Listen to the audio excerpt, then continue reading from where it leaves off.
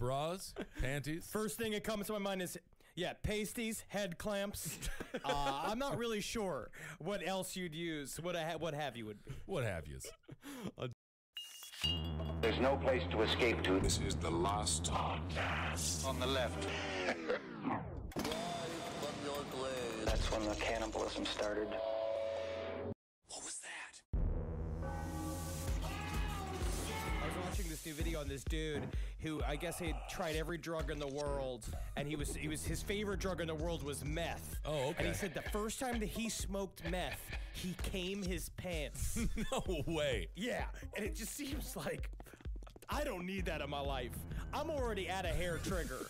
Like, I can't imagine just spontaneously just shooting like a little fountain. Definitely not all methed out of your mind. Welcome to the last podcast on the left, everyone. I am Ben Kizzle. That's Marcus Parks. Hey. How are you, buddy? I'm okay. How are you? I am good. And Henry Zabrowski over here laughing too. Big ass bowl of meth, and you're immediately like, oh, did I break it? It is definitely a wild situation. Well, speaking of wild situations, we're on to Jerry Brudos part 2. He is the shoe fetish slayer, and the story just gets more disgusting from here. So after murdering Linda Slauson in his basement while his mother kept watch over his son upstairs, Jerry Brudos moved his family to Salem, Oregon, coincidentally just blocks away from the hospital where he was kept as a teenager. Now, this is my question. I do feel like there is like a psychological cycle here where he definitely blows up at activity as soon as he gets back to this sort of weird formative time in his life where the mental asylum like taught him that he could get away with his crimes really easily. Yeah. What is it with Salem? It's a haunted place, huh? No, that's Salem, Massachusetts. Not all Salems. Not all Salems. I see. Okay. Hashtag not all Salem. Oh, all right. I apologize. Different state, huh? Different coast. All right. Haunted place. What is it with Salem, huh? I'm just asking the tough questions here. Now, Jerry may have chosen this house specifically because of the ample space provided in the garage, which is connected to the house via an outdoor breezeway. And after his last success in getting away with murder, he knew exactly how to set this garage up. Thank you so much for seeing us in Jordan. Thank you so much. And mostly, I love it. I love the hardwood floors. I love the pergola. But honestly, we're going to need 4 bedrooms because I need at least like 1 bedroom definitely just empty between me and my daughter because I just can't be anywhere near him. He's gross. That's disgusting. Also, do you have like a whole private like garage area for my quote-unquote dark room? Should I not use quotes? Well, Jerry, you came to the right show, House Hunter Serial Killer Edition. I think we've got the home for you. Now, first, Jerry installed a padlock on the garage door. Then, he set up an intercom system and told his wife that she was only to communicate with him through the intercom should she need anything from the garage. These are massive warning signs for this woman, right? Yes. Well, quite a few massive warning signs show up in this woman's life over the next few months. Well, the reason why he told her to only communicate with him through the intercom, letting him know that she was coming inside, was that he told her that he had set up a dark room, which he kind of sort of had, and if she were to come barging in, she might ruin any pictures he might have developing at the time. But also, he wasn't like taking pictures in the living room. You know what I mean? He wasn't taking pictures of flowers and shit. She never saw him taking pictures. She never asked any questions about like any of the origins of any of his private behavior. It's very strange. Yeah. Darcy's a weird woman. I feel like you would have to be taking a pecker amount of pictures in order to warrant a dark room. And I don't see how his wife is just like, he got a dark room. If you have a dark room, you're a pervert. You're not doing anything that should be seen by the public inside of a dark room. You are harboring secrets in there. It's called a dark room. It's not called a developing room.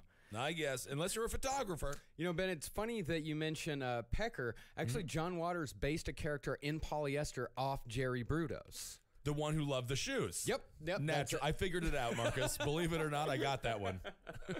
Yep. He said specifically based on Jerry Brudos because, you know, John Waters is a gigantic true crime guy. He used to go to the Manson trial every single day. He never missed it. I love it. So cute. Now, as far as the attic went, Jerry scared Darcy away from that by telling her it was full of rats.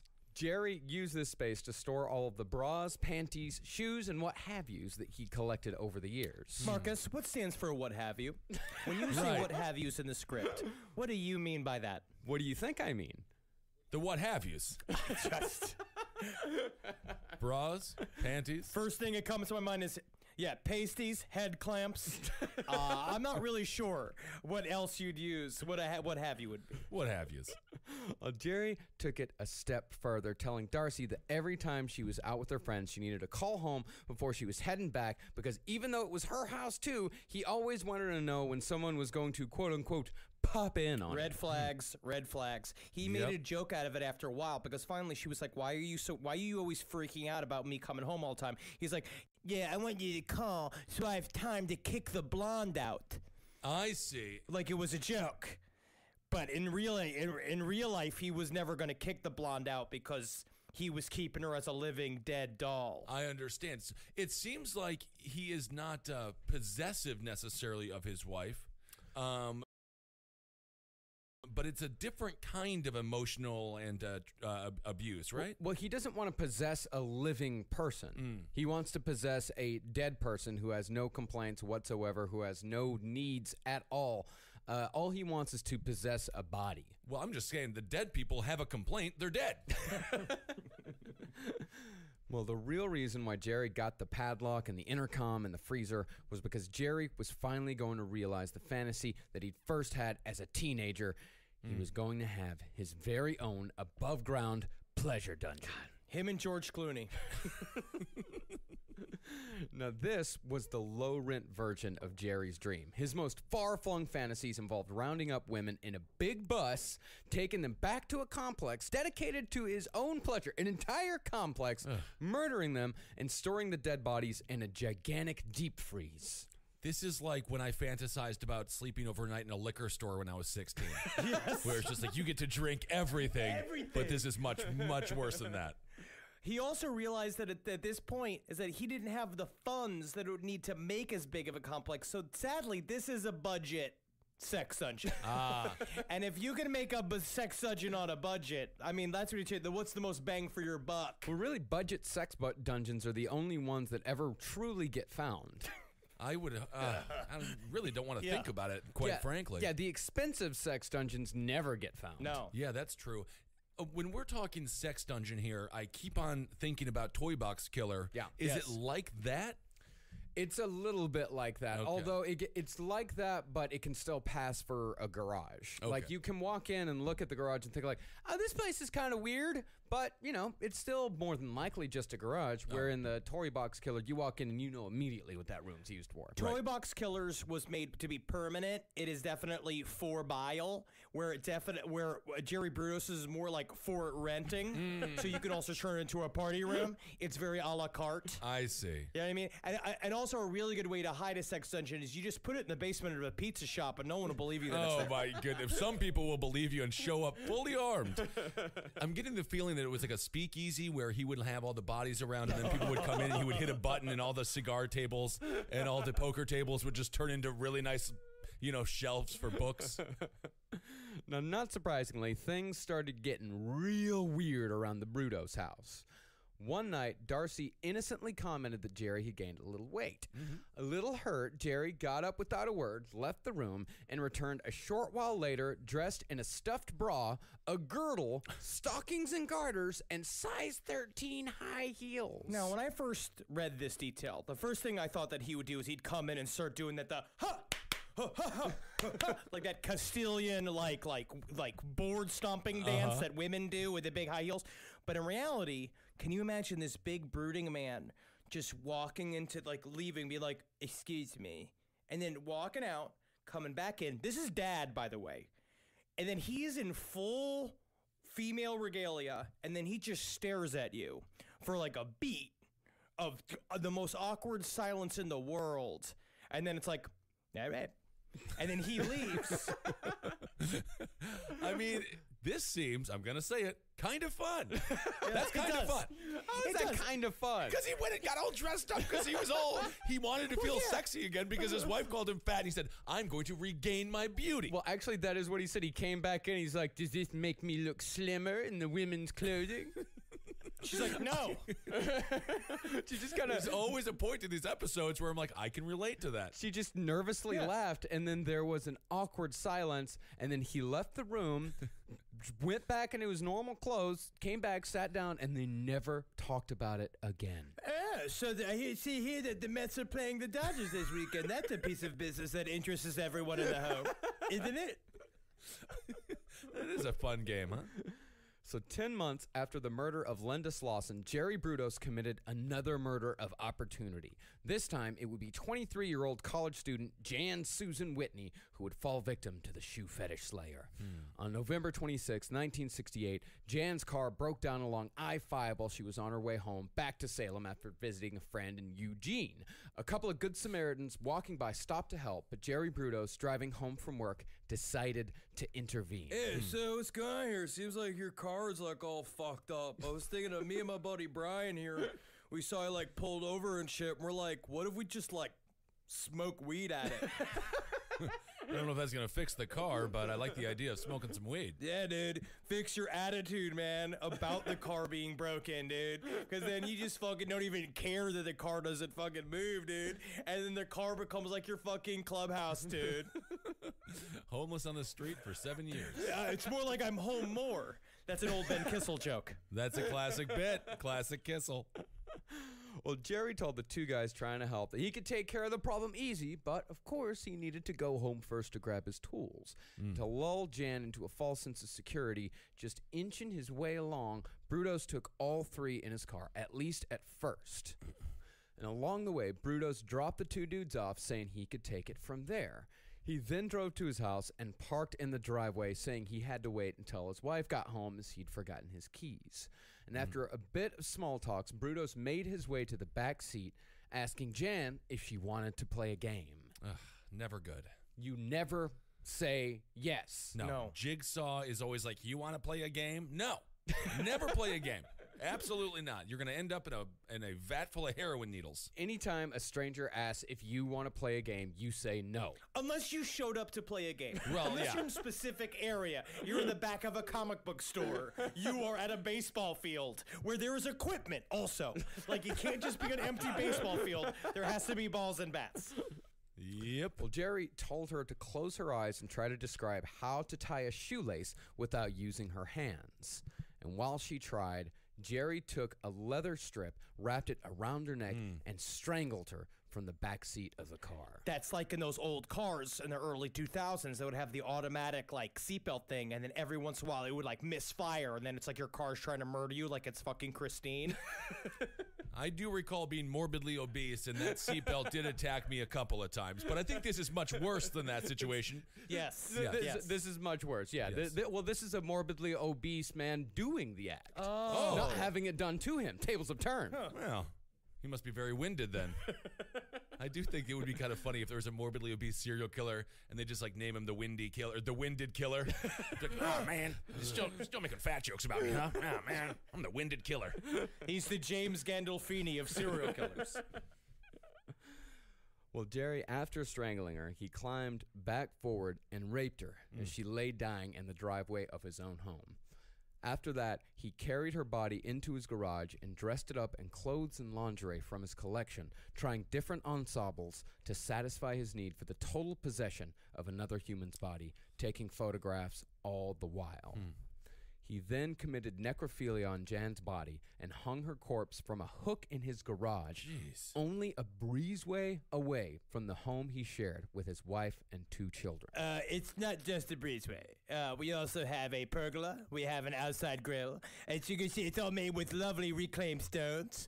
I've got a one-person pool. People call it a tub, but it's like a pool. It's an outside pool. Yeah. So there's a lot of things between the my dark room, quote unquote. I'm sorry to say dark quote unquote, and the rest of that. Yeah. I'm more concerned about the woman on the meat hook right now, to be honest. Oh yes, Yeah. yes. Very. You would be. Yes, because I'm a human being. So this is horrible stuff. He is brutal, huh? He is, and he gets even worse. My For goodness. 5 days, Brudos kept Jan's corpse hung in his makeshift dungeon. Jeez. Every day, he would race home from work as fast as he could to repeat the act he committed that first night. Oof. He then, just as he had with Linda Slauson, took a trophy, but this time he would take the term literally in a way I've never heard a serial killer take it. He cut off one of her breasts, filled it with sawdust, and mounted it on a board like one would do with a deer head or a prize fish. Oh, my God. This guy is absolutely brutal. I didn't quite realize. I feel like the shoe fetish part isn't as bad as all the other parts. You're right. The shoe fetish You're right. portion, I don't see how that was the branding. You're right. It's almost like the mounter might they work. could only write about the shoe fetish part in the newspapers. Yeah. And all the rest of it, it's really hard to say the breast trophy maker killer because it guess doesn't so. sell like you want it to.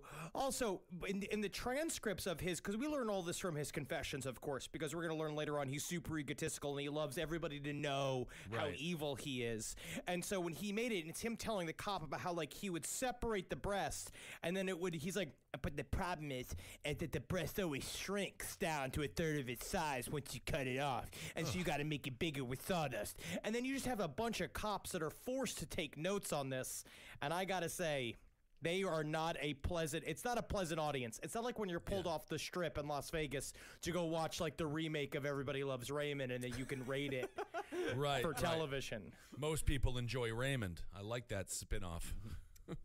Well, the thing was, as Jerry wasn't a taxidermist, the breast did not turn out quite how he wanted. He still kept the damn thing, though, and Darcy, his wife, actually found it. Well, what the hell is that like? What do you mean she found it?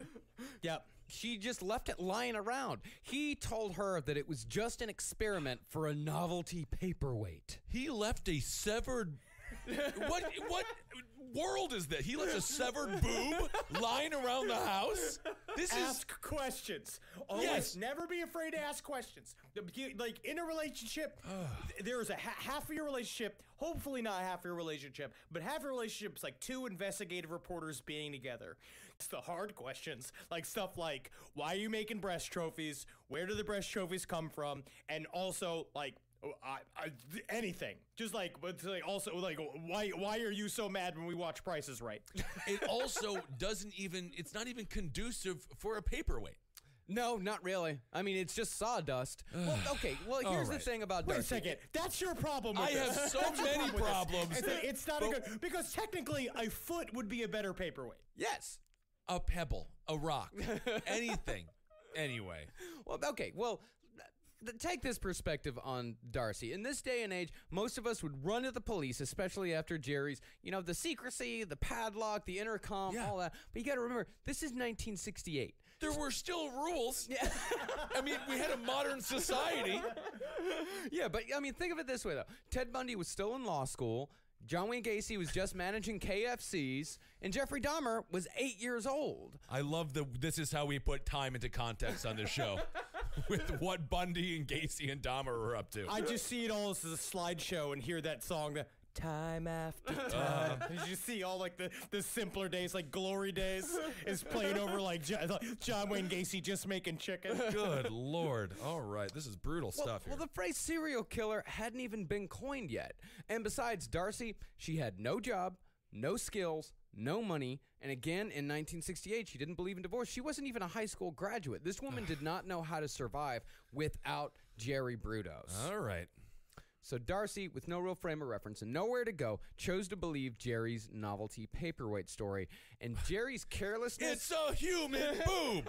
Anyway, I'm over it, but Actually, no, you're not. Oh, okay, good. Because it's going to come back. But at the same time, you just lie and you just say it's a pomegranate. You just say it's anything but a breast.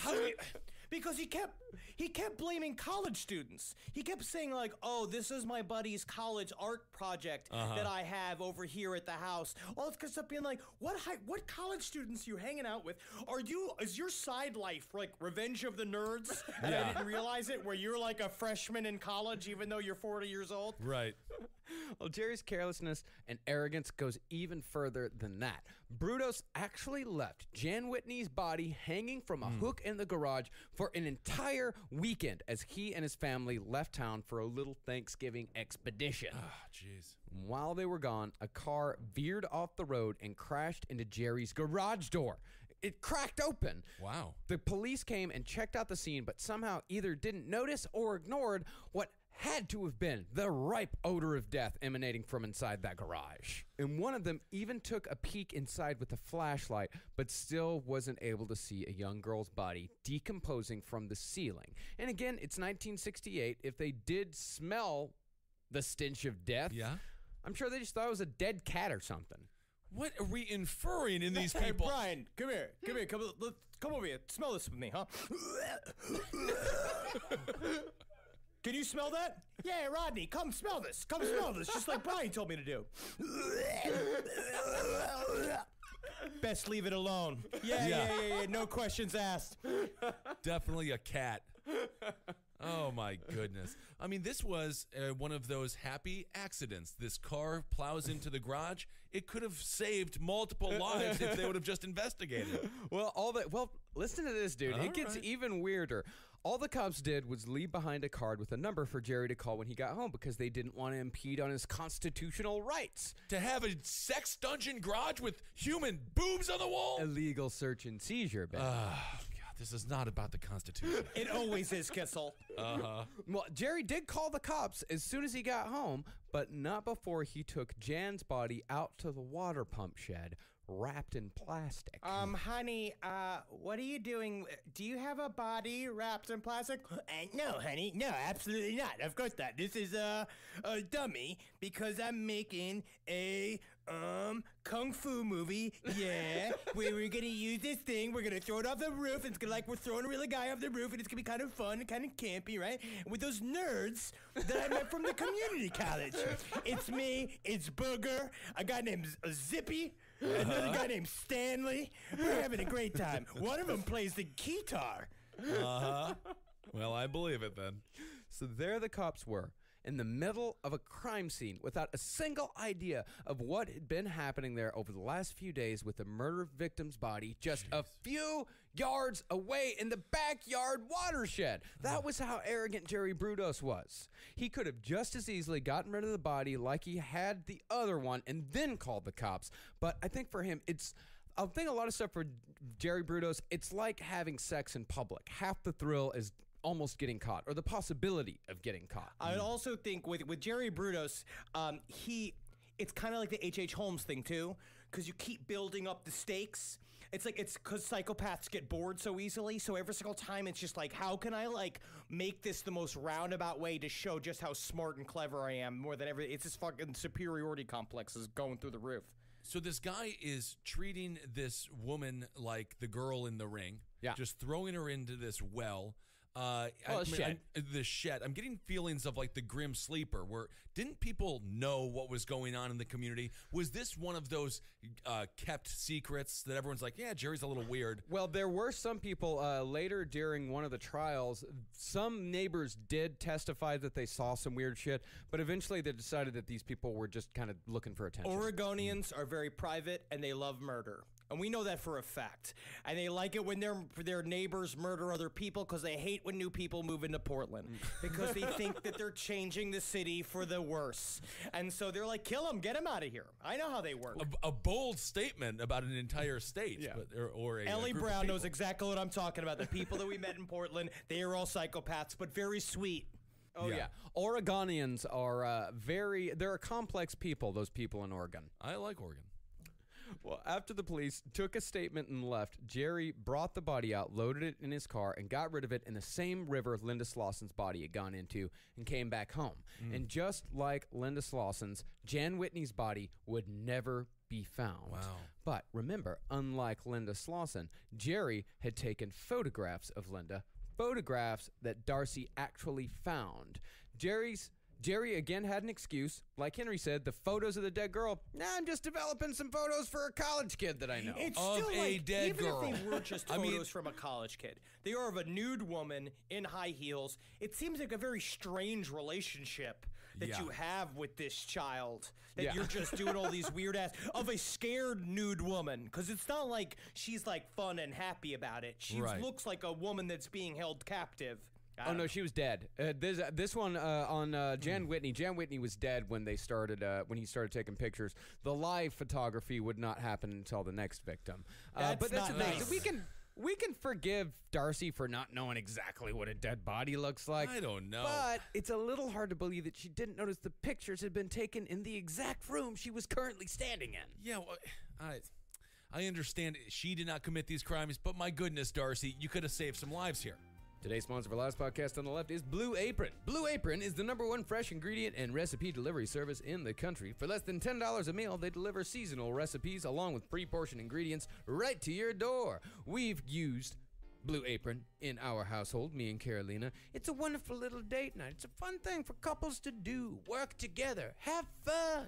Blue Apron is completely flexible, so you can customize your recipes each week and choose a delivery option that fits your needs. And Blue Apron's freshness guarantee promises that every ingredient arrives ready to cook, or they'll make it right. Some of the meals available in August include basil pesto chicken with summer vegetable panzanella, sauteed shrimp and green beans with globe tomatoes, spinach and orzo pasta, whole grain pasta and summer vegetables with heirloom tomato caprese salad, miso, butter, salmon, and lo mein noodles with cucumber and charmed tomatoes, and meatball pizza with fresh mozzarella cheese and charmed tomatoes. Check out this week's menu and get your first 3 meals free with free shipping by going to blueapron.com/LEFD. You'll love how good it feels and tastes to create incredible home-cooked meals with Blue Apron. So don't wait. That's blueapron.com/LEFD. Blue Apron, a better way to cook.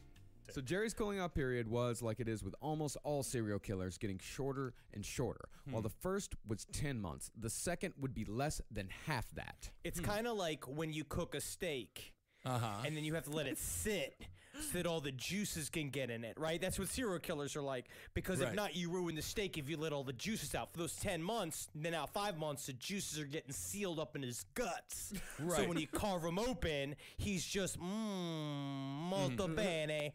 So we have been discussing a sexually depraved serial killer, and somehow you managed to make a steak analogy.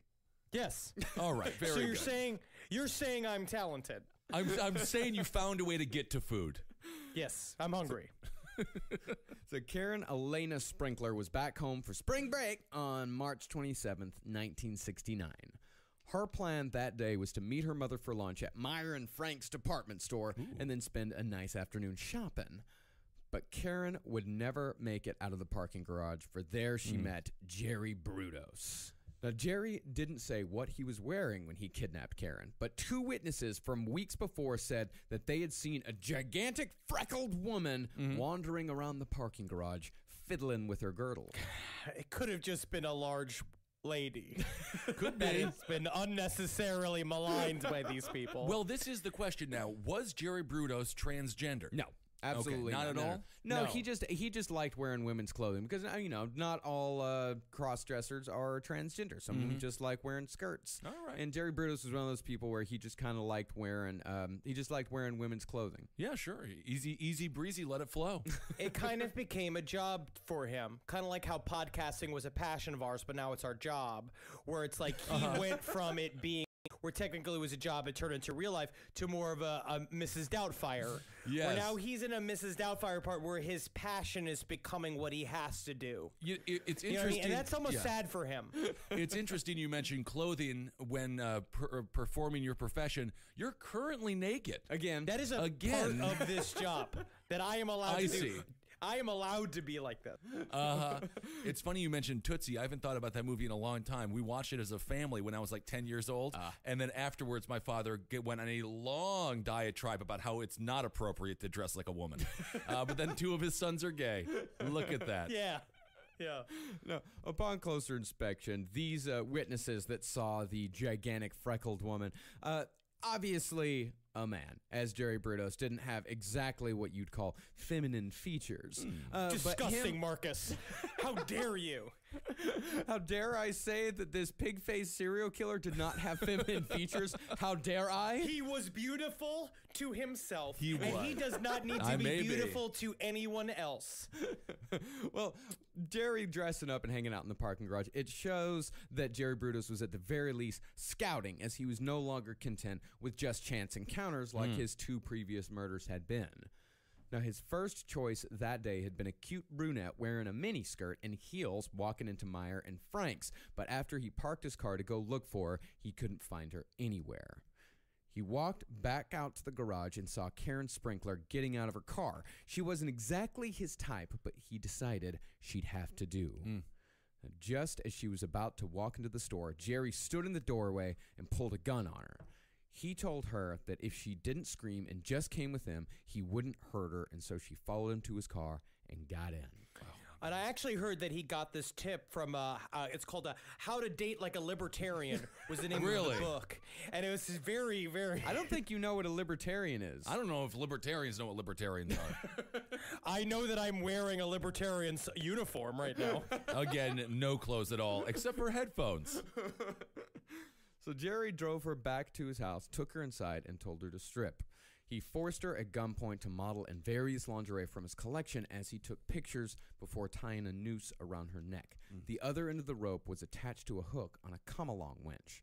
Then he slowly ratcheted the rope inch by inch until her toes could no longer touch the ground, and he left her there to die as he went inside for lunch and a cartoon. Oh, God. And you know it was Popeye. Yeah, it was Popeye. definitely Popeye because that's what would keep my attention. I could see that. Maybe Animaniacs. No. This was 1968. No I know. Animaniacs. No, well, let's just pretend. I love Animaniacs. It holds up. So this guy, first of all, it's interesting that he did all this on an empty stomach. Yeah. Second of all, he was so calm, he could just go eat lunch while this woman is dying in his shed or in his garage. Well, this all happened at like noon. Yeah, it was like in the middle of the afternoon, right? It was like 1 p.m. He was very, like, his whole thing was about having a superiority complex. He loved the idea of just doing it and then walking away like a king while someone else was essentially the winch and the rope were doing the hard work. He wasn't noon fuck all. It was like he was supervisor. He was immediately office spacing his own murders because he could. Well, when he got back, she was dead. Door to death. Karen Sprinkler's ordeal had lasted an hour. Now, this may be actually a controversial thing, but when I first saw the term come-along winch, I thought that it was a job at a Ren fair. Ah, I see. I've never been to one of those, but I'd like to go. They're really fun. Yeah, I've heard they're good fun. times. A lot of meat on sticks. It's where we can be ourselves, Kissel. All right, I'm just concerned that someone cosplaying as a king would make me a bench, and then they sit on me, and I would be so upset the whole time. Just because you're in the Ren Fair doesn't mean you're all of a sudden in medieval times again. They have the same laws that we have here in America. If a king makes you a bench, you gotta be the bench. Yeah. Yeah. Well, Jerry again cut off the breast, hoping to give his paperweight gag one more shot. Jeez. This one was a little more successful, so he displayed it in his home on his mantle in full view for all the world to see. Oh, my So God. what is going on with the wife here? She has got a boob mounted on the wall in their living room. At some point, she should speak up, right? The boob's mounted in the garage. The boob in the There are living boobs mounted in the house. Whenever there's a Not boob mounted, it's just sitting on the mantle. Yeah. It's a different than a mount. She's just got a Republican senator's wife's attitude, which is laissez-faire. You know, just like letting it be whatever it's Yep. going to be. Don't go in the basement. Don't go in the garage. I'm Mitch McConnell's wife. But you just don't want to go in there because it's just filled with his obnoxious toy trains. No, that's possible. But before Jerry Brudos got to that project, he had to get rid of the body. As he cut off the breasts, he stuffed her bra with brown paper towels to keep the wounds from bleeding all over his car seats. He then drove the body to the Bundy Bridge, tied it to an engine block, and pushed the bundle over the railing into the Long Tom River. Now, you know, between Bundy Bridge, Ted Bundy, Bundy Drive, where Nicole Brown and Ron Goldman were murdered, and Carol Bundy of the Sunset Strip Killers, I'm starting to think maybe there's something fucking up with this Bundy name. Yep, and think about Al Bundy and the group that he had, No Ma'am. No, ma'am. Which is very inappropriate, very, very inappropriate. That's why I say if you see a Bundy, change it to a Bumdy. Oh, Give it an M. The Bumby family sounds like they're always late to Six Flags. They're rushing. God dang it, we're Bumbies. It's a family that's all mentally handicapped, but they call themselves hobbits, and that's how they hide it. So less than a month after Jerry Brudos murdered Karen Sprinkler in his garage, he attempted his third murder, again by trying to take a woman hostage in a parking garage. But this time, he would fail. good. 24-year-old Sharon Wood was walking to her car on the way to meet her soon-to-be ex-husband to discuss divorce proceedings when she heard footsteps behind her. They got closer and closer until she felt a tap, tap, tap on her shoulder. She turned around to see Jerry Brudos pointing a gun. He again said if she didn't scream, he wouldn't hurt her, but Sharon decided there was no way in hell she was going with this guy, so she fought back and screamed as loud as she could. You just cannot fight a woman on the way to a divorce. No, never mess with someone going through a divorce. She has been fighting for a year, at least. Never mess with a mother and her baby or a person going through a divorce. They have a hair trigger. Yes. And they are ready to kill. That's what she said. She said that she was full of adrenaline. And Yeah. so when Jerry Brudos, when this dumpy shit came up and pointed a gun at her, she snapped. Yeah. She just lost it. I mean, she must have like slowly done like kind of a one of those really cryptic laughs where it's like, huh. You're trying to kill Today. today. Huh? You want to kidnap another man, huh? Another man wanted to kidnap me for a couple of hours, huh? Maybe take my life away, huh? Face, freckled piece of shit. I could see your panties hanging out of your pants. You want to fuck with me today? Fuck with Sharon today? Ma'am, I did not know you were going through a divorce, ma'am. So Brudos put his hand over her mouth, but Karen bit down hard and didn't let go. Jerry then grabbed her hair with his other hand and slammed her head on the pavement to try to pry her loose, but Sharon had bought herself enough time, for at that moment a car came driving into the garage and Brudos got scared and ran away. And when police arrived, the woman had 3 words to describe her attacker: big, red, and freckled. I don't like it. You know, if you combined all 3 of us, Right. we would become Jerry Brudos. Yeah. We are the Captain Planet team of Jerry Brudos. Physically. Yes, of course, physically. And that's kind of what it irks me. I'm just going to say that about this entire story is his physical description. Size of Ben, hair of Henry, freckle of Marcus. Good Lord. And it's also, What are we going to do with all these boobs that we have to mount on the wall? oh, God. So the next day, Brudos tried to kidnap a 15-year-old girl, but she too got away again, given the big red freckle description. Then Brudos tried for a 12-year-old girl, but she got away as well. After 3 unsuccessful kidnappings in a row, Jerry decided that maybe brute force wasn't his forte, Right. and so he reverted to what had worked the first 2 times: trickery. At this point, he's really jacked up because he tried to basically not lower his standards, but do the thing of being like, I'm going to make this easier for me by making my victim younger and younger, and he kept fucking it up. So now he's like horny and mad and just raring to go, and I guess, and then he moves towards being a Gandalf, like he moves towards like being a card magician. Oh, I see. Kind of the Chris Angel of serial killers, huh? But now this is the first time he's gone that young, right? I mean, because it's very. I'm just going to say, you know what, Marcus? What? I denounce Jerry Brudos and his actions. Very strong denouncement. Thank you. So what Jerry did for his next trick is he bought a fake police badge and a fake police uniform, counting on the public's trust of institutions to catch a victim. And he found that victim in 22-year-old Linda Sally. Now, since Jerry's cover was essentially blown in parking garages across the greater Salem area, he headed up to Lloyd Shopping Center in Portland. And there, on April 23rd, 1969, he found Linda Sally, who had just bought presents for her boyfriend's birthday. And according to Jerry, he walked up to her, flashed his fake badge, and told her there had been a rash of shoplifting cases at the mall recently and that she matched the description of the prime suspect. Hello, my name is Officer Brutus. You may know me. This is my badge right here. I'm part of the FBI Female Body Inspector. Yeah, It's a joke I've had since I was a kid. It's funny. No, I'm really with the Federal Bureau of Inspection. Is that the term, inspector? Yes. Jerry Brudos. So he convinced this woman that he was a cop somehow. Somehow, well, he had the fake badge, he had the fake uniform, and this is 1968. People, I mean, the trust in the public institutions was starting to fall just a little bit. Yeah, but you know, some girl living in Salem, Oregon, some guy in a cop uniform with a badge says, "Come with me."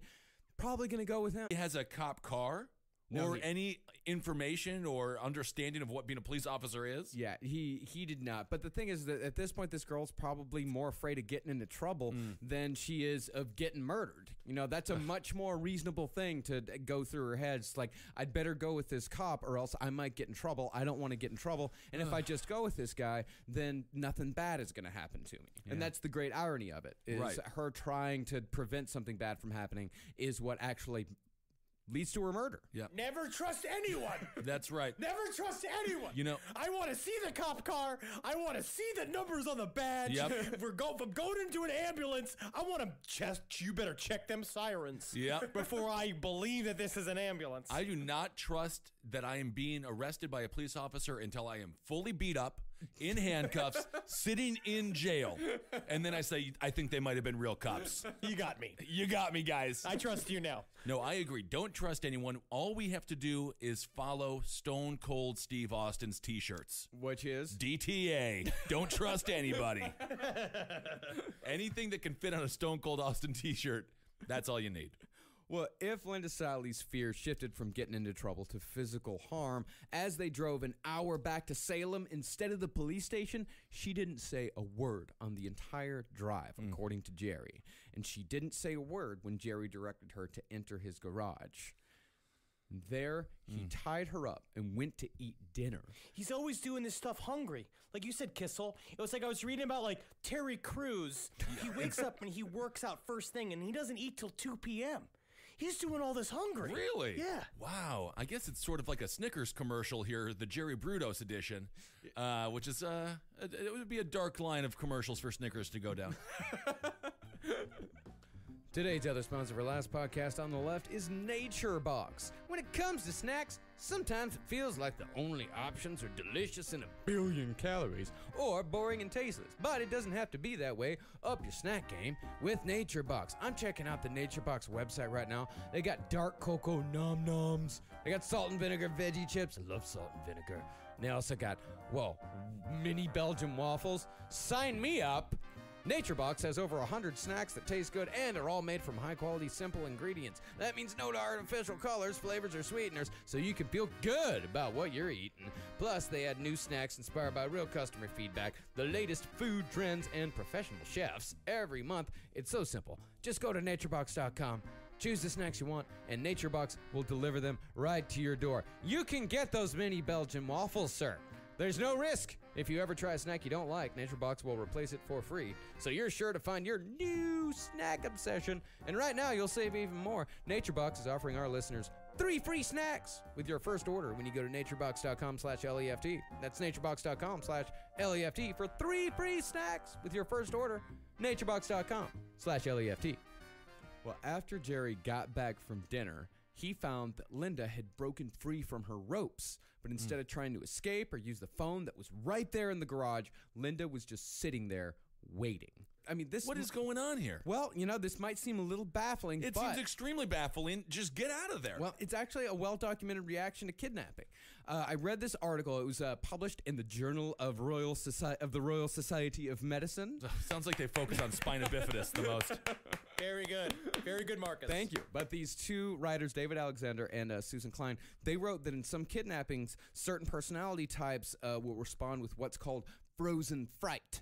In frozen fright, the victim's normal emotional reactions are completely paralyzed. In more extended kidnapping scenarios, some people suffer from what's called learned helplessness, in which the person believes nothing they do can help their situation. And it's very possible that Linda Sally fell victim to this symptom almost immediately upon figuring out that Jerry Brudos was definitely not a police officer and definitely meant her harm. Because, as far as it could be with her, she was just waiting for him to take her home. She's like, well, I guess I'm just here, but if I sit here and wait, then maybe he'll just take me home and not hurt me. Yeah, and do whatever he wants. We'll get this over with, and then this will be over. And then at the same time, Jerry Brudos is looking at all this as that it's technically fulfilling his even deeper fantasies, because there's a part of him where he sees that she's broken away and hasn't escaped, and he's like, she's flipped. She now loves me. This is all consensual. This is all great, and it's a thing that he always wanted, like total control over someone. And at the same, but he's also, a very sick person. Well, the thing is about Jerry is that, he liked her being so submissive, but what he really wanted to do is he wanted to possess the body totally. He didn't want a living woman. He just wanted the body. He just wanted a doll. So he tied her back up. He looped a noose around her neck, just as he had with Karen Sprinkler, and again slowly winched the rope along until she choked to death, and again he committed necrophilia. But this time he decided to try an experiment. He hung her corpse on a hook, stuck hypodermic needles into her rib cage, and ran electricity through the metal. He said he wanted to see if he could use the current to make the corpse, quote-unquote, dance. Okay, so he's got this woman acting like, I believe, Kim Basinger in Tom Petty's Last Dance with Mary Jane. Kind of, sort of. So he's dancing. Again, what is happening? He's in a garage. Don't the neighbors notice, or the family? At some point, you have to understand there's like a bunch of experiments going on in this garage, and it's not like totally normal. What's he building? What's he building? And then you open it up, and you just see him dancing with a corpse. Well, no, not literally dancing. When I say dance, he said, what was the exact quote? He said he wanted to watch her jump like a frog in a skillet. Yeah. He didn't think he was gonna plug her in and she was gonna turn into Lady Gaga. You know what I mean? And that's fucked up to say. That's But he awful to didn't say. think that. He thought it was just. He thought it was gonna wiggle around, but it didn't because he didn't have enough He didn't have enough current, or just whatever. He's just bad at it. Right. You know, we do dark humor on the show. That's what I always say. We do. We do. We do. But I will say, I scream for hours in this room in my apartment complex, and no one says anything. Yeah. Except someone did ask me. I was at the community grill, and it was like I was grilling something in the front of my apartment complex, and someone walked past and asked me if I was the guy who's always screaming in accents, and I said yes. Wow. Well, that's an interesting way to call you racist. I am just saying that they are trapped in here with me. I'm not trapped in here with them. So when the body did nothing that Jerry wanted it to, he took it down and again threw it over the Bundy Bridge, weighed down by a Chevrolet transmission. And thankfully, Linda Sallee would be the last victim of the shoe fetish slayer. Oh, thank goodness. And within 2 months, Jerry Brudos would be behind bars. Yeah. Now, even It though definitely doesn't seem like a good advertisement for Chevy. I think if you're Chevy, I was very irresponsible for them to do the commercial where it showed like a woman's undeformed body floating in a plastic tarp, and it was tied with a chain to an engine block, and they lifted it up and they're like, Hyundai. No wonder it didn't sink. It's not made of the right material. Like a rock. I don't think that's what they meant with the Like a Rock slogan. Yes.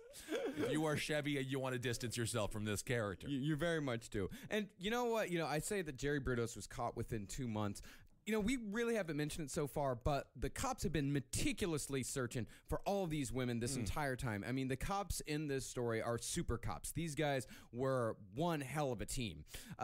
Well, the thing was, though, is that the bodies of Linda Slauson and Jan Whitney, they were never found, as we said. So there weren't really many clues to go on with them. The only thing anyone knew about where Linda Slauson went was the general neighborhood where she went to go sell the encyclopedias, because her company didn't keep records of the exact houses their salesmen went to. And Jan Whitney had just seemed to vanish into thin air from a broken down car. And the two dudes who could have identified Jerry from Jan Whitney's broken car had probably split by that point, never knowing anything had gone wrong. Hippies have the memories of goldfish. They only remember the most righteous bong hit they've ever taken, and how long it is what is the longest they've ever noodled, which is, I've heard, at its peak is 7 hours and 14 minutes is the longest single string of noodle that a hippie's ever done. Wow.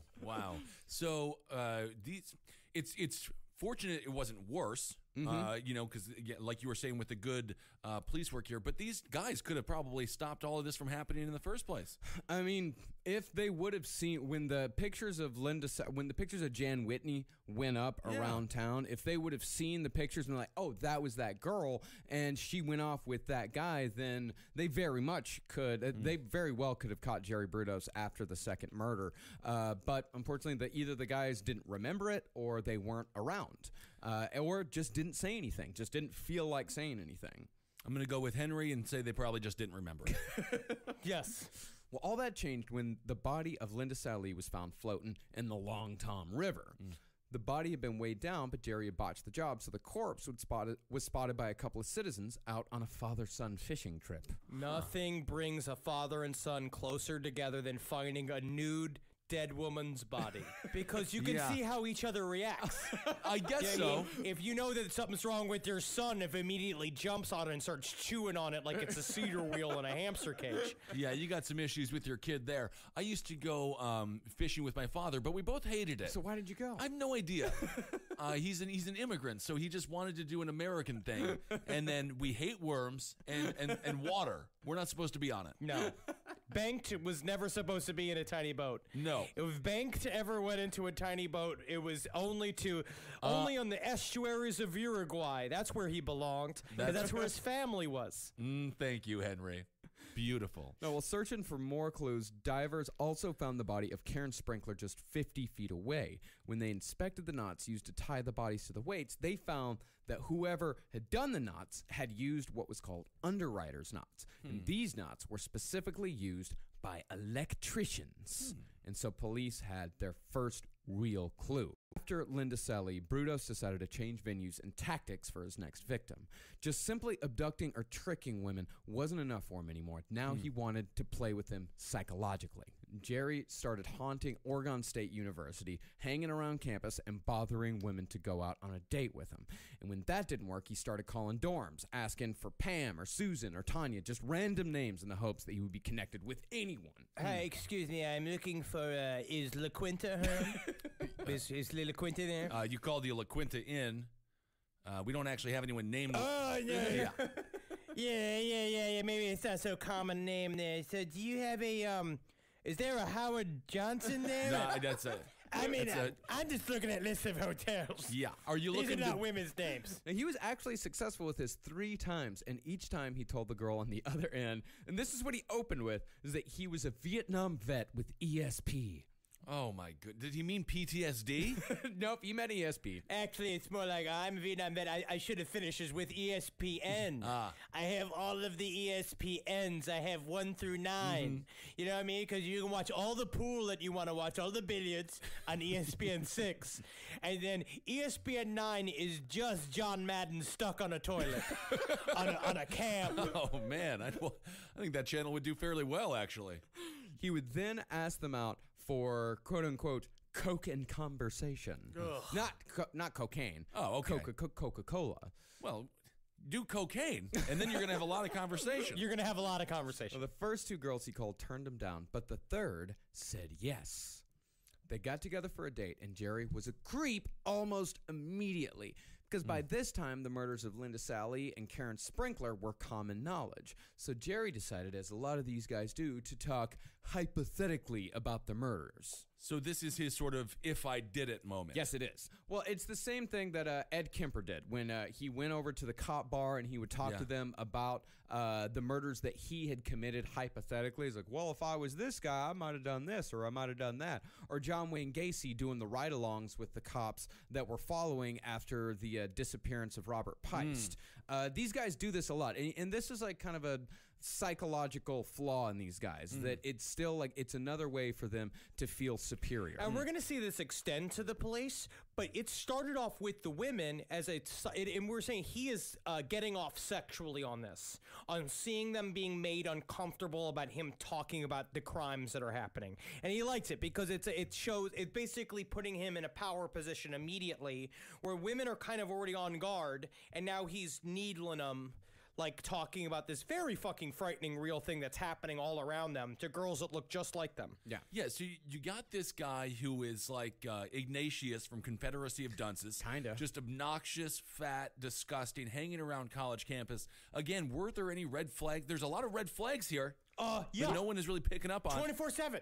You never just randomly answer a fucking phone call. I guess technically Tinder's the same thing. I guess. You're just meeting up with randos. They could say whatever it is that they want about what they are and what they do. Well, first, when Jerry was out on the date, he asked the girl how she knew Jerry wasn't going to take her to the river and strangle her. That's what he opened with. do you think it's just because I look too kind? Or do you think it's because I look too fucking awesome? You know, when I was a child in high school, I didn't have a lot of time for classes because I was too busy going to a mental asylum, so I was pretty cool. I had stuff going on.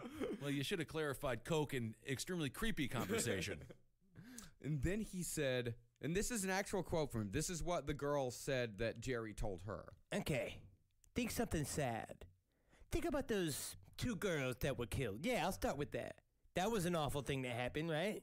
Isn't that fucking bad? All right, now think about something else sad. Think about, like, the Buffalo Bills and how they lost 4 Super Bowls in a row. That's sad. It's extremely sad. I also love, again, when Jerry Brudos slowly becomes Charles Ng. It's like my favorite bizarre muddled right in accent in a while. And who is more annoying, Charles Ng or Jerry Brudos? More annoying. I think Charles Ng only because of just the strength of his character. Charles Ng is he's louder. I'd say he's 5 decibels louder than Jerry Brudos. It's just a matter of volume. Yeah. Jerry Brudos isn't in the break room practicing martial arts and screaming like Charles Ng was. You don't know what I bring to the banquet. Oh my goodness. I love the conversations that this show inspires. Well, Jerry followed the think about something sad opener by asking this girl why she wanted to be raped like the other girls. Ugh. And he then ended the date by saying he needed to go work on an engine, again referencing the girls in the river. He's just trying to be as creepy and as awful as he possibly can be. Yeah, you have to understand what a struggle it is, you know what I mean? Because I tried Toyotas, but they just weren't. They weren't doing anything right, and then I went over and I tried a Fiat engine, and it just didn't really that didn't get for me either, but really it was just when I got the Chevy, I was like, now this right here, this is like a rock. But thankfully, instead of just trying to write it off as just a bad date, the girl immediately called the police when she got home. And since the papers had never reported the sexual assault, police knew this was something worth looking into. Because, I'm sure there were plenty of people calling in with tips, but since he had not, this is why cops don't release all the details from a crime. Right. Is because they're waiting for somebody to trip up. Yep. Yeah, and Jerry Brudos tripped up. And what's more is Linda Sallee was a student at OSU, so police had already been canvassing the area asking about suspicious characters. And women had already told them about the flabby, freckled 30-something bothering women around campus. And now a person with that same description had given details about the murders that weren't public knowledge. And Jerry hadn't left a number, so police told the co-ed to call them as soon as Jerry called back. And a few weeks later, he did. He told her that he was in the neighborhood and asked if she could meet him in about 15 minutes. Because, of course, like he's planned it. Right. He's thinking, this is going to be the woman, this is going to be the day. I'm going to make her come down as fast as she can so she doesn't have time to think about it and I can surprise her. But she told him that she'd be ready in an hour. You do it, it's a very common thing that they do on cold calls and sales and shit like that. The idea is that you basically raise the stakes and you say shit of being like, you have to do this right now. Right. And you put a weird sense of anxiety in someone. Being like this, you got to come in and like, we got to jump on this deal right now. This is a deal. This is Coke and conversation. Right. And it doesn't come around that often. Yeah. And after she told him she'd meet him in an hour, she hung up and called the cops immediately. And when Jerry showed up an hour later, the police were there waiting for him. Nice. And Jerry, probably not knowing that the Nazis to weigh down the bodies had given away his profession, freely offered up that he was an electrician by trade. Honestly, it's very creepy. So the cops came, Jerry was sitting in the lobby waiting for her to come down, and he saw the cops, and he did not react at all. Like, they came, and they asked him, like, what's up? Saying we're canvassing for people in the neighborhood, just asking questions, we're looking for this killer. And he just laid this whole line down, be like, yeah, I'm just an electrician, I'm here in town, I'm helping my buddy work on a project, and I'm just here, I'm just killing time in this lobby. So he lied, not knowing that he was already they were casing him, and he didn't think about it, but he thought he was being super fucking smart. So he lied and then left. Yeah. Right. So he's having his Chris Hansen Dateline NBC moment. Here. I don't know if they offered him cookies, which is always the strangest thing about that show. To catch a cookies, predator, lemonade. It would be interesting to be a producer on that show with the just in charge of the food. Yeah, I'm in charge of snacks. Make sure there's cookies. And then you think about those people. Once you realize that you are to catch a predator, you should start slamming those cookies because that's the last time you're gonna get good cookies. Oh yeah, those are the last cookies you're ever gonna have, man. Very unfortunate you guys gave me macadamia nut cookies. It's my least favorite cookie. Well, Jerry, he gave the cops his real name and he gave them his real address. They went to his house, and Jerry freely volunteered that he'd been living in the same neighborhood where Linda Slauson had disappeared the previous year. And he freely offered up that he regularly drove along I-5 where Jan Whitney's car was found. And as far as murders number 3 and 4 went, the department store where Jerry abducted Karen Sprinkler was only a few miles from his house, and the spot in the river where he dumped their bodies was only a few miles from where he worked. But it's actually okay, because what you do is that what we know about serial killers, especially now, is that they work in a very small radius. Unless they are really booking around like Richard Ramirez did in order to try to like throw off the scent and all that bullshit. If you're not aware, which especially at the time there's no writings about serial killers, you keep it all like they know that there's a central spoke. And as soon as they see like, oh shit, all this stuff's within easy access of this shit, it's right there, and the guy's an electrician, it's right there. We just need to watch his ass. Yeah. And I don't know if Richard Ramirez could ever throw off the scent. Horrible breath. Horrible breath on that Horrible guy. breath. Yeah, because at this point, all of this stuff is totally circumstantial. Right. He just happened to be in the same area, and he just happens to, he just happens to be an electrician, and the knots just happen to be tied the way an electrician ties the knots, and he happens to match the description of a creepy guy going around bothered women. It's adding up pretty quick here. It's definitely adding Yeah. up, but it's still circumstantial. This stuff isn't going to hold up in a court of law. But then Jerry let the cops search his garage, and there... Incredible. No. And there, cops saw wires tied in underwriters' knots, just like the knots on the bodies. So while Jerry was talking about God knows what, one of the cops slipped a knot into his pocket. And then the investigators happened to notice just how much goddamn nylon rope was lying around. Now, it is impossible to imagine how someone could have this much arrogance, but Jerry actually suggested, without prompting, that cops should take a piece of the rope with them. Yeah. Hey, couldn't help but notice you're looking at all my piles of rope, huh? It's kind of fun, right? I'm like a cool guy. You don't really see a lot of guys who got a lot of rope. You know what I mean? Most of the times, because I was in high school, I spent half the time in a mental asylum, so it Yeah. made me pretty cool. So I keep all these piles of rope around so you can take a picture to last longer. But you don't even last longer than a picture. Just have some rope. Go have some. I have some to spare. Go on, play with it. Do whatever you got to do. Look at this. You're hanging out your fly. It's like a thin little penis. But then if you put it in a bowl, it's like a bunch of spaghetti. You can do anything you want with the rope. Those are two things that you could theoretically do with the rope. You can also hang up a bunch of girls from the ceiling with it. Okay. Anyway. All right. So he really, in his mind, he's like proving he thinks he's out smarting them. Yeah, he completely thinks he's outsmarting him, and it's like I was saying earlier about the thrill, half of the thrill being the possibility of getting caught. The closer he gets to getting caught and still getting away with it, the bigger the thrill is. Yeah, he's ratcheting up. He's ratcheting up is like it's making him a hard little dumpling. Yeah. The longer this is filled up with this shit, it's really ratcheting up. And he also at this point he says in his confessions later on is that he thought that they couldn't get anything on him because he got rid of the bodies. He's like, they need the bodies, they need all the weapons, they need all the shit, but you don't realize like what he's doing. He just thinks he's brilliant. He's a piece of shit. Yeah, and he actually cut a piece himself from the same coil of rope he had used to tie his victims' bodies to automotive parts to keep them from floating to the surface. And of course, the crime labs immediately matched the wire, the rope, and the knots from the garage to the river. And along with the positive identification from the 12-year-old girl Jerry had tried to abduct months earlier, police had enough to arrest Jerry Brudos within days of first meeting this guy, if not before. Good. And Brudos was caught on May 30th, 1969, as he and his family were driving, bags packed, to the Canadian border.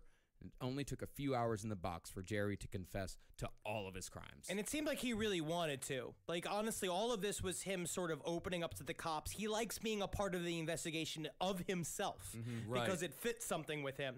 And what I thought it was very interesting was that when they arrested him, he was asleep in the back seat while his wife was driving. And when they took him back to get changed to be put in prison clothes, he took off his pants and he was wearing a set of satin panties. And they all looked at him and he was like, my skin is very sensitive.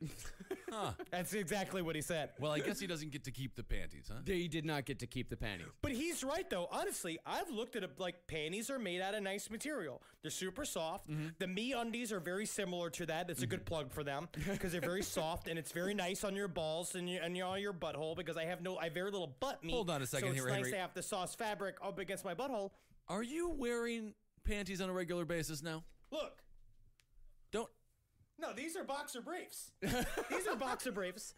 These are boxer briefs. No, I won't wear panties because I tried to wear satin boxers once and my asshole just chewed them up like it was fucking Carl Reiner trying to make its way through a turkey dinner. Like, Oh, you're my not- goodness. I can't wear satin. All right. Well, that concludes Henry's underwear portion of the show. Hopefully, we never return to that segment. Panties are fun, but it's not All a right. long I time- don't want it. Can we It's move? not a long-term solution because there's no room for the junk. You got to tuck. I get it. You got to tuck it back. You got to I really tuck yes. it back. No, up. you need something with a tube. You I need something understand. that holds all the mess in there. Something that holds all the bungies in there. Well, Jerry, even though he had already confessed, he still thought that he could get away with everything. Oh, my God. The day after he confessed, in detail, he called Darcy and told her to burn all of his photographs and a bag of clothes he had in the garage. What? You want me to burn what? Because that's what she said, is that she also had no clue what he was talking about. She's like, what bag of clothes you had in the garage? What kind of shit you have in the attic? And she walked up there and it was just filled with all these panties that were not her panties. And ooh, was she in for a surprise? I don't know. This Darcy woman seems very complicit, and now she's acting like Madeline Kahn in the movie Clue. She's burning all the photos.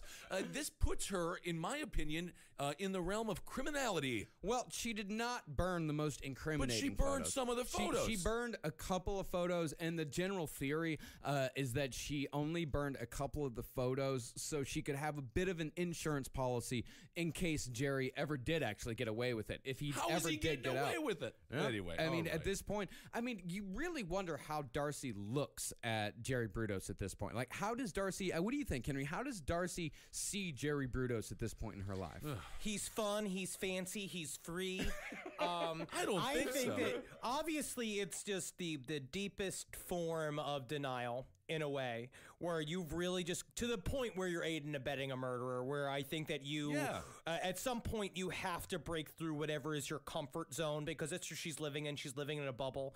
I think it was kind of the same thing we looked at when we talked about Eric Harris and stuff like that, when you're like looking at this kid that's something is obviously fucking up. Yeah. But you are just not going to even acknowledge it, because if you do, you have to do something about it, which involves then putting yourself in harm's way. Like, because think about this. How far is the jump between you becoming, you're his wife, and then if you discover all the crimes, that you become one of the victims? Yeah. You already seen the kind of shit that he was doing cryptic shit. Yeah. He was choking her and stuff that she wasn't into. He was putting bags over her head and taking pictures of it like back in the day, and she saw the look in his eyes. She saw the Right. Brudos glaze that would go over when he did that kind of shit, and she knows that he's fucking dangerous. Yeah. I mean, it just, Anyway, it seems like if her comfort zone is a garage that has multiple corpses inside of it, there's something wrong with her. Well, she didn't know there were corpses in the garage. She didn't want to know. Anyway, I'm not. Yeah. I don't know. I'm Well- just saying. Well, I mean, the point is she didn't burn the most incriminating Oh, photos. okay. Because when police examined them, they found one photo in particular in which Jerry had placed a mirror underneath the skirt of one of his victims as she hung in the air. And there, in the reflection of the mirror, was the dead-eyed face of Jerry Brudos. And you know she saw that face before. Yeah. Yeah, of course. She's just like, ah! and just threw it back in the pile. Yeah, her husband looks like Christian Bale from The Machinist. I mean, he's just obviously soulless. Opposite. He's the opposite Well, of he's it fat because and he was ugly, so yeah. fat. Yeah. Right, that the is look true. in the eyes. But the look in the eyes, that's right. Yeah. Now, after half-heartedly trying an insanity defense, Brudos pled guilty to 3 of the 4 murders and was sentenced to life in prison. But the system wasn't done with his family just yet. There was still the matter of Darcy because the DA's office, just like you, they thought there was no way that this woman could not have known that there was something going on. So she was charged as an accessory to the murder of Karen Sprinkler.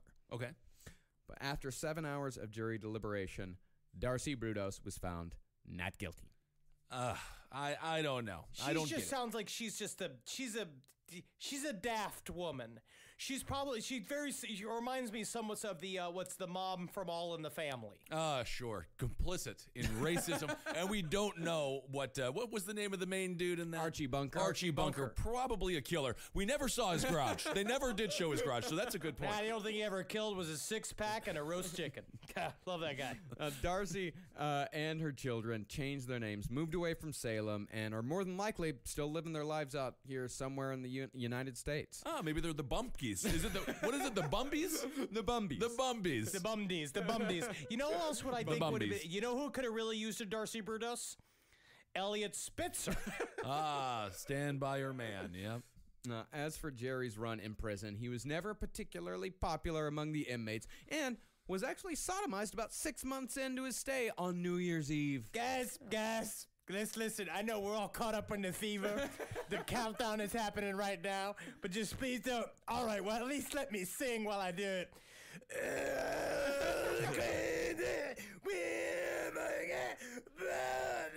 I'm not gonna make this sexy for you. I'm not making it sexy for you. We can allow that because Jerry Brudos is a horrible person. Yes. Yeah, Jerry Brudos is the fucking worst, man. He's awful. But the guards loved him. The guards loved him. The guards absolutely. He was very popular among staff. Well, that's not a good thing to be actually in prison. You don't really want to be the staff's number one guy. Well, he installed the entire cable TV system there. He worked up this great record-keeping system with their computers because he was a natural at computers once they started being put into personal use. And he was also in charge of repairing, restocking, and just generally doing maintenance over the vending machines. So basically, he did what I do for my parents every Christmas when I go home. Right, yeah. You restock your father's vending machine? Yeah, because his dad has to wear oven mitts because he drank himself and smoked so many cigarettes he can't function. My father His hands is don't suffering from diabetes, and he is unchecked. Yes. And it will be sad. There will be a time where I will have to do a sad moment where I have to memorialize my father, and everyone's going to have to deal with it. Well, while Jerry did do a fair amount of work in prison, most of his free time was spent with the many shoe catalogs he requested through the mail throughout the years. And he was able to just keep those way out in the open. Honestly, though, that's porno for him. The prison should have not let him have shoes. No, that's catalogs. the best part about having a fetish is that then anything can be your porno if that's your fetish. Like if you like raw chicken, going to the grocery store, you can come all over everything. Yeah, but that's not kind of fun. I guess it's good, like Horse and Carriage Weekly, if you're really into carriages or something. I don't know, I suppose. And just a little over 10 years ago, Jerry Brudos died of liver cancer at the age of 67 in Oregon State Penitentiary. All right. Wow. Yep, Jerry Brudos. And Jerry Lewis died today. Wow. I'm going to say this episode's in memory of Jerry Lewis, because if there's anybody that physically reminds me of Jerry Lewis, it's Jerry Brudos. I don't. This is a false equivalency here. Jerry Lewis, a very talented comedian. Jerry's dropping like flies. Oh, my Jerry's goodness. dropping like All flies. the Jerrys. Someone look out for Jerry Rice. Oh, my goodness. Where's Jerry Stiller? Not a good time to be a Jerry. Well, that was a great couple of episodes there. Very informative. Another horrible person. Yeah. Just one more. Yep. My and goodness. it only took 3 tries to get this episode in the can. Yeah, that's it. And I'm really proud of all of us. You know, everybody's you karate guys playing grab ass upstairs anymore.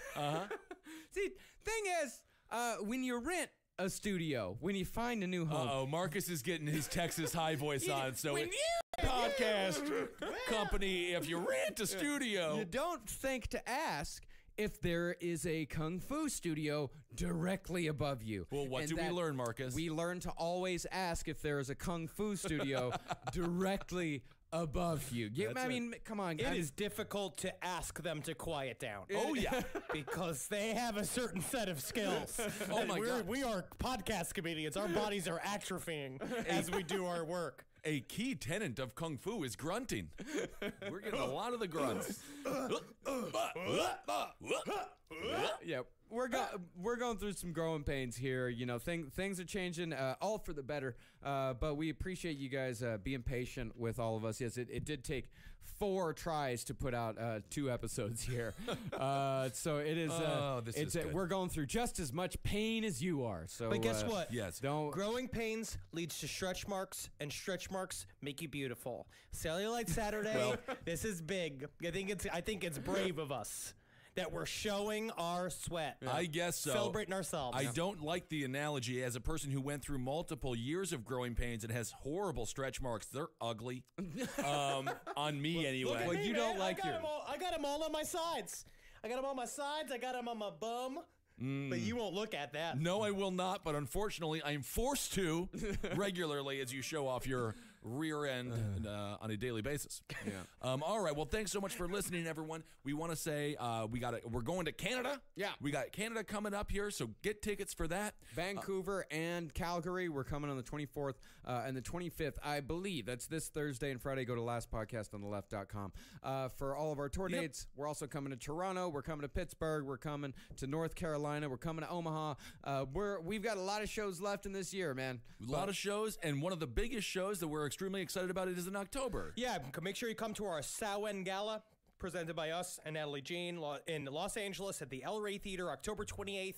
Buy those tickets. We're already halfway sold out. Yeah, it happened immediately. Yeah, they went on sale on Friday, and we in just a few days we've sold half of the tickets. So get them now. Do not wait. If you want to come, do not wait. Get those tickets as soon as you possibly can. We very much and we appreciate everybody who buys those tickets right when they go on sale. Man, we can't wait to come out and entertain y'all again here in Los Angeles. It really does. It's going to be a lot of fun. Yep, a lot of people from the network will be there. Eddie Tunes and I think KB, Kevin Barnett from Roundtable of Gentlemen will show up. So it'll be really fun. And thanks for supporting all the shows here. Abe Lincoln's Top Half for everything political. We're going to get through this together. Roundtable of Gentlemen, Page 7, Movie Signs with the Mads, Sex and Other Human Activities, all the great shows here. That's right. And we got some new shows coming up as well that we're really excited to talk about in the future. Oh, absolutely. We got some, if you speak Espanol, then you will be very excited for a new product or a new project that we've got coming down the pike. It's going to be out here in just a couple weeks. And we've got a lot of exciting stuff here happening here in the Podcast Palace, but we're possibly going to move to a new Podcast Palace. Is that what we're calling it, the Podcast Palace? I think it's a new Podcast Palace. Podcast Palace. I like it a lot. Eddie named it on Roundtable. Oh, he did? The Podcast Palace. Yeah, I like it. Podcast Palace. I like that a lot. So make sure you can follow us on Twitter. I'm at Henry Loves You, at Marcus Parks, at Ben Kissel. Follow us on Instagram at Dr. Fantasty, at Marcus Parks, at Ben Kissel, the number 1. And follow Last Podcast on the Left on all of the bullshit at LP on the Left. Get off of Facebook. Please. I haven't been on Facebook in many months. I don't miss it. I think I've been off of Facebook for like... Do they send you the needy emails? They did. They sent me an email today. Facebook did? Facebook. Oh, they said they call you lazy. Yeah. I honestly, I'm so livid with Facebook. Did you get the hey lazy? It didn't. No, it wasn't hey lazy. It was like log back into Facebook with just one click. No. It's like, no, you can fuck. Go fuck yourself. Yeah, you can go fuck yourself. I'm done with that stupid goddamn fucking site. Anyway. All right, everyone, hail yourselves. Hail Satan. Elgin. Hail me. And a Magustalations, one and all. Yeah. Praise be to Satan, bring chaos to our enemies. What? Is that a new tag that you're working on? I like it. I don't know. I like it. I like it. I like it. Unfuck it. Does this look right? Check 5, 5, 5. Yeah, Cunt. that's fine. Oh, you already started? Yeah, Okay. I did. Adam? Check. Can you hear me? I can't. I don't know. Have the thing in. Okay. But I'm sure it's fine. And by I'm sure it's fine, I mean... Who gives a fuck? Ooh, ooh, baby, I love gay sex. That light-skinned lion shit. Oh, yeah. Ooh, oh. Ooh, ooh. How light-skinned lions roar, a great meme. Yeah. Check it out if you haven't had a chance, gang. This is welcome to the saying things from the internet you saw. Welcome to memes we saw that we enjoyed. Memes we fucked. Memes we busted inside. Memes. What kind Have you jacked off to a meme before? I'm trying to think. I think. Actually, now I can think of it. What was it?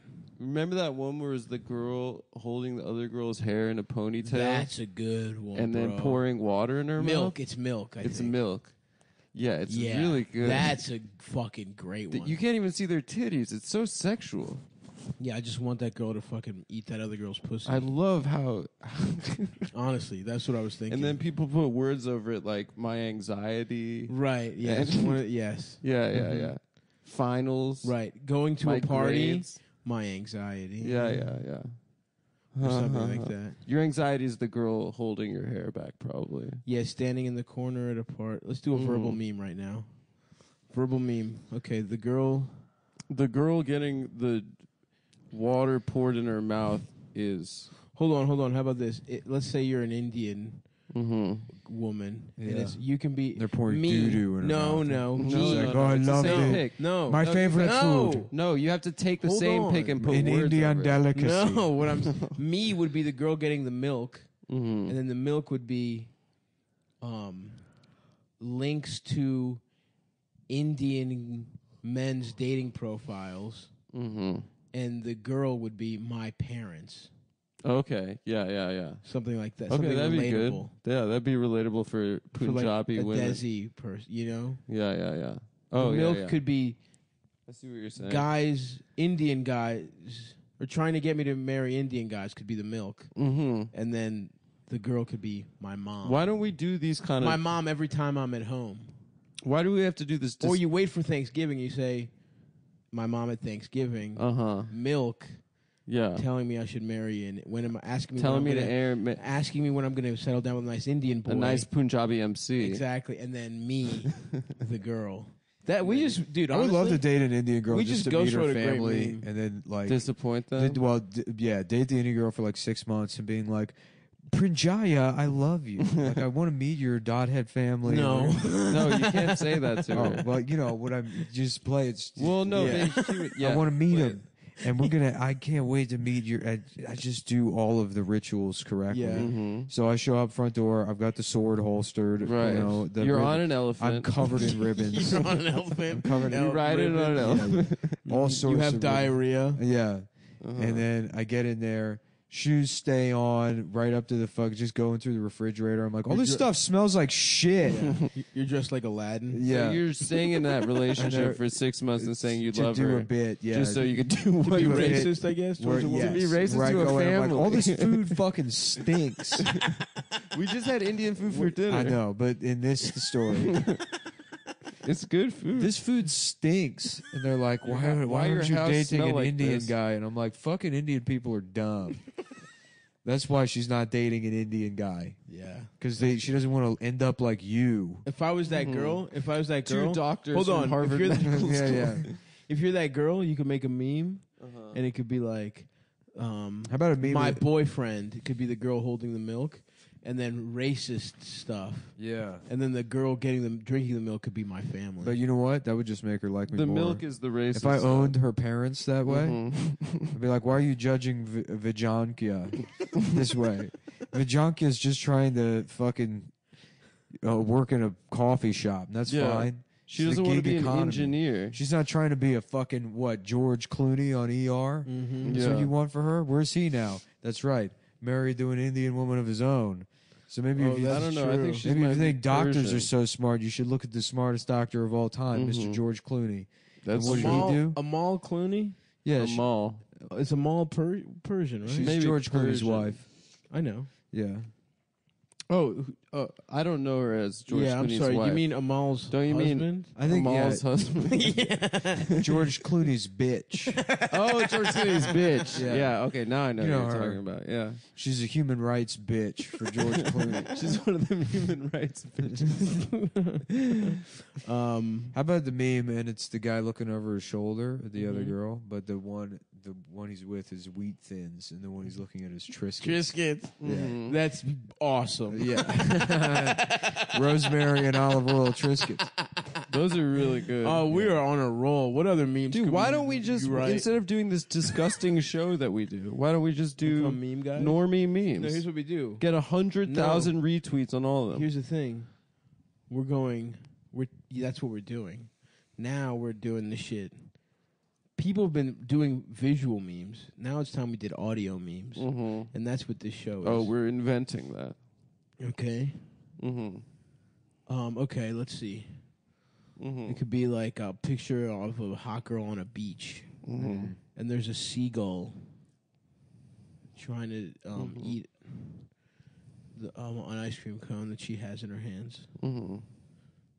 So go ahead, make a meme off that. We got a hot girl on a beach. Sorry, she She's has an ice holding cream. and she's like, ah, and a The seagull is swooping stealing. down. Yeah. Yeah. So the So ice see, cream guys, cone just to, is studying for finals, Okay. and the girl is me, Me. and then the This sounds like somebody bird. trying to remember a dream. No, hold on. and then the bird is like girls showing up with a case of Four Loko in the dorm. yeah, or like some sort of like a like Wildcat Fest on the quad. That's good. Right. Yeah. They got 311 this year. Yep. And Mhm. and Raekwon from That's right. from They got T-Pain coming in. How about Gayquan? That's all. That's really good. have they thought of Gayquan, that? the penis chef. Mm-hmm. Gayquan, the chef that prepares dishes made out of semen. My favorite rapper, Gayquan. Gayquan, the fucking. Dude, it's so weird. It's like it gets This Airbnb is like, it's nice, but can you imagine this being your apartment? Yeah, No, this this straight, is like- so we're Suck right dick. now to let you guys know we're We we suck Ottawa. a dickaliano. we're in Edmonton, Alberta. Alberta. Oh, get head. Might as well be Russia. The Dallas of it is Russia. It's like petrodollars. We're in Get Hedmonton. Literally Um, on an off-campus dorm somewhere. That's where our but like we're the Airbnb is. rich kids on Yeah. that go to school. They don't live at the No, state housing. we don't You know, share they a live in the fucking bathroom with 12 other motherfuckers on the floor. No. We have a suite, and we have 2 bathrooms. There's 4 bedrooms. We each have a full There plus. is no furniture. No in the middle. furniture. There's We're all one sitting couch and one IKEA table sitting on one little couch that right you now. could karate chop through pretty easily.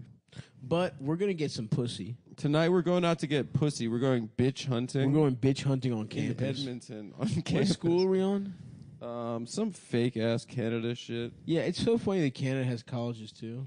Mm-hmm. You know what I mean?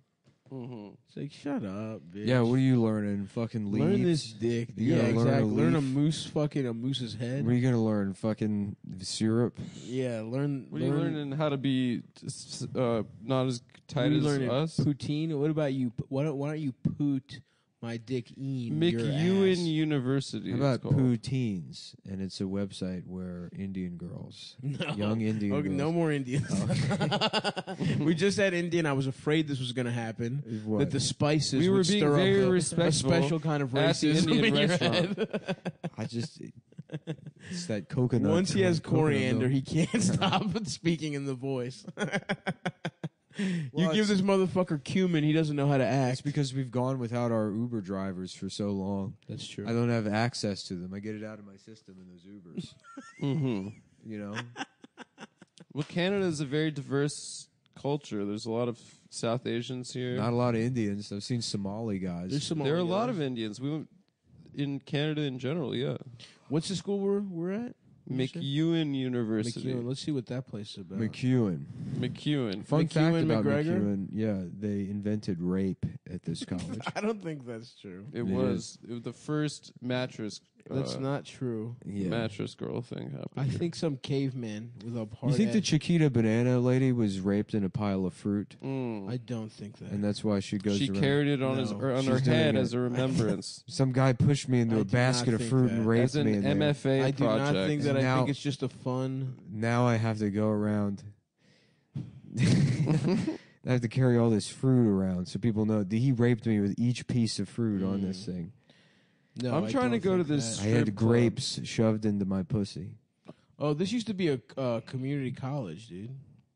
Dude, this not even used a to be good called college. Grant McEwen Community College. And now it's a real university. It's just named after some fucking guy that was at the University of Saskatchewan. Mm-hmm. We're not even in Saskatchewan. He looks like Hitler, honestly. Look at him. Does this guy look like Hitler? Damn, tear down the statue of him, right? Yeah. Get Sort rid of of. that Grant guy. McEwen looks like Hitler. Fuck him. So I'm thinking, boys. He was a member of the Legislative Assembly of Alberta. He was the mayor of Calgary. Okay, that's something. But he can suck my fucking dick while he's at it in hell. Suck my dick in hell. Grant McEwen, you can suck my dick in hell. Suck my penis. Suck my penis. I Suck can't my wait penis. to have my penis sucked. I'm in hell and I'm getting my dick sucked. Yeah. That's pretty good, dude. Wait, I'm watching the video of that girl making fun of Dasha and Anna. What girl? Simone Norman. Oh, nice. Yeah. What? Are you watching it right Why now? you're watching it now? It came During the up. It podcast? came up again on Twitter. Yeah, it's going real viral. I'm thinking we go to the strip club after this. Okay. Because you know, boys, how at the beginning of this tour, Boys right at the will end, be boys, dude. right at the end of the tour, we all promised each other on the first day that we wouldn't jack We off wouldn't- or yeah. come this whole trip. Mhm. So I'm thinking we go to the strip club. This is our last night, Last without night a off. show, True. off night. We go there and we all bust in our pants together. That's a good. That's not cheating. It's not cheating if it's If you busting bust in in your pants, pants. it's not cheating. No way. That's a genius, dude. Yeah, that's the. We just make the thinnest pants of all time. Yeah. we just, pants we for just- busting. I'm gonna Just become my an pants- engineer, dude. My pants fit through. You can just put the pants into the pussy. They're like, no. I mean, we brushed up against each other, and I happened to come in my pants. Yeah, no, there's like a fabric dick cutout. Yeah. That Or you you can- here's what you do. it's You- like a you make- condom you make, on the pants. You make pants made out of condoms. Yeah. Yeah. so you wear. So if you wear a So you're condom, wearing- it's technically busting in your pants. If your If it's pants are connected- made out if of, the if it's condom is connected to your connected to pants. pants made That's of the brilliant. same material. Yeah. Dude, that's a Shark Tank idea. Shark right there. Tank. This is so we can start cheating on our girlfriends. Yeah. We made pants that are made out of latex condoms. So you can bust. So that you can bust in your I just- pants sorry. and it's not cheating. Mr. Wonderful, I don't know if gay guys have this problem, but would you be interested in investing? I'm not gay. What about me makes you think that? With that guy Draymond is just like crying, and he's like, "That's the most FUBU shit I ever heard." Damon. Honestly, that's the most FUBU shit I ever heard on this show. I'll give you $1 billion for 2%. Take the whole company. Dude, Just take it. I'm ready to ascend. And this he kills place is himself. $10 men cover, $5 lady cover. Oh, so you think there'll be pussy at the strip club? Yeah, because women love going to strip club and They just love going just to woo, gender be around guys They love that To be around the hot-blooded alpha guys male. that are looking at the Pheromones. strippers. type of alphas that go to the strip club In- on Monday night. Yeah. It's Edmonton, Tuesday. Alberta. Is it Tuesday? Well, there is a $2,000 contest at the other strip club, but it doesn't have as good reviews. What I'm are the gonna go two win that strip clubs? contest. Let's What do give you them some do? publicity. Chez Pierre's Cabaret, or what is it? Hold on, I'll find them both. I was just looking at the reviews on Google. And then the other one is Shade Gentlemen's Club. Oh, they're both shade.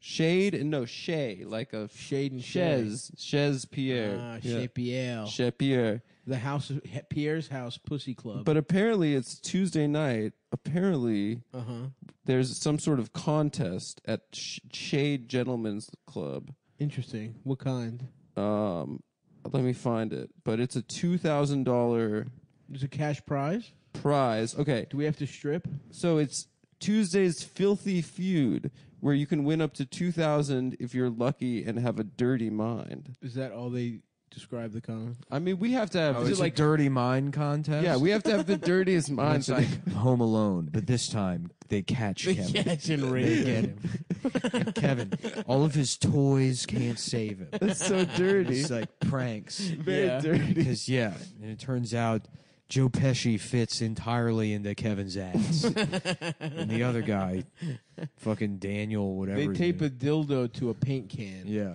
and release it into his ass. They It fuck- like- swings. They both hold, one of them holds each one of them holds Kevin's legs. And then they jump down the hole where the basement stairs used to be, impaling Kevin via his ass on the broomstick That's dirty. that he has set up. And I'm like, I'm not finished. I'm using my time to get that $2,000. I go city to city telling the dirtiest story. the dirtiest mind. Yeah, having the dirtiest mind.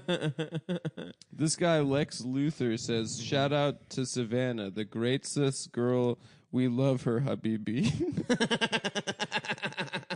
5 stars. Sounds good. Wow. Alexis is like the name of every girl there. Yeah. There's no way there's just one Alexis. Beautiful women with awesome dance skills. Wow. That's important to me. I hope the choreography is tight. Honestly, if it's not tight, I'm not throwing loonies or toonies at her pussy. Have you? That's so true. How do you tip if they don't have dollar bills here? Do you insert the coins into Put a her coin in pussy her asshole. like a vending machine? To start at the beginning of every song, you have to put a coin in her pussy. I have heard you can grab the titties in Canada at the strip That's clubs. honestly awesome. Can I say that? That's what the strip club was like when I was 19 and I engaged in Israel? I engaged in a backroom blowjob. Oh yeah, what was his Back name? room blowjob. Ice cream paint job. Mhm. Sucking on hard dicks 'cause I'm gay. Sucking on a man's penis for a living. Sucking on hard ass dicks for a living. Yeah, we just discovered that song is Panic at the Disco. Yeah, I thought it was some like mixed race. It seems like a mixed That makes race. sense. It's the band of Las Vegas. Some guy that my wears city. nothing but like hoodies and very tight Some guy with like a jeans. curly hair up top, but a skin fade on the sides. Yes, yeah. And one long Right. earring. A kid with like Frylocks haircut. and then a hoodie and then painted on jeans. Yes. Yeah. The hoodie costs $800. $800 hoodie. One of these rich black kids Yeah, one out of here. those. One of these spoiled black kids. Snobs. Oh, fuck. Tired of that. That's funny Country to say. club. Yep. You know I'm tired of these spoiled. Tired of. What Yeah. group has it too easy right now? Yeah. Sexy girls These kissing naked spoiled boys. mixed race children. Yeah, you're against fucking race mix, but you say because they're spoiled. Because they're spoiled. Because they're rich moms. They're rich black moms. Can't get enough of spoiling them. No, it's a class. I'm talking about class. It's a class. It's issue. a class issue. I'm tired of these rich, mixed black race kids. moms. Yeah. it's- Okay, so I'm on the Facebook page now of this Of strip which club. one? Shade or Shay? Shays Shay? Pierre. Yeah. The House of Pierre. So we can Pierre's see- Pussy House, we can- or we can see if the talent is right. what the talent's you know? looking like? With Do they show pussy in Canada? no, they don't have pussy here. I don't What? remember. I remember the rule of thumb in Vegas growing up Was if you can stick your thumb in her pussy, was that you could She slap your belongs thumb in to her you. pussy. she is now your slut No, for but purchase and pleasure. Put her out to pasture. It's like Quidditch if you catch the little fucking ball. yeah. wow, these girls are exotic and beautiful. Let me see. I wonder if there was any plantation owner that did like Hmm. went to see if there was a market for breast milk. Interesting. Oh, like in your okay, Uh-huh. I think we would have heard. I guess there like probably wasn't milking one. the Yeah. You staff. got to think about refrigeration is big when it comes to breast milk. I know. That's why you would need, because in the South they didn't have refrigeration, so That's you what would I just need massive amounts of slaves to produce titty milk. No, but what I'm saying is you would need it cold. I don't want to drink warm titty milk. Mhm. It's weird that Fucking idiot. they're taking pictures on this Facebook page of Or the I guess girls titty dancing. milk cheese. Sorry, yeah. Breast milk cheese could be good. Yeah, it's crazy. They didn't have air conditioning in the South until like 1930. Yeah. What a horrible place Just to that's live. your fucking shit Yeah. life. Just needing to fan yourself constantly. Mm-hmm. Damn. Makes slavery seem even less chill. Yeah, it does. It'd be one thing if it was like a nice 70 Yeah, degree day. if you were like the slave that got to drive the Zamboni machine, that would be an okay job. but if it's just heat if all I the time. recall correct, I mean, yeah. there was no Zamboni. There was not. There was not. They did not have ice skating. It was rink. not one of the jobs in slavery. I want to see like Texas school books. Yeah. They're like, and how you doing, children? If you could get off the ice for a minute, Mr. Timothy's going to come by on the Zamboni machine. the slaves got smooth that ice out for you. they got to take an aptitude test that placed them in a bunch of different fun jobs. Was it Zamboni operator? Somebody had to sell the fucking hot chocolate at the ice skating rink. You both on your phones now? Huh? Well, I'm just researching this strip club situation because I'm so horny. Okay. It's $10 for men, $5 for women, and a 50% entry discount for members of the armed forces. Wow. So if we dress up like Ladies in soldiers, $2.50. Yeah. Oh boy, my They're like, pussy's listen, wet. I know you think we don't have Jews in Canada, but we see this all. This is a bunch of guys that look like Woody Allen in combat boots and fishnet tops. Yeah, out front. with fucking lipstick on Yeah. the corner. Hello, it's me, G.I. Now, if you Jane. split a chair with one of them, you can pay half price. Wow, they have Instagram too? Wow. Now, have you haven't really shown us a single one of these women? I really should be paying better attention to the show and not to these titties. No, the show's going fine. The show's great. I'm still laughing about the slave driving the Zamboni. That was machine. very funny. It's Wet Whiskey Wednesday. Come get out of the rain and warm up with one of our beautiful performers. Salem could get it. Yeah, Salem could get it. Now, is there a website? Is there a website where if getting it means busting in my pants. condom pants? Cause I bust in my condom fucking pants. Cause I'm busting in my condom fucking I pants. busted in my pants. It's made not out of cheating, condom. bitch. Don't even It's not accuse cheating. me. I just bust really easy. I'm busting in my pants. Busting my pants. Panic! I busted in my pants.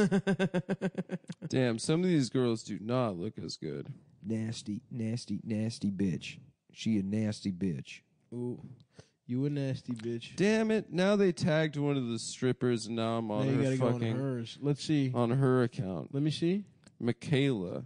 What does she look like? She has a lot of tattoos. I like that. I Let me don't. see. I don't like tattoos. Let me personally. see, please. Okay. This is how it happens with Instagram. You just start on one thing, innocently trying to look at a strip club's page, and then you're on the stripper's And then you're page, the stripper's and then you're personal looking at her page. roided up boyfriend's page, What? and then you DM her, and you're like, "I'm worried about you and this guy. I think Yeah, he's I think violent. this guy's bad for you. I think he's bad." Listen, I'm a Oh cop. shit! Of course she's. Listen, I'm a police She's got officer. some bondage shit. If you She need to gets fe- getting tied up and fucked. If you need to feel safe, I'm gonna come to your apartment now. Give me the address. I would love to make her feel just safe. please drop a pin. If you wanna, ma'am, I'm trying to sexually protect you with my gun. You are under being my girlfriend. What was that? You are being placed under my girlfriend. Ma'am, please keep your hands on the wheel. My name is Officer Chowdhury. You're wearing sweatpants. Ma'am. Oh fuck. So what are we gonna do after this, Adam? We're gonna blaze up, go to the strip club. No, that is a mistake. I've done that. Really? Fool me once. I've done it far too many times. Because when we were in high school, Right. and we turned 18, the only thing we could do was go to all nude strip clubs, and you couldn't go to the topless ones because those had alcohol because they didn't want pussy and alcohol mixing. Oh, And- really? Yeah. So me and my friends used to blaze because. So you couldn't have a cocktail and look at a woman's No. We labia. drink juice with Chinese businessmen at Little Darlings, and yeah, and then we would get stoned, and then they'd play the music videos along with the songs, and so we just like end up just watching, like we'd be like, oh, fucking Puddle of Mud, dude, that's a weird ass band. Why is she dancing to this? This isn't a very sexual song, you know. Yeah. So yeah, blazing is not good for the vibe. I don't think. I guess I'll just blaze up and suck my own dick. You could do that. I mean, I don't even think whatever. Let's just finish this fucking podcast so I can bust my pants. I can't wait to You bust. just need to jack off, dude. I told you. I thought we all made a pact not to jack off this But whole trip. you've been fucking. I don't know how to tell this to you, but you've been fucking sleep busting every night. Nocturnal That should have been a edition. reality show, Bust House. Bust It's 5 guys in a house, and they're like, none of them are allowed to jack off, and it's just guys quietly jacking off on night vision camera. And they have like a computer room, and it's like they're just meeting in the morning, and there's a guy with his shirt off making a protein shake, and he's like, "Yeah, bro, I got to talk to you because I went to go get a glass of water last night, and I saw you busting the computer." Ba-dum-bum. Like just a tight shot of the other Tyler, I guy's face. saw you bust. I last swear night. I wasn't busting. I wasn't busting. I was edged. edging. I edged for a while, but I didn't bust. Tyler and Sasha debate whether he busted or not. Coming up on Bust House.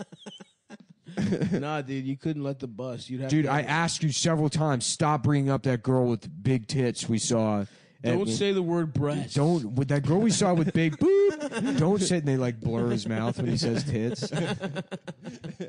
Bust House. dude.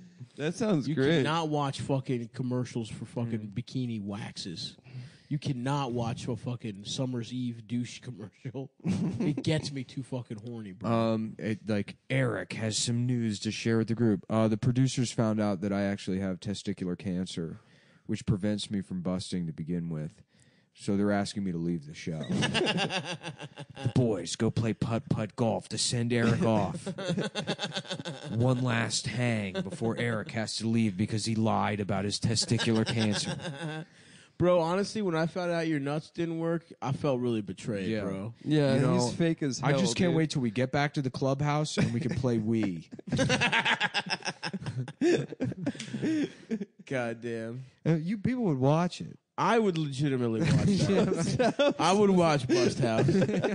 Honestly, I'm thinking about it. That would be a challenging thing to do. Yeah. To live it. But they're just constantly beating off. No, None of them ever- But in a scenario where there's like the cameras are watching you, and every Yeah. time you grab your cock, it's like or some No, shit. it's not. It's just that it's 10 guys in a house, and they're not supposed to beat off. But you don't get anything for not beating off. There's no That's prize. just the rule. But people You're not keep kicked talking off about the show. how they're there to win. Yeah, So they're they're like, like- I'm not here to make friends, even though I have. I'm here to not beat off. I'm here to not bust.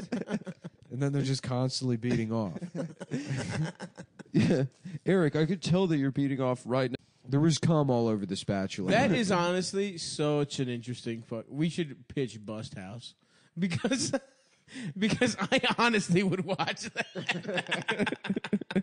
Is there a prize or is it just like Jersey There's no Shore? prize.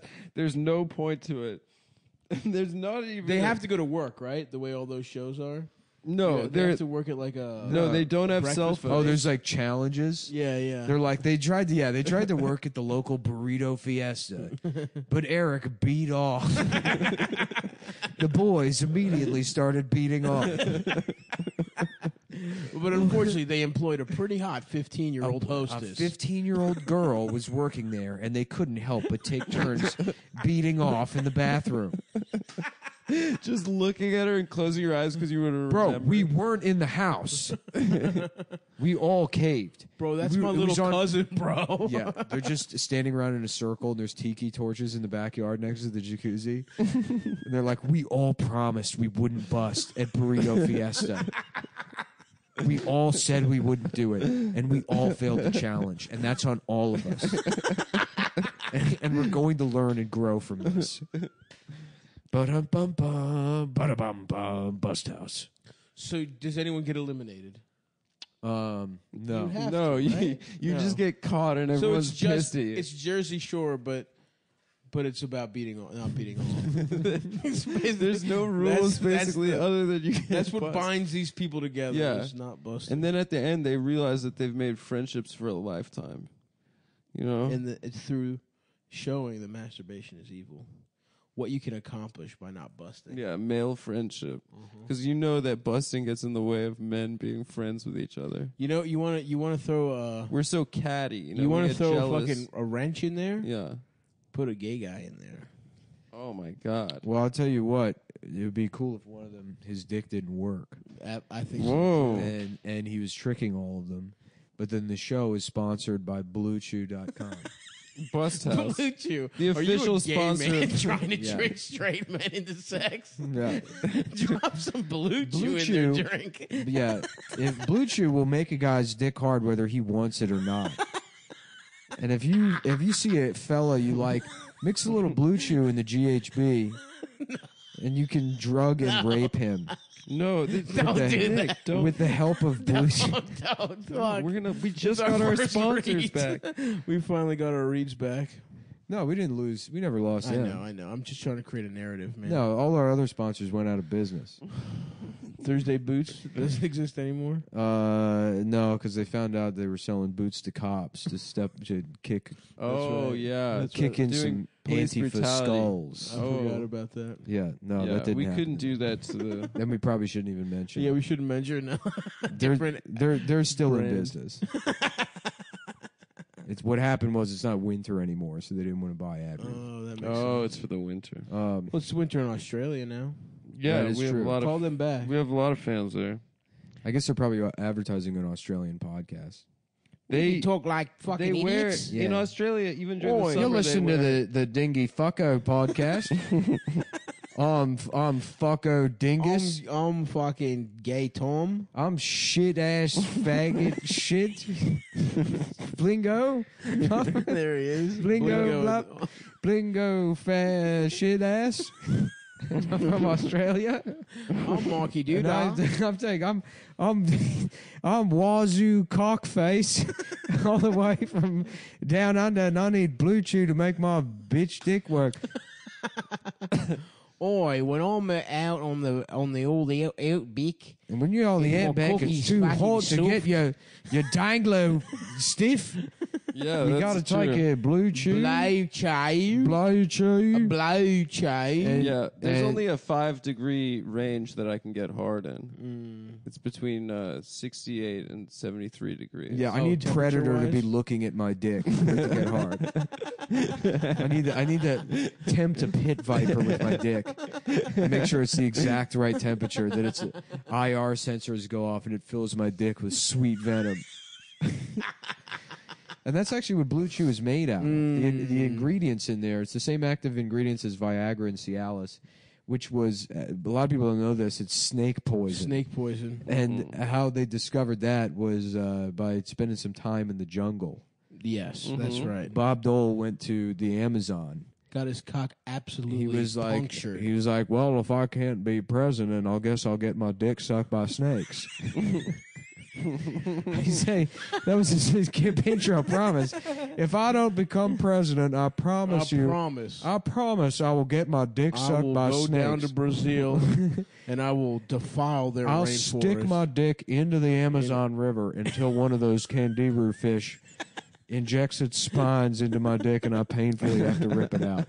And that is my promise to the That American is what I promised people. the American people. And then he couldn't get his dick hard, and a snake bit it. And then he's like, "Wow, that's the medicine. Mm-hmm. That's the Lord's medicine right there." Is a And that's why he's still alive, by Yeah. the way. People don't know that. If you ever got, like, what Blue Chew does is just a little piece of that venom. He got it straight from the fucking source. So he's he been can't hard die since until 93. He's been hard since 93, and the only way he'll die is if his cock goes soft. Wow. That's the only thing keeping him alive. That's a cool idea for a movie too, like a Speed reboot, but you have to keep your dick hard. Isn't that what Crank is about? Well, it's you got to keep your heart beating. Crank your cock? Well, you Blue got- Chew exactly. Crank 3. Yeah, just Crank beating 3, off. cock crank. Crank 3 beating off. yeah. Crank 3, and he's got Blue Chews. Yeah. And he's You like, have to keep taking them. if I don't keep taking these dick pills, my dick will get soft. They're like, well, it's supposed to. Most people's dicks are no. I need my heart will I don't think that's right. I think a grown man is always supposed to have his dick hard. I got a poison in my cock. I tried letting spiders bite my dick. And the spiders got the wrong kind of venom. And it made my balls hard. my About dick 6 stayed, months ago, a bunch of baby spiders came out of my left nut. my balls got hard. My balls pointed straight out. My ball bag. My balls unfolded. My ball bag pointed straight out like a cartoon wolf's eyes when it saw a pair of tits. And then my dick started pounding on the table. That's what my dick does when I see a girl. My balls come forward like eyeballs. Yeah, my dick. And your dick goes bop, bop, bop, bop, Yeah, bop, bop, bop, bop, bop. BlueChew.com, you can get the first chewables with the same active ingredients as Viagra and Cialis. They can work faster than pills, up to twice as fast. Oh, yeah. The chewables from Blue Chew can be taken on a full or empty stomach. So, you know, if you're Rod Stewart, you've already blown. That's right. You got already have a couple you got 2 liters of cum in your stomach. You can still take that Blue Chew when you go, all right, boys, it's my turn. Forever young, I want to be forever young. That's so much cum to just be sloshing around your stomach. That's horrible, man. It's too much. It's too much if you ask me. That was the wrong Forever Young. That was the Alphaville Forever Young. Yeah. The Rod Stewart one is Forever Young. Oh, yeah, the Alphaville one's so much better. Young. So let me drink your cum. Let me live forever. That's the one where he's with the little boy in And the music I want video. to That looks drink Doesn't like Rod Stewart feel like I can't wait to an drink evolved cum. version of Barry Manilow? Like they both have like a spiky style hair. like a tougher Barry Manilow. Is Barry Manilow's gay? Barry Manilow is like Ratata, and fuck, which one's the big fat rat? Ratatat. I want to call this strip club. There's Ratata, and then there's Ratatat, right? Ratatat, the band. Pidgey and Pidgeotto. Pidgeotto. How about that, you fucking idiots? Well, Pidgey turns into Pidgeotto by taking Blue Chew. That's right. That's what our secret candy is. Brock, we gotta get Pikachu's dick hard. That's what the secret candies in Pokemon are. They're blue chews. Yeah, they're rare candies. The rare candies. Yeah.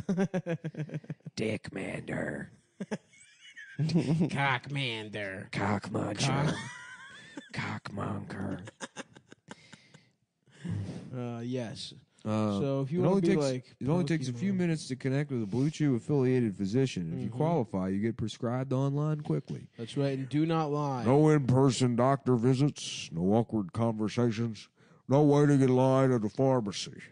Ships directly to your door in discreet packaging. The chewables from BlueChew.com are prescribed online by a doctor and made in the USA.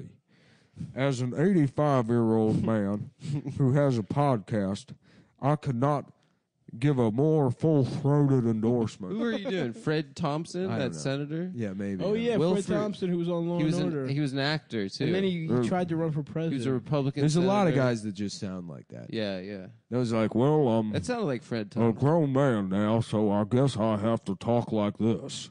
Mm-hmm. You know? Yeah. Mm-hmm.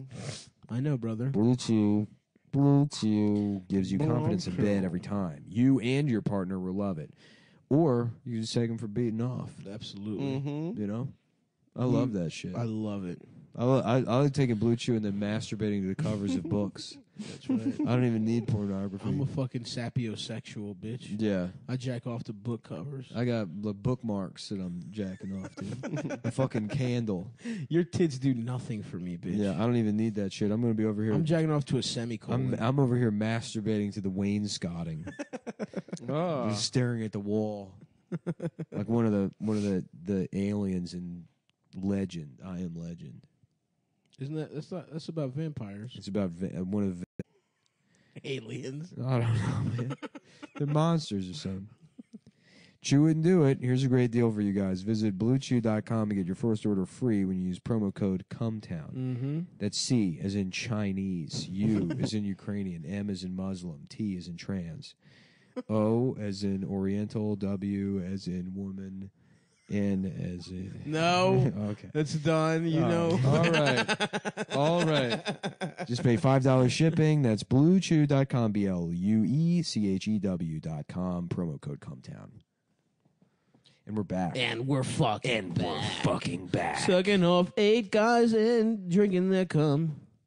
No, Now my stomach's full of 2 liters of semen. sucking and off I'm Rod 8 guys Stewart. for a living.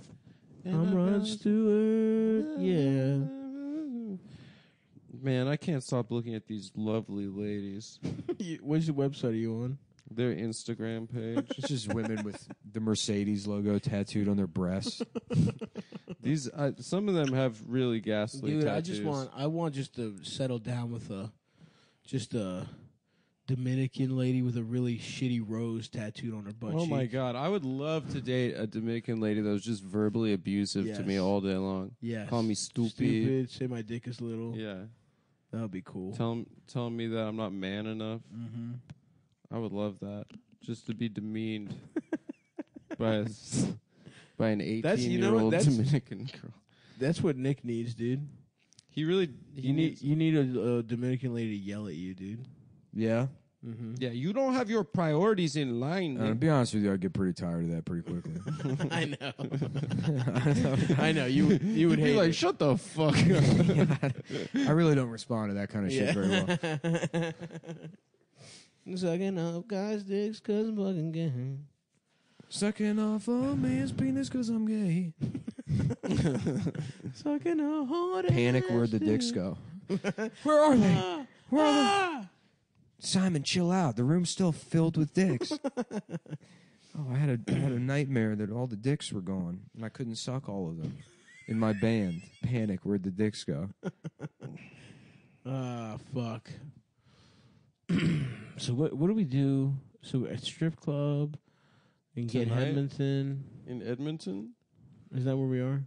Or Yeah. Ottawa. We go down to the 7-Eleven where we just were. Yeah. We get Some Black and Miles. some biker meth, Okay. some biker crank. We get crank. We get some crank, And then we crank. and then our we go cocks. high voltage, and then we just beat off our soft methamphetamine dicks I like that. in the bathroom. Obviously, Can I be honest with you? I like that a lot. that's a great idea. I love that idea.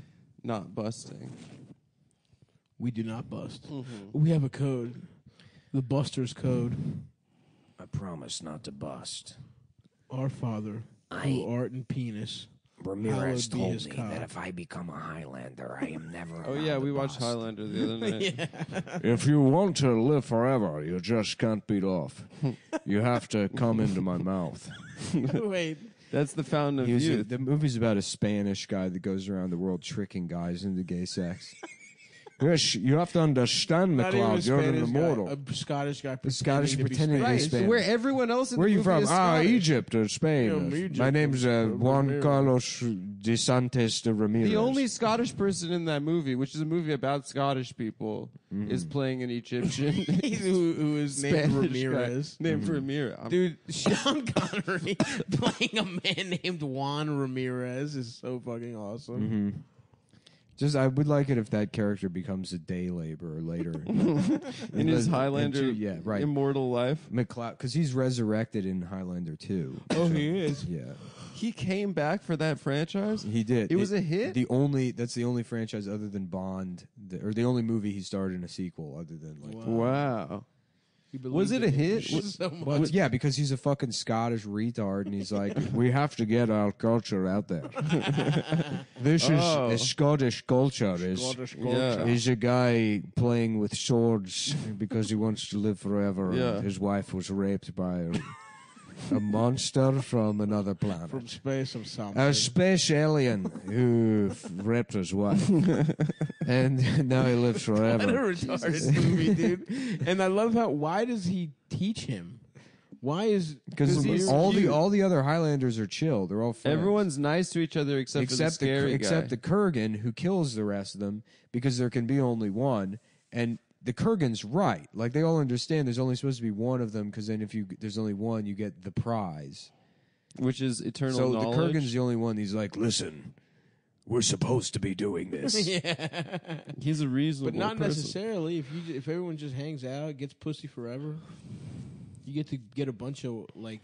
The prize is your dick starts working again. I use a medicine called Blue Chew that makes me live forever. Oh, it also will make you live forever. It's snake. You'll have to let the snake bite the head of your dick off. off. Totally off, Ramirez. I think so. I don't really Is that know. what happened to you? Did your cock get bitten off by a snake? I kind of want to call this strip club and see which ladies are working tonight, and then see if we can get pics, maybe an IG for some of them. Yeah, we should DM them. Yeah, DM the chicks. Yo, I'm gonna Hey, are be you sliding working through tonight? Chez Pierre later. Hey, what's tonight. up? Me and my boys are here staying in a college dorm. We're about to podcast tomorrow. Yeah, But for the night, we're thinking about busting in our pants. and we're in town for podcasting. Yes, is this the strip club? My name is Ramirez. I'm 3,000 years old, and as a result, I would like to not pay. No, I'm immortal. So if I could come in there and maybe suck on the tits, because in my country, Egypt, you're you're allowed to do that. My mentally retarded friend McLeod is going to be joining us. I've never seen a pair of boobs before, but maybe tonight I will see them and suck on them, so I can become a better actor. Yeah, he's such a dog shit actor. I can't wait to act in a movie. It's me, Christopher Lambert. Christopher Lambert. He talks like a little bit like a certain comedian in New York City. Adam Friedland. No, He does talk like that. the guy that Racine does Yeah, a really I'm good impression Adam. of. He does talk yeah, I like guess that. they do have a similar. Yeah. They have a similar affect. A similar I can't ass wait fuck. to go to the bathroom in Adam's mouth. What, Christopher Lambert? Christopher? I'm a big fan. Is he? Is that the guy whose balls you got in trouble for showing on It Facebook? is. Yep. That's why you got banned from Facebook for showing Highlanders fucking balls. Zooming in on his nuts and posting it on Facebook. Yeah, you can see Christopher Lambert's balls. Which, in hindsight, yep, definitely. Probably something you're getting thrown off Facebook for. Showing a man's balls. Just out of context. It's not out of context. I gave the context. But I mean, like, I know, but just describing The it out of context is that I've context. seen that movie. I would watch it repeatedly when I was a kid. Yeah. And until I watched it on a 65-inch TV, I didn't realize I was just watching his balls as a young child. Right. Why was his balls out? Was it a love scene? Was he actually fucking? No, Yeah, they he's didn't actually catch it in fucking the editing. woman. Really? Yeah, he insists. He's like, if we do the movie, this is my chance to have sex. He was married to Diane Lane. She's a piece of ass, dude. She's Oh, the he cheated hottest. on Diane Lane? Everyone fucked Diane Lane. That's not true. Don't That's say that why about her. I had to. I have a did- big crush My on thing her. was that I didn't fuck her. He didn't fuck his own wife. I've I used never to- had sex. I used to Except jack off to her sex scene in Unfaithful with Richard Gere and that That- Spanish guy that fucks her in the hallway. Clancy Brown wouldn't come back for the Highlander sequel when they told him that it was like he was an alien or whatever. Oh, the bad guy? Yeah, he read the script and he's like, "This is shit." And then Christopher Lambert had to call him up to convince him to do the movie. And he's like, "Clancy, you have to do the movie." And he's like, "Chris, the script is garbage. I mean, the first script It's was incredibly garbage. stupid." And he's like, "It was my idea." That's so fucking Yeah. funny. I was the one that wrote that. How is that the guy they choose to be an action hero? I said it at the live show. It's because of fucking Jean-Claude Van Damme. Oh, right. They found one Francophile action star, and they were like, "Let's try it. Maybe we'll strike gold." Mm-hmm. He was in Tarzan. Maybe we'll strike gold and maybe we'll fill hole. Oh, Oh, Big Josh. the big dog's here. The boys are back in town. Joshy. Yeah, and it's like in old age, Christopher Lambert looks like Dana Carvey playing a guy with Down syndrome. Yeah, he looks horrible. Yeah. A lot of forehead. Well, he's sort of cross-eyed. He's got a too. 5 head. Mm-hmm. I'm going to call this strip club and see which sexy ladies are working tonight. Christophe. Call him Christophe. on the- This is his full name. Christophe Guy Denis Lambert. Oh, Guy as in... Guy. Guy. I'm Guy. Mhm. Christopher. Hold on, guys. Adam has to call the strip club. Yeah. Hey, don't do that. Why not? Why? Well, because we're recording the phone call. Oh, So- yeah, that's illegal. Yeah. Is it? Well, I'll just let them... Yeah, do you my can't. I mean, stuff. you got to be. Yeah. I I don't know. I don't know What about the prank calls you do? I don't know the law yeah, here. what but about it's- drive time radio? Don't they Yeah, do pranks? That's all fake. Every single one of those is produced. Interesting. Oh, really? They didn't pick up. Yeah. Oh, bummer. So I guess I'm just gonna be Jacking off. jacking off. You want me to strip for you, man? I'll put on a wig. I'll suck your dick and stuff to be a good friend. About this strip club, I have to go. You honestly need to jack off. I'm gonna go dressed as a member of the Canadian military. Ooh, dress as a Mountie. Let's get Mountie uniforms and get in for free. Wait, hold on. This bitch isn't French. She's from Great Neck, New York. What? That's Yeah. where my car is from. That's crazy because you also give Great Neck. Oh, Both of- never mind. both of He was you. just born there. Great Neck is a very nice Both of suburb you of give New York Great City on Neck. Long Island. Great Neck. Both of you give Great Neck is where West Egg in The Great Gatsby is. Is that where he has the parties? That's where the new money town, as opposed to East Egg, which is old money, The good shit. the good shit. Oh, this is Buchanan. hilarious. Lambert has profound myopia and cannot see without his glasses. He cannot wear Whoa. contact lenses and often has to act virtually blind, which has led to injuries while performing his own stuff. He does sword fighting. Yeah, he just all of that. He just didn't know how to. He couldn't see. That's why the sword incredible. fighting scenes in Highlander. Well, it's 1 also are why he looks terrible. cross-eyed the whole time. Yeah. I can't wait to see my wife for the first time. How does this guy have a career? Like that's how Just good some Jim- blind French Can't retard. even speak. He They're like, can't English. talk. He's not handsome. He looks can't okay. see. I mean, but he's not movie star handsome. Oh, he's a novelist now. He's written 2 books. Oh, nice. About what? A book called La Fille Porte Boner. No. La Fille Poit Bonheur. I don't know how to fuck. I don't know. Fee, is that girl? Yeah, the girl who sells boners, I think. Oh, okay. And La Yuga. I don't know. Auga. Yeah, this is about a big pair of tits. Nice. The girl love to write Port. that book. I guess Port Bonaire is like pussy hole. Oh, or yeah. Port for boners. Mm-hmm. You know, like. Any port in the storm. Mm-hmm. Oh, yeah. There's a gay bar called Port in a Storm in Baltimore, and I think it's after the expression, he'll fuck any port in a storm. I think they were like, we'll get some straight guys that just wanted to get fuck some men. Oh, I thought it was like a sailor thing. Any port in the storm means you'll fuck anyone's ass. Oh, any port in the storm, I would think, is like you have low standards. Yeah, the storm is always going. So it's a gay club for gay guys with very low standards. I don't know, but it was called Port in a Storm, and I didn't know what it was. And then I think my mom explained it to me, which is weird because my mom did not understand too many things sexual wise. She was very she was not of this culture. She didn't get the innuendos. You know what? Now I'm thinking about it. There's no way my mom knew about it. Actually, yeah, it was a cool older guy from the neighborhood who took me there, showed me around. Any turd in an ass. Any turd in an ass. Is it about eating the turds or shitting them out? A gay bar called "I'll fuck a guy if I don't have any options." The Last Resort. The Last Resort would be a great bar name. Just do the trashy. I'm place. sure there's a bar named The Last Resort. It just sounds like a dive bar name. Dick's Ass Resort. There you go. Oh yeah, Dick's Last Dick's Resort. Last Resort. Yeah, but that place sucks. That's all like they call you ugly and shit. Hopefully at this strip Can club you they imagine do you that. going there? It would be too much. Yeah, the guy would be like, "Wow, too easy." I'd be like, shut up. Don't say mean stuff. Yeah.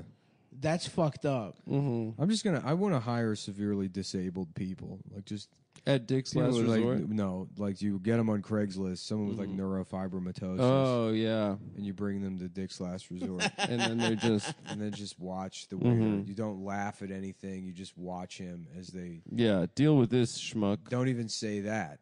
Yeah. You don't say You know, that. just, Yeah, you just just say act it with your confused. face. No, you just sit down and you're like, "Yeah, I think we're good with water." And they'll be like, "Wow, nice wheelchair. Where'd you get it? The junkyard?" Mm-hmm. And we're like, There's a I think medical we're ready to supply order store. too. Yeah. No, you don't even respond. Oh, yeah. I think we'll have the wings. I'll have a burger. Yeah, a burger. I would go there and have them tell my wife I want a divorce.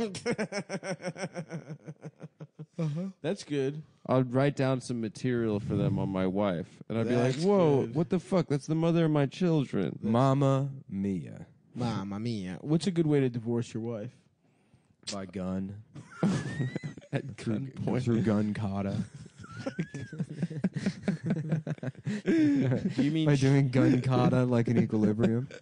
what's gun kata? It's I don't know. It's karate with guns. Oh, nice, dude. Yeah. That's awesome.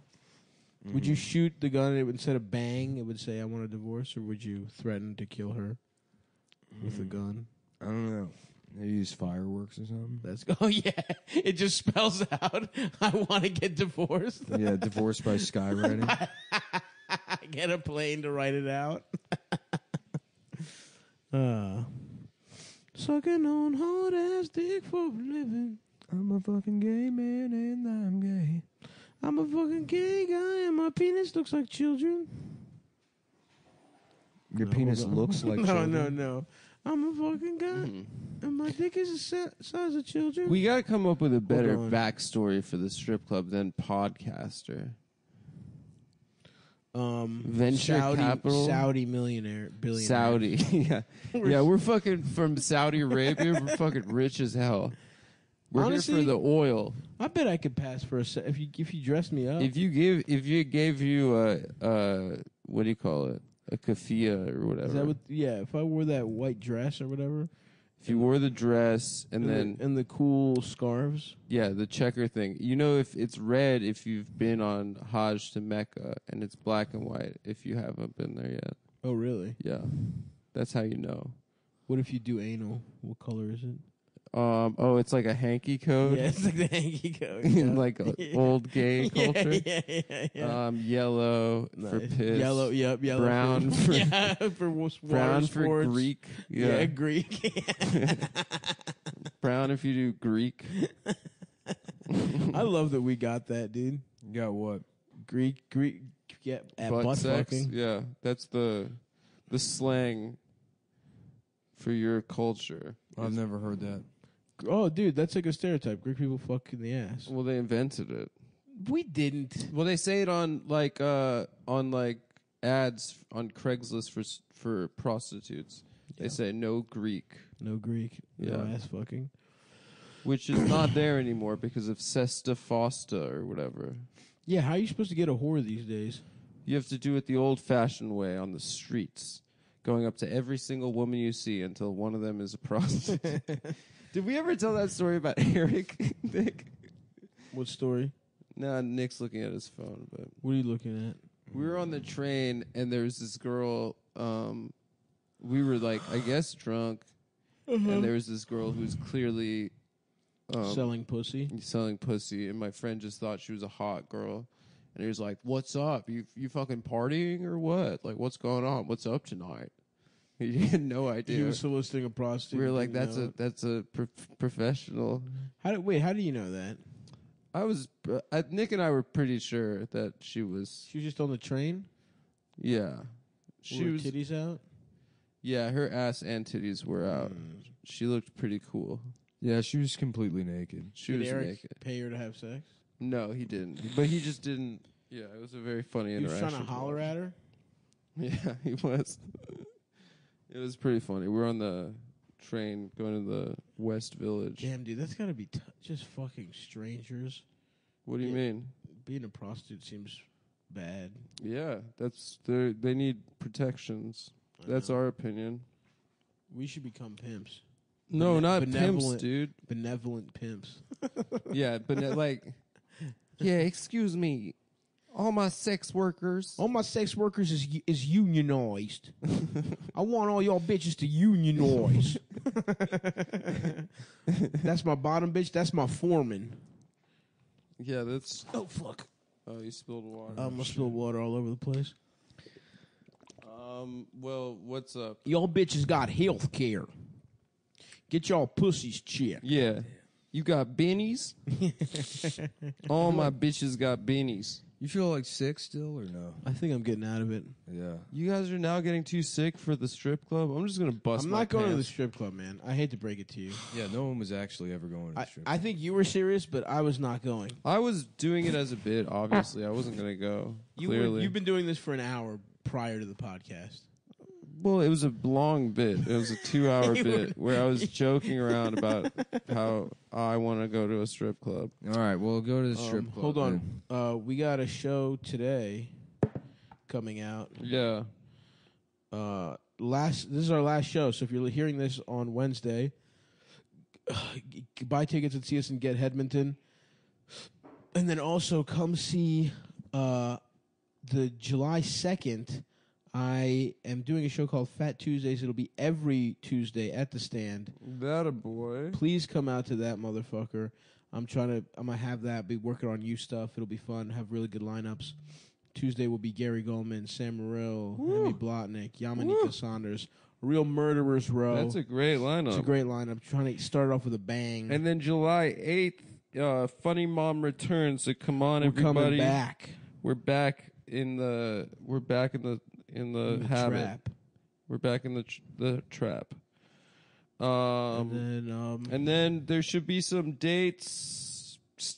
Watch this space. We're gonna have some dates coming up, hopefully in the fall. We're trying to domestic dates. We're trying to come see our little sluts in the USA. We do realize, we have been to other to countries, do different countries. Really treated our own country, and that's kind of been a protest against the Trump administration. I think militarism and our role. American. How we're sending bombs all over the country. We want to send laughs. That's you know what I mean? So true. You know what I'm saying? That's why we've done international. Mm-hmm. We're doing Iraq next. Right. Nick, you done with this? I thought you were doing plot. But oh, yeah. Okay, so that's it. We'll see you if you're in Hedmonton tomorrow night. And we're back. Back from break. Woo! The break between episodes. Yeah, I was confused. Yeah, I did that to confuse you. Damn, I'm fucking flustered. So you're listening to Come Town, no longer in the Anthony Cumia studios. We've been kicked out. We've been booted. We're now broadcasting live from the Black Lives Matter studios. Yeah. At the top of the Black Pyre State Building. Yeah, we've changed all of our last names to Africa. Yeah. I'm Bombada, Stavros Bombada. My name is, I was going to do Nick X because, Mullen's my slave name. Right. Yeah. But I decided that Nick is also my slave name. So now I'm XX. Oh, XX. tight. Now yeah. I'm Dos Equis. You're the most they got a new Dos man. Equis guy. He sucks, dude. The old guy was much better. nasty. Who's the new guy? He's having you ugly fucking. It better not be younger another version. old ass white man. That's what I'm tired of. Dude. I'm as a POC. Yeah, I'm a Mediterranean American. The jury's. Yeah, you are one of the lower European casts. I'm trying to get the Nazis back on board.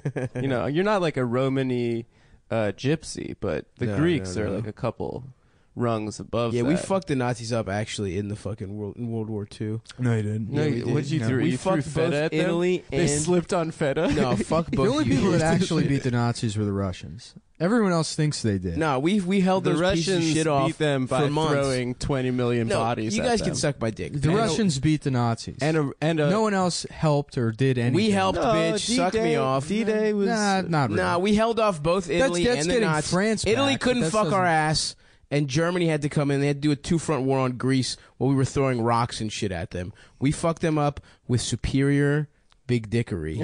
That's how we did it. There you go, baby.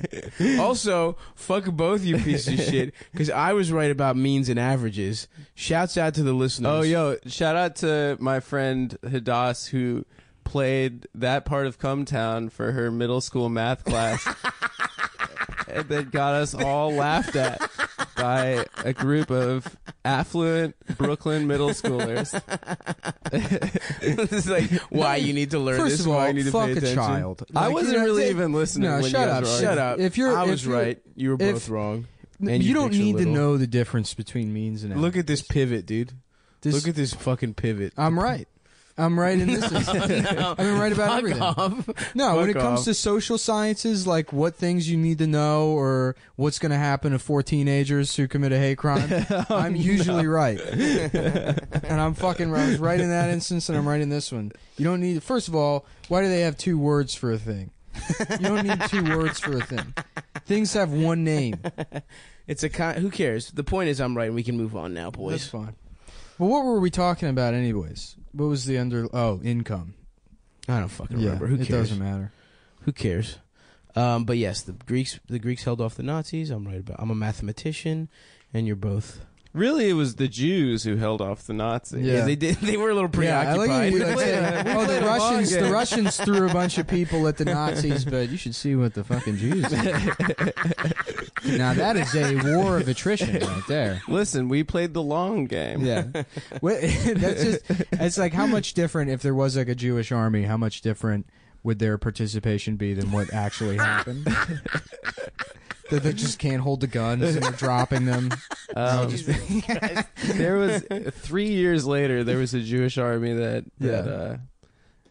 Well, some they killed things. Arabs. Oh yeah, but, you know. Yeah, but yeah, Arabs are. Who You know, gives a they're shit not. about They're that? not like the You know how Germans. easily Arabs die. You're just basing this on video games. Arabs die Battlefield. so easily. I love how, by the way, the sinister ass Arab music Yeah, on yeah, Battlefield is like. Yeah.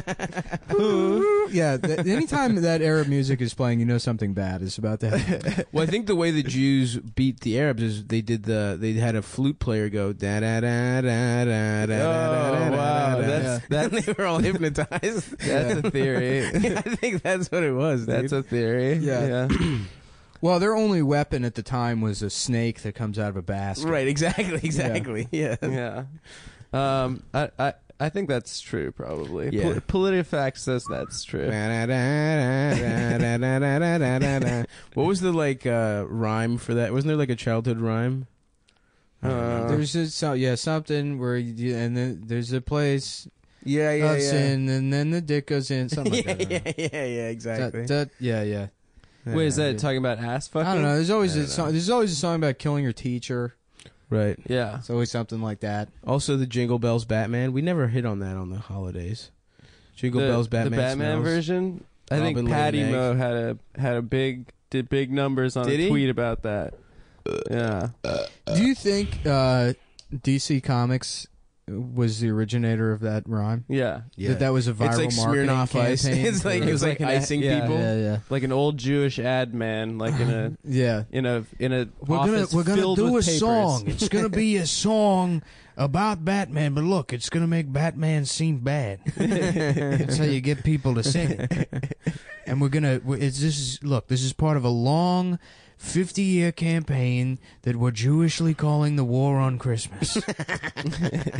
And it starts with Batman. That's where it all came from, Yeah. ladies and gentlemen. That was the first viral marketing. Yeah. Do you think? Can you believe that? The fact that people thought Smirnoff Ice wasn't behind icing people is I hilarious. know, that's so stupid. It's like, and Yeah. every fucking bro was doing Yeah. oh, dude, it's so gay to drink Smirnoff Ice. It's like, now you got to chug this drink, this Yeah. free drink. That shit was fucking dumb as hell, dude. Were they were behind it? Absolutely. Of course they were. I never thought. You never thought I never that like Smirnoff Ice. thought too hard about it. No. Yeah, I think Blake Midget is still like icing me. I saw something like that. It's hilarious. on like Instagram or something. Pictures of him like drinking Smirnoff Ice. And people But in the Blake's the kind of guy that would just drink Smirnoff yeah, Ice. yeah. Blake can he's- drink anything. I don't give a fuck. Yeah. That's why I love when people talk about how I was an alcoholic and I couldn't get enough Belvedere. Right, right. It's like, no, real alcoholics just drink. Yeah. And Literally, like battery acid. Cooking It doesn't- wine. Yeah, right. yeah. It doesn't fucking matter. Yeah. Fucking Mouthwash. Fuck, boy. I'm feeling sick, dude. I did the Creek in the Cave high show, the high five show, where you just get stoned as hell. And I split, there was 12 blunts going around this room with just people I don't know. Yeah. And I know I got some kind of weird Yeah. fucking What if you horrible got disease. AIDS from sharing blunts? That's happened. That could happen, dude. Yeah. That's how Big L died. He's smoking a very large joint. No, actually, That's how he got I his think name. Big L had AIDS, but he died from No. being murdered. Big L got God. He didn't have AIDS. No, he got but he also had AIDS. No, he at the did not time. have AIDS. We can look this up. A lot will more look this people up. than you think had AIDS. Big L did not have AIDS. He was a goon and he got in the streets. Eazy-E had AIDS. Walt Disney had AIDS. Walt Disney definitely had AIDS. Walt Disney had AIDS. Franklin Delano Roosevelt had AIDS. Yeah, just on the lower half of his body, though. Yeah, They stopped it. Well, he fucked so much. Back then, you could isolate AIDS. Yeah. Dude, you know FDR ate pussy like a champion, dude, because his dick didn't work. His whole lower body No, didn't he work. just couldn't walk. I don't think polio affects your dick. I bet you it does. Well, I know paraplegics can still use their dick. It's two different systems. But they don't get, their dick doesn't feel good. What? No, they come and shit. They come, but as Lieutenant a Dan, machine dude, they got response. whores together. Yeah, Lieutenant Dan was doing that to show that he wasn't inadequate. He didn't feel good. How do you know? Dude, I read the subtext. You know who my hero is? I read the subtext. Forrest Gump. I love my favorite person in all of cinema is the principal from Forrest Gump. Oh yeah. The one that's like, well, we might have a spot for your retarded son, but it's gonna cost you. The one that Sally Field sucks off. Yeah. Dude, Sally Field is a fucking tramp, dude. She was just sucking him off. Her retarded son. She should have just put him in the fields, and then she fucking lies about. Why does he go to war? He's retarded. Let the man stay Because and eat he's not chocolates at actually home. retarded. That's why Tropic Thunder is such a great movie. They explain it perfectly. Because he's half retard? Because he's not full retard. Yeah. They're like Forrest Gump, kind of slow, but not retard. Nah, he was retarded, dude. I think he was like my cousin. He owns a business. Doesn't he go to the Olympics in that movie? That movie, look, Forrest Gump sucks dick, dude. Yeah, ping pong. Oh, table tennis. Pardon. Table Which tennis. is a retarded sport. No, it's not. It's just one that You know, the Chinese are it's good not. at. The retarded sports are like power walking, synchronized tug of clapping, war. opening a fortune cookie, Opening a fortune cookie and being able to read it. Maybe That's sticking the landing. unfastening a seatbelt. Flipping your eyelids inside out. The powerlifting. Hold on, let him keep going. Hold on. He's on a roll. Pulling your pants all the way down at the urinal. Yes. That's how they put the medals on them. They don't stand at the urinal. And you have to clasp it in your ass cheeks. Somehow it's a perfect 10 every time they do that. Oh fuck yeah! No, that is so great that he just fucks for a retarded. Eating free samples at There the we mall. go. Yeah, That's well, that's a crossover of fat and retarded. yeah. Well, a lot of them they share. Well, the powerlifting at the Special Olympics has to be world class. It has to be. It's regular Yeah. powerlifting. It's Why really don't not. they just let it be the regular Olympics? They have Those guys diminished. They have diminished strength. They don't. That's not a real thing that they have extra strength. Our strength. Yeah. are really. I disagree. They just have. You know what I think it is. Based on the they have a 10 limited. of them that have beaten me up. They have a limited pain response. Everything's diminished, so it's not that they're stronger; it's that they just don't feel pain like you Oh, do. it's like being on meth or angel dust. I just remember this kid in middle school when we were doing the presidential fitness challenge, doing like 100 pull-ups, and I'm like, Jesus fucking Christ!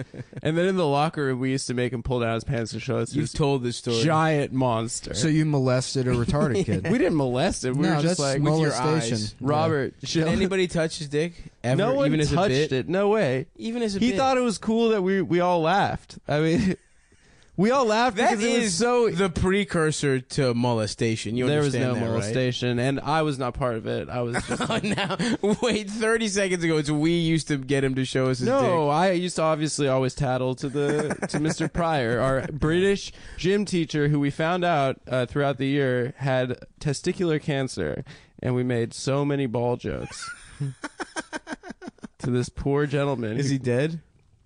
I don't know. I think he's alive. Testicular cancer is pretty treatable, right? You just get your Yeah, you just Not get if you're not if you're British, because most They're British proud. men, Yeah. they only have one ball anyways. Yeah, it's that's very true. small. Yeah.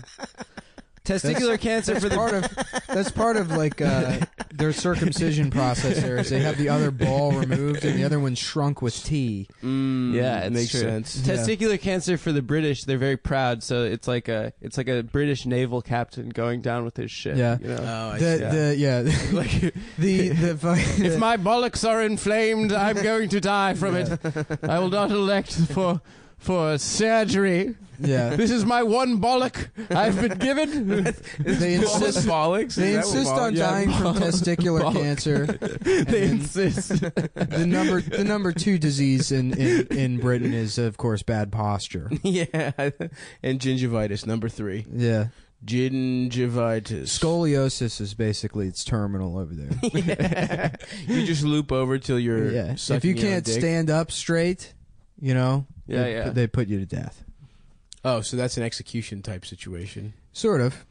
Yeah. And if you stand up really straight, is that how you get to be the guy who guards the queen with those hats? Yeah, The Marge exactly. Simpson hats. The Marge Simpson hats. Yeah, yeah. Yeah. I always thought that. growing Is up. that a real? Can you Yeah. really? Because in every in so many pieces of media, it's like, oh, they can't move at all. They can't do anything. Like, I'm sure so many people get arrested thinking that. Oh yeah, of course. for sure. Yeah, Like Well, you couldn't that's in The suck their Simpsons. dicks. In The Simpsons, Homer's like they go to England. And Homer's like fucking with one of them. And he just gets punched in the face. Yeah. Oh fuck. What do? They guard Buckingham Palace. Yeah. What a Buckingham. trash name for Buckingham a palace. Yeah. Let's go Buckingham? Buckingham Yeah. Wild. Welcome to Swashbucket Palace. That's where we Dude. put the queen. When's that bitch gonna die though? When's that queen? Let's talk. They always have more geopolitical. queens, dude. Who's the next queen? Charles. Charles. He has to. Oh, he has is to go be trans. King Queen Charles. King Regnant? Is that what it is? I'm not calling him king. I'm calling him queen, dude. Queen Charlie. There's Queen always Chuck. queen, baby.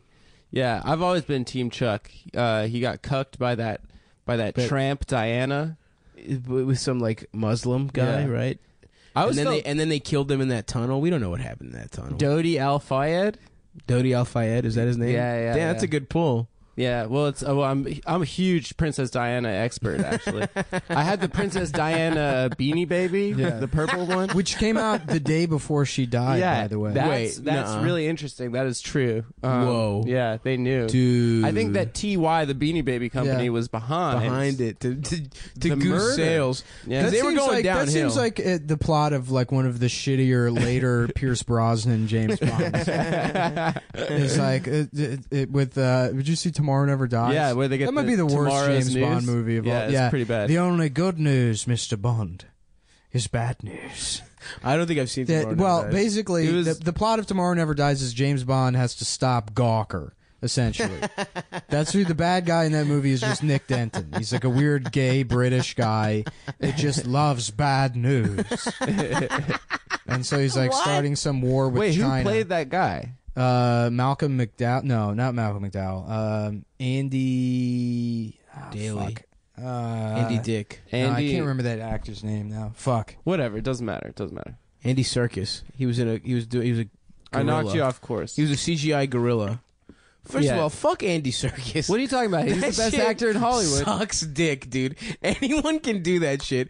Oh, the fucking walk around on all fours and look sad. Jonathan Pryce. Jonathan Pryce. Yeah. How do you feel about Andy Serkis? He sucks dick, right? I think he's the best actor in Hollywood. They put small little bubbles. that shit sucks. They put my the dick, small dude. motion bubbles Any on his asshole face, can do that. so they get all his facial acting. That shit is like PlayStation level facial acting. I don't know, dude. I think that I could do that so easily. Oh, I'm sad, Golem sad. There you go, dude. That's He was $100 good in the million. apes. Did you see the apes? The ape, he just scowled. He's a fucking monkey. That shit is not hard to do. Whoa! You know, I Back think on that- Anthony you know Cumia. who I think Yeah, is, the best actor is the guy inside R2D2. Yeah, that is way more impressive than jumping around in a fucking scuba Why? 'Cause suit it was really sweaty and in there? frowning and yes, because it's hot. That's harder. That's way harder than fucking just being. What a was he fucking- doing inside R2D2? Is R2D2 in the Jacking new off. Star Wars movie? No.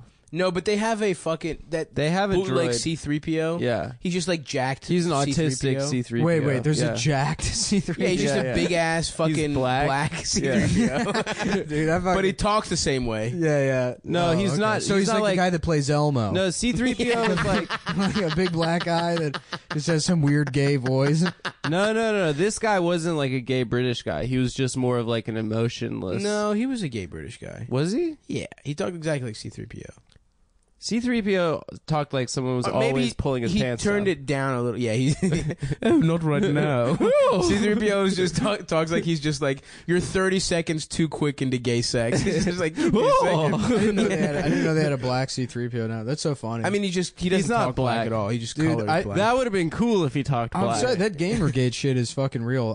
I'm back into gaming now, and like literally every game, it's like, yeah, you play a gay, trans, black woman. That's not true. Yeah, no, it is true. FIFA's like that. I haven't played the FIFA? FIFA, you have to play an interracial whose abusive white father has abandoned him. So Well- now he has to be raised by his black mom. But that is That's every probably- British one. That's Battlefield probably one. like Every a poor lot of British- British soccer Sure. players. Every poor British But Battlefield person. 1, all you play is a black guy. It's Yeah. like World War One, And which that's is when the fair. army I'm was sure it still real. segregated. Yeah. But they have it as, which I don't give a shit. Do but, they whitewash the segregation in World War One? No, there's just no white people you can. What play was the as. first war that was desegregated? Vietnam? No, World War II. No, World War II is still segregated. That's when it happened. I thought it happened like in the middle of World War or after. No, World I War think it was II. Vietnam. I think everyone was getting. No, it would have been Korea because it definitely happened after World War II. Everyone was blazing up in Vietnam, and they were like, Yeah. you're black, I'm white, we're not so different. Yeah, it was the unifying war. Yeah, dude. yeah. Everyone fucked whores together. This shit sucks, dude. Well, there were like We're all getting I think sucky. I think we're all getting sucky long time. We love you long time. there were like Operation Sucky Fucky. there were like integrated regiments and shit. Like, cause I know like Pershing, didn't like Pershing control like black regiments or something while he was prior to him being a general? Yeah, I think so. I think World War II is when it started. No, that would be like the Spanish American War. Because Spanish American. That goes way like What's that around guy? like the turn of the century. Mm-hmm. Well, I'm sure. Yeah, obviously they always used fucking black people to fight. Like they just Yeah. whenever they could, they would use black Yeah, people yeah, to of do course. uncool shit. That's what America's history is. It's just like shit we don't want to do. Shit white people didn't want to do. They just made black people do. So I'm sure black people fought in every war. And we're That's back. the same way. That's the same way. Fucking. Well, they France- actually wouldn't. They wouldn't let them. They would have to have like supply roles and shit and be like Right. cooks. Yeah, I mean, but they would make them do shit in every war, Yeah. right? Were there black combat battalion? Oh yeah, Glory. Never mind. I was gonna ask the Civil War, but then obviously I learned the history by watching a brilliant movie with Denzel Washington and Matthew Broderick. Well, you know what that doesn't show is that a lot of black people were actually happy and fought for the South. It's kind of like being unfair, you know. Yeah, they Like, really it was wanted a simpler to. life. They were trying to sign up, dude. yeah. And we're back on the Anthony Cumia Network. Dinesh D'Souza, he's doing a fucking goddamn documentary about that shit. That racist Indian guy, right? Is he about how the blacks wanted to fight in World I don't War know. II, It seems or like in something the that Civil would be War? up his alley. Oh no! Did you ever see that movie CSA, the Spike Lee movie, Cocksuck Anonymous. where about like if the South had won? Oh, cool. Yeah. That's a cool idea. Well, I never even By knew Spike about remember it. Lee, seeing do you that- want I remember alternative history seeing- from Spike No. Lee. No. I remember seeing the fucking trailers for it, and it didn't look cool because it was like everything's the same except there's slaves, and it's like, yeah, I don't think everything else would be the fucking same. Well, there wouldn't be any peanut butter. We know that. Yeah. Whoa, fuck that shit. I dude. would love it if he made that movie and fucked up, and he's like, oh yes, I guess white people invented rap music. Like, it's just on their own. utopia. Yeah. There's flying cars. Right. I mean, technology would probably be further along. If you have more you have opportunity to slave exploit labor. labor. Yeah. I mean, think about it. Think incorporate. I mean, I guess isn't there arguments that like the Industrial Revolution kind of did away with the need for slavery, anyways? There is that argument. Yeah. Yeah. But I mean, tech needs it for like the precision manufacturing. Imagine if you could have slaves making the iPhones. We could keep the jobs in America. We could all save like probably like Yeah. $20 a pop on our iPhones. Yeah. Well, yeah.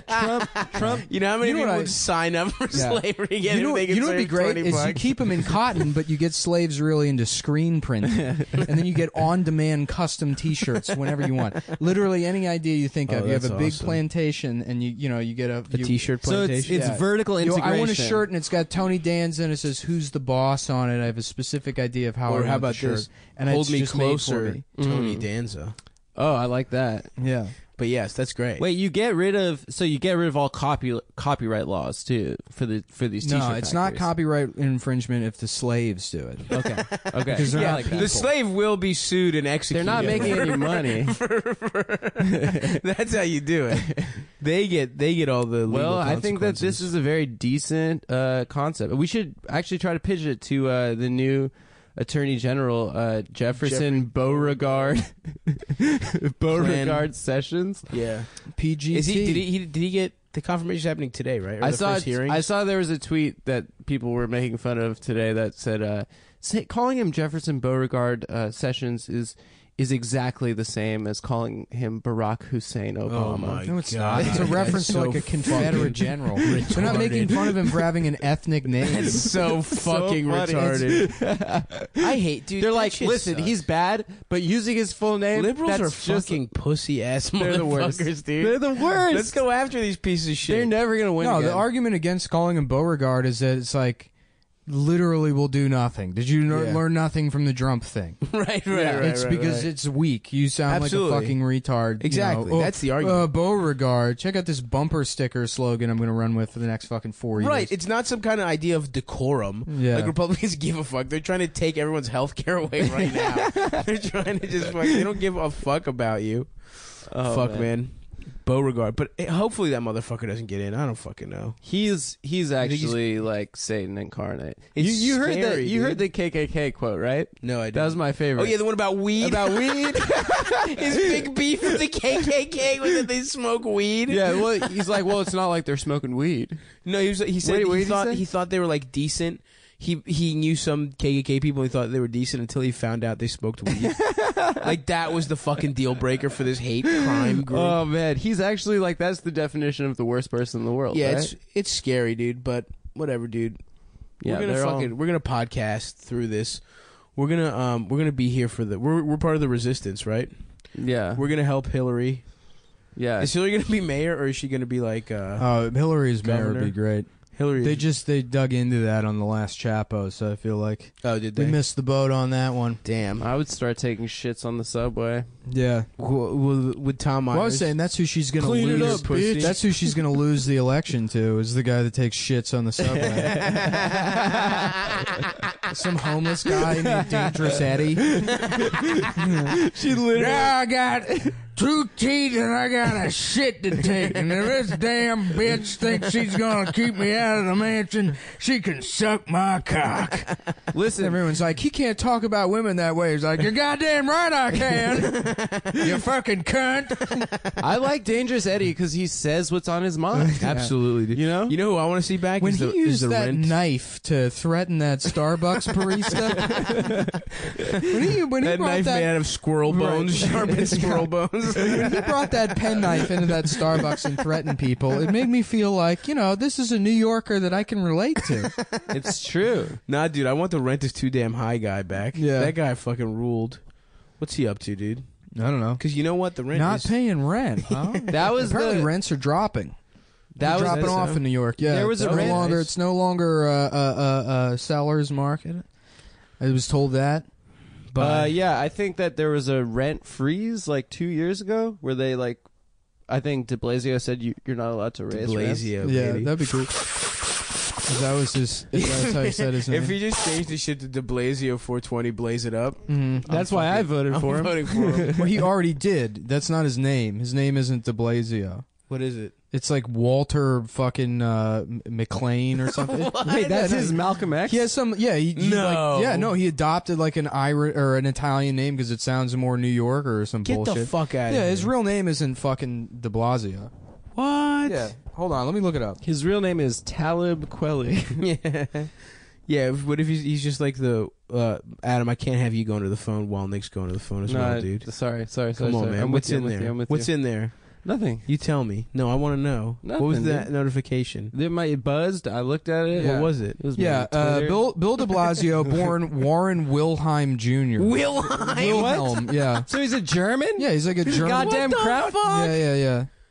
I don't Oh have a my cool- god. I don't have a cool De Niro style Italian that fucks black ladies No. as my mayor. Yeah, dude. no, it's some bullshit trick to get people to think he's like, you know, like a Cuomo. Oh, that sucks. I'm changing my name then yeah. to Vito Gabagool. I'm saying I wanted to change my name to Richard Dick Penis Nixon. You gotta have quotations around both.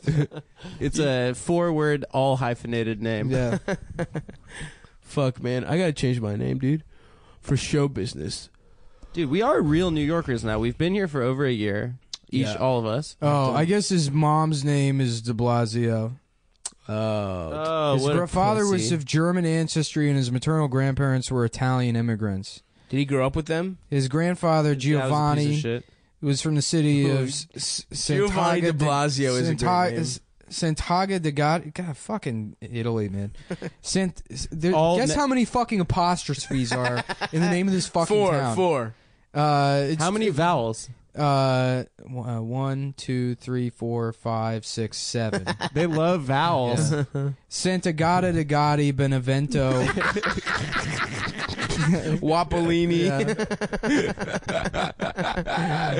Mozzarella. Pepperone. Hey, it's me. Wouldn't it be awesome to go into a fucking store, pizza place and be like, yeah, can I have one slice of pepperone? I love it. It's like when Latino newscasters are always like, tonight in Miami, there was a they do it with that.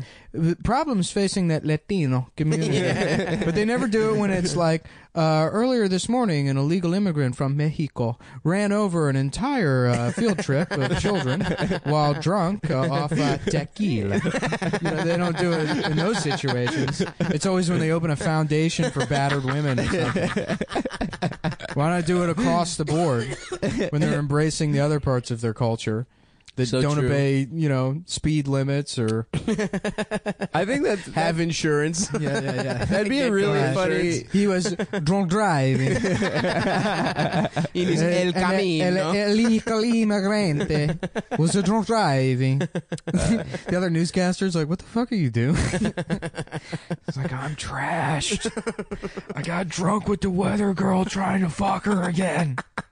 That dude fuck me. That dude on CNN, Rick Sanchez. Do you remember him from a couple years ago? Yeah. He killed someone. He killed somebody, and then he just cried about it like a fucking 15-year-old girl, and they're like, it's okay. Yeah, like it turned out that he was drunk at a Dolphins game. Yeah, and then like he hit fucking someone, slammed his truck into somebody, pinned them, killed him, drove home. Drove home, yeah. What? Yeah, and then like 10 years later, he's on CNN, and then it comes out later that, 10 years ago, he killed someone. Yeah. Wait, so this was post? Yeah. He had a whole career. He worked his way up to major cable news.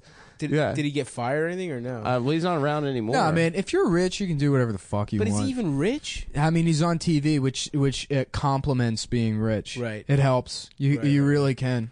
I mean, look at Casey Affleck, which, by the way, if you didn't hear the story, he tried to have sex with a woman he was working with on the set of I don't know, some fucking stupid movie. Yeah. And as you know, hitting on a woman is basically the same as rape. I saw a meme that was like, what happened? That's it? That's all that happened? He invited himself into her hotel room, and she was like, leave, and then he did. But that's rape. It's rape to do I saw that. a meme that was like, accusations of rape really destroy a career, and it's like Casey Affleck holding a Golden Globe, Woody Allen holding an Oscar, and it's like, all right, but yeah, he just tried to fuck a girl. Like, I didn't know the Casey Affleck It's shit. absolute horseshit. The Casey Affleck one is horseshit. Casey Anthony also horseshit. Yeah. That little girl deserved to die. I agree. And you know what? She was a mom, but she's allowed to have fun too. Hi, I'm Nancy Grace, and if you think your child should be murdered next, please call in. Send us the details. We will find a killer to come and murder your child, and we will cover it for 7 weeks. To rape your baby. Yeah. Things are not going well here at the Nancy Grace Studios, and we've got a new method to making money. We're going to be proactive about it. We are going to murder your toddler in an effort to boost ratings. She loves to say baby. Baby. Yeah. She doesn't say child or infant. She goes baby. They fucked that baby. What happened? She never had kids or anything. Did she get was raped? like a prosecutor or something, right? No, she was just a prostitute. Oh, no. She was a prostitute. She was a prostitute for 15 years. Her husband or her fiance got murdered, and then she turned into like the fucking Hulk. That's what happens though. Like fucking John Walsh. From John Walsh. America's The Most best Wanted. thing to ever happen to him was having his son kidnapped and Jesus beheaded. Christ. No, I'm serious. Beheaded? Yeah, he made a whole career off Wait, this is like American-style beheading? American's Most Wanted, yeah. This isn't like terrorist shit? Yeah. That's because a non-terrorism beheading Did he get is beheaded? hilarious. Yeah, they found his head in like the some body of water. Well, maybe it just fell off. Oh, it was like a get Maybe rid of the kid's body. got a loose head. You never know. Yeah, you don't know. Sometimes these kids they got loose heads like don't that. know. Like a Lego man. the bodies are so big on some of these kids. Yeah, but no. Now Especially my he's, wife, she was drinking the entire pregnancy. now he's Kid's got a famous. huge head. He's famous off his son being murdered. Now I can't imagine the pain of what that's like to go through, but I think I would like to be famous. Maybe I should have a kid and What if we kill hire Adam? someone to What if we murder- kill Adam? Wait, hold on. This is the plot. If you to guys the- kill me, the podcast will probably do great. Yeah, this is the plot to the Come Town movie. Oh, let's hear Is it. we all adopt a son and then pay someone to murder him, so he can become the three fathers that are famous for having a murdered son. And it's like the Producers, except we kill a boy. We're in a polyamorous gay relationship. 3 men. It's perfectly normal. 2017. Do we get away with it? How does it end? Of course, we get away We with become it. famous. Yeah, we fuck so many girls afterwards. So the kid is just like that's like the first 15 minutes is we adopt a kid and we kill it, and then the rest is us just fucking and sucking in Hollywood and and shit. buying PlayStations. I love it. Yeah. Let's fucking get a treatment going. What happens in Act 3? They find out we murdered the kid. So, what do we have to do? Then we get a MacArthur Genius Grant. So we lose everything, and then we win the Millennium Prize. We figure out some math problem. That's how we get $1 million for doing it. Yep, and if we didn't kill that kid, we would never figured out that tough math thing. Yeah. And then we do a boat. We get a boat on international waters. And then we can murder all the kids we want. Murder more kids. Because at that point we're addicted to it. Yeah. And really it's an allegory for fame and cocaine. Mm-hmm. Children represent cocaine in this. I love it. I still have that Coke. We should do. I mean, I'm feeling sick now, but Yeah. sometime soon. This I weekend. don't know, I next gotta take weekend. it easy. It's been making. I don't like it. Yeah, I just want You to guys game are Coke now, fiends, dude. dude. I just do. I am. I just do it to That's party. the fucking problem. I sat and just did like a bag by myself When? a couple weeks ago, and it's like, all right, I cannot do this for another 6 months. I've never done that. Yeah. Jeez, Lewis. Well, I mean, that's why I can't do anything. It's Yeah, like, you're. the only reason I was doing blow at all is because I don't particularly like it. And then it was like, I can do this thing that I don't really enjoy because it's too fucking expensive. But it's just been like all over the place lately. Right. And Yeah. I mean, I'll abuse anything. Of course. Literally fucking anything. I'll turn it into a fucking addiction. What's the dumbest addiction you ever had except PlayStation? Power tools? Right. I guess that's That was clear. definitely really fucking stupid. Mm-hmm. No, it's cool. You're just buying make shit with tools that. for no fucking You reason. can make shit out of cocaine. Shut up. Don't tell him it's cool. Power tools is cool. If It's you're like, stupid to just keep buying fucking tools just in general, just to have laying well, yeah, around. if he doesn't have like a shop and he's not working on stuff he all the lives time. on a fucking He a sleeps on a- 4x6 fucking on a room. piece of plywood. He sleeps on a piece of wood. But you should come make a fucking little shelf in my kitchen, dude. Yeah, I'll do that. I have no problem making a shelf. Yeah, I'm trying to get a blending station in my kitchen. Someone just DM me and ask them to retweet them. Ugh. Don't do that. That's like the one thing. That's poor ass etiquette. Yeah.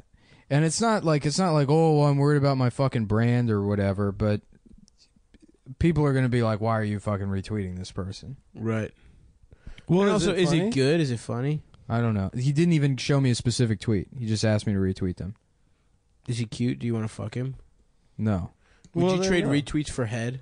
Yes, I would, of course. of course. So I'm open for. But me and Adam I don't have that wouldn't. many followers. I'm worried about the integrity of my. Yeah, that is your your magnum timeline? opus, dude. Yeah. The Mullen like thing that. Oh fuck.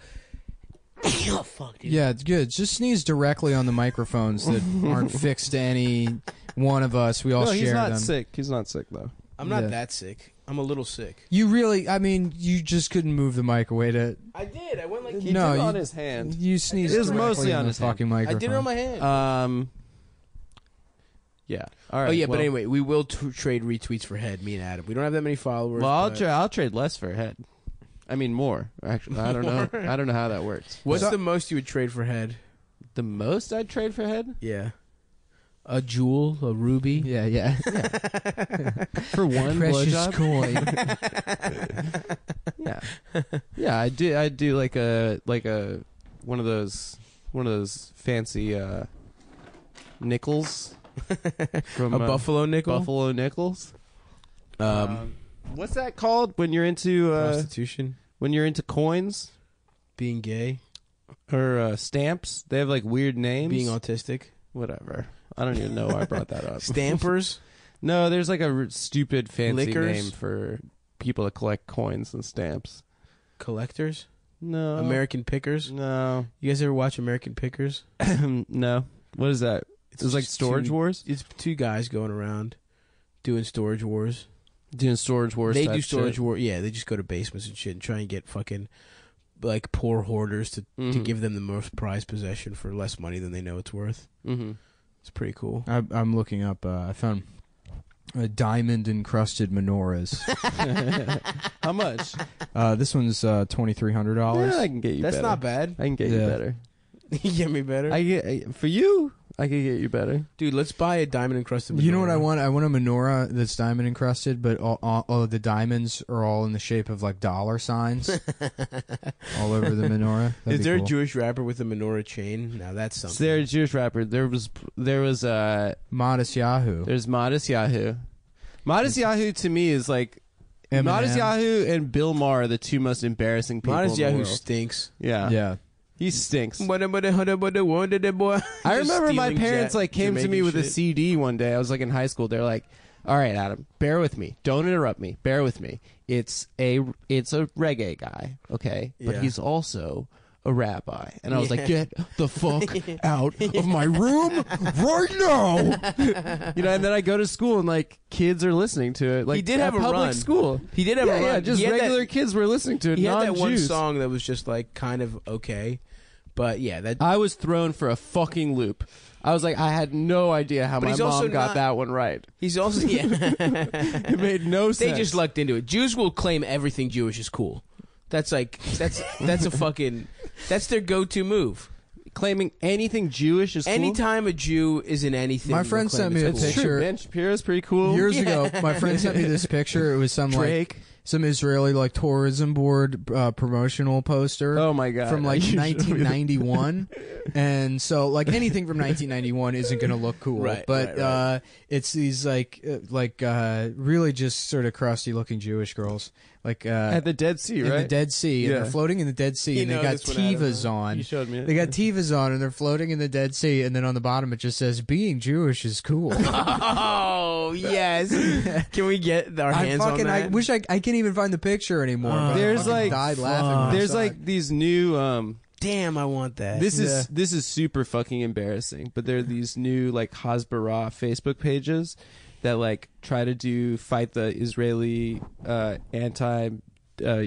the Israeli propaganda war through like memes. Yeah, hell yes. And they're like, that feeling when the Palestinians want to say that you occupy. They are. It's love probably one. There were some It's one of the bizarre- most embarrassing things I've ever seen in my life. Yeah, that shit's. I love people just trying to get on. There were some super bizarre Russian like memes going around last week. Did you see that shit? Well, the Russian embassy, when they kicked out the diplomats, tweeted a picture of, was it a duck or something? It was a duck. And it was like, it's like, And then Wendy's also tweeted a Pepe Wendy. Do you remember that? no. Yeah, Wendy's tweeted Pepe Wendy.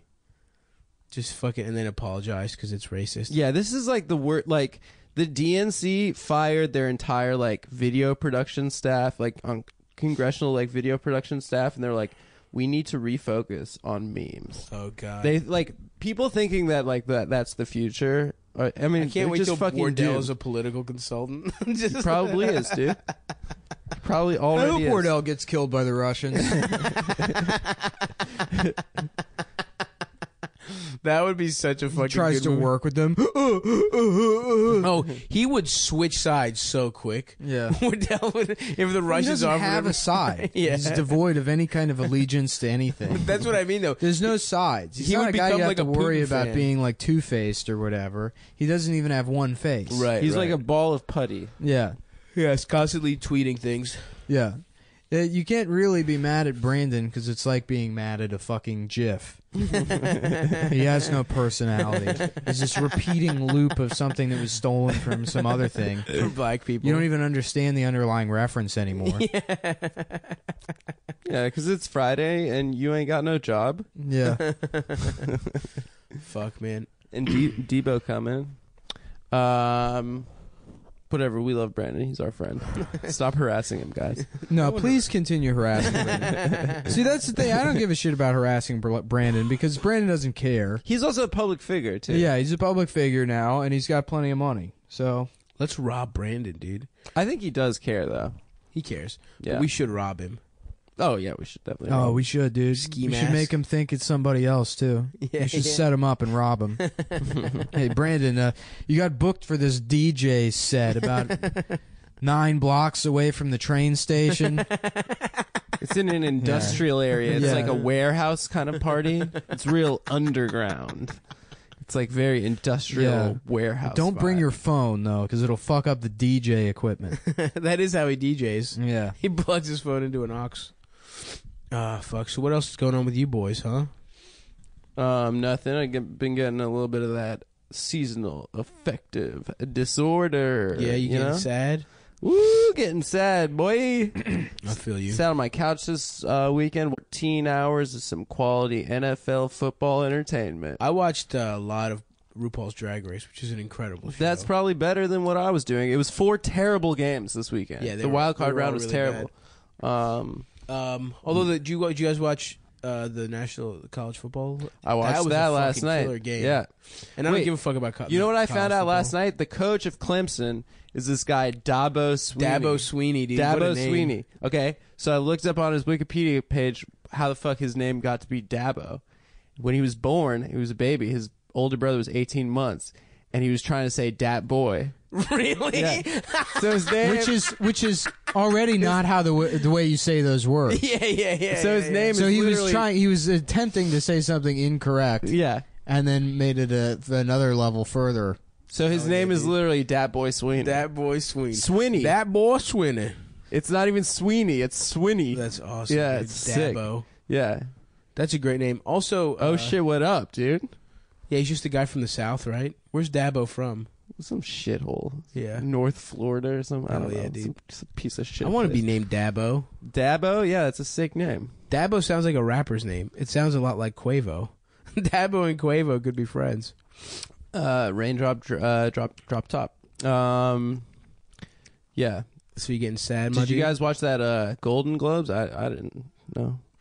I did not. Until Come Town gets nominated, I'm not gonna watch. Okay, so I've never watched any award show. I don't understand the point of watching award shows. I've never watched the watched one in your Oscars life? with my parents. I've watched only when it's. I've never sat down and put it on. Right, I don't right. go to like a, A party. I got brought to one Golden Globes party ever. What is the Golden Globes? It's TV or is movies? It's everything. It's the Hollywood Foreign Press. I don't understand. I is don't it music understand too? like Not music.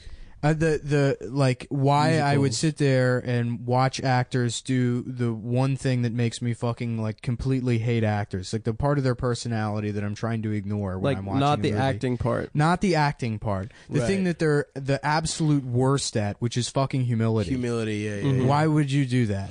Yeah. No, it's crazy. Yo, yeah. Well, We'll see some titties and ball gowns. yes, Queen Meryl Streep came horde at our president. The PEOTUS, the president elect, Peotis. the Yeah. PEOTUS. The peyote. Well, it's like the Latin spelling of POTUS. Yeah, I don't give a shit. I don't even know why we're talking about it. Do you guys Meryl? care? I don't care. I Meryl? don't care. My grandma Everyone- looks a little bit like Meryl Streep. Oh yeah. Yo, did I tell you guys? You know my Your grandma that fucks. No, my grandma that fucks and that just got a divorce. Yeah. All right, this is What did, wild. hold on, just stop jumping around. What did Meryl Streep say? She said that Trump is like I don't abused even that handicapped guy, and then she made some. I didn't really even see it. She made some fucking comment about if we don't watch movies anymore, then all that's left is going to be MMA and football, which is like, oh, Which come on. sounds all right. Yeah, I like both those things are tight. Like, Yeah. I like movies, How too. funny it would be if someone rushed the stage and beat the shit out of Meryl Streep. Just arm barred Put her in her, a snapped Kimura. her arm, yeah. Fucking choked her out. Just fish hooked her, ripped her eyelids off. Yeah, I don't know, man. It was like one of those, everyone's going, Everybody, it's survey time. Please, if you want to help out Last Podcast on the Left to see what kind of advertisers we should bring to you, go to podsurvey.com/LAST and take a quick anonymous survey that will help us get to know you a little better. That way we can show advertisers just how great our listeners are. Even if you've taken our show's podcast listener survey before, the current one is new and different. So we'd love for you to take it again. Plus, once you've completed the survey, you can enter to win a $100 Amazon gift card. Again, that's podsurvey.com/LAST. Thank you for your help, everybody. Now enjoy the episode.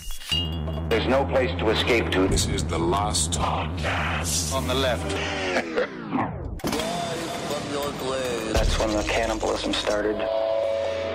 What was that?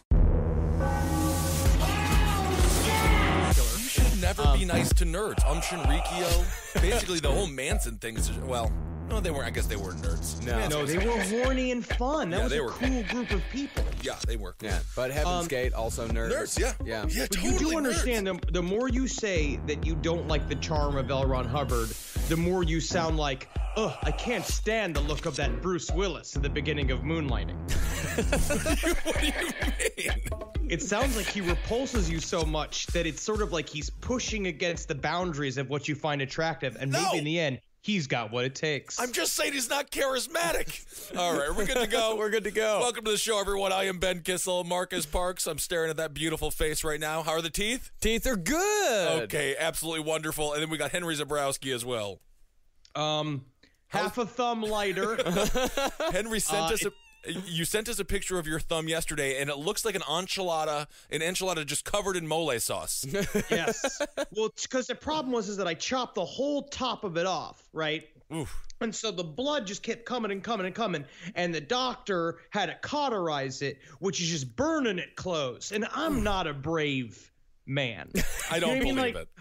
When I have cancer, the eventuality of me getting cancer, once I have cancer, I'm going to be one of those going like, kill me! Just fucking kill me!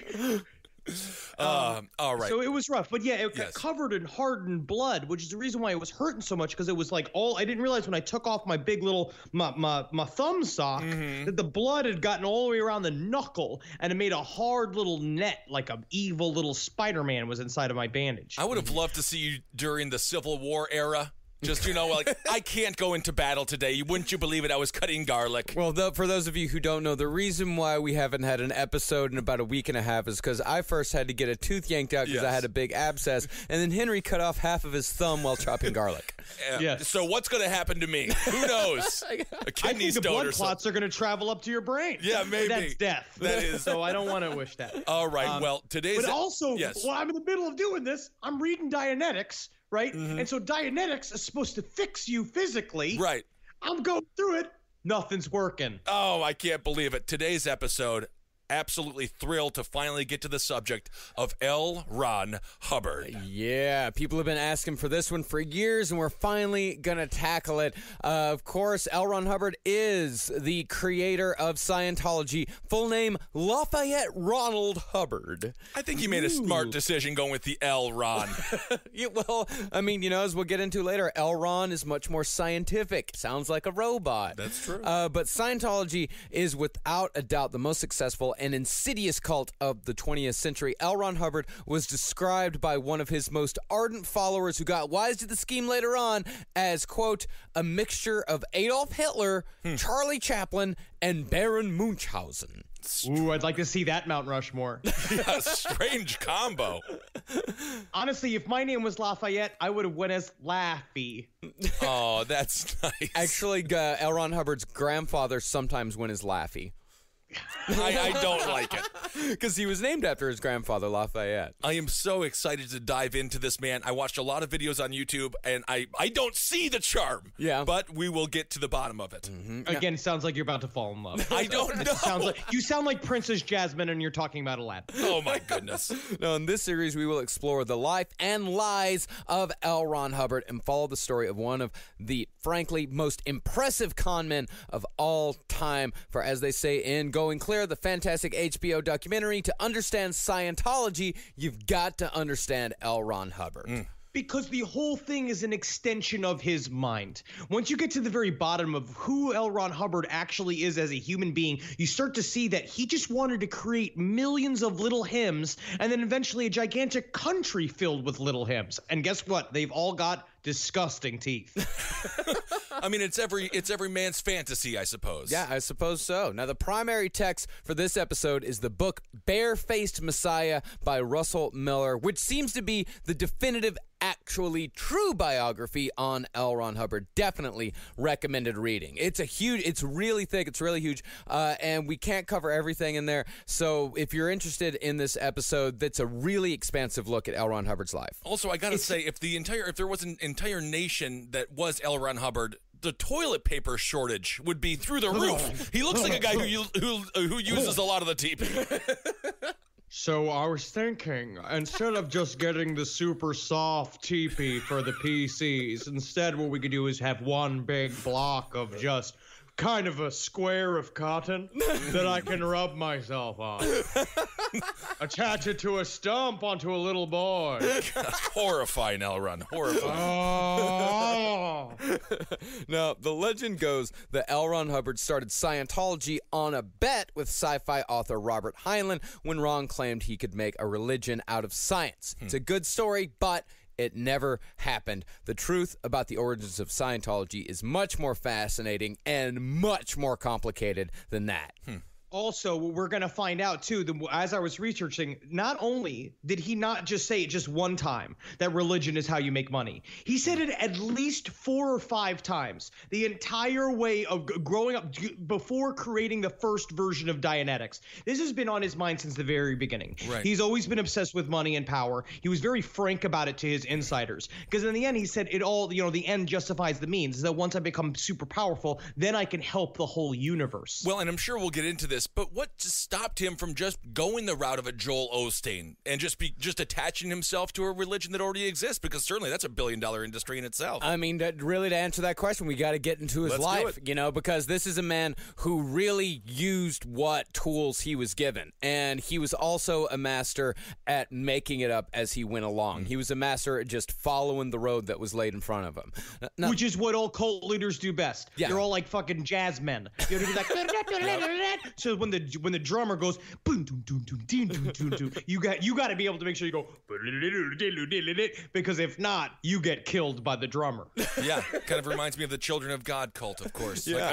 Every cult, right? Yeah, every cult. Now, the first thing you've got to know about Lafayette is that he's a fantastic liar and an even better storyteller. In fact, he told so many lies over the course of his life that we cannot cover them all. His lies about just his own life, not even counting Scientology, could be an entire episode just in itself. Now, the ironic thing, though, is that Hubbard's life was actually fairly interesting, even without the embellishment. It just wasn't Messiah level interesting. At most, like, the best reaction he could hope to get after telling it would just be, cool.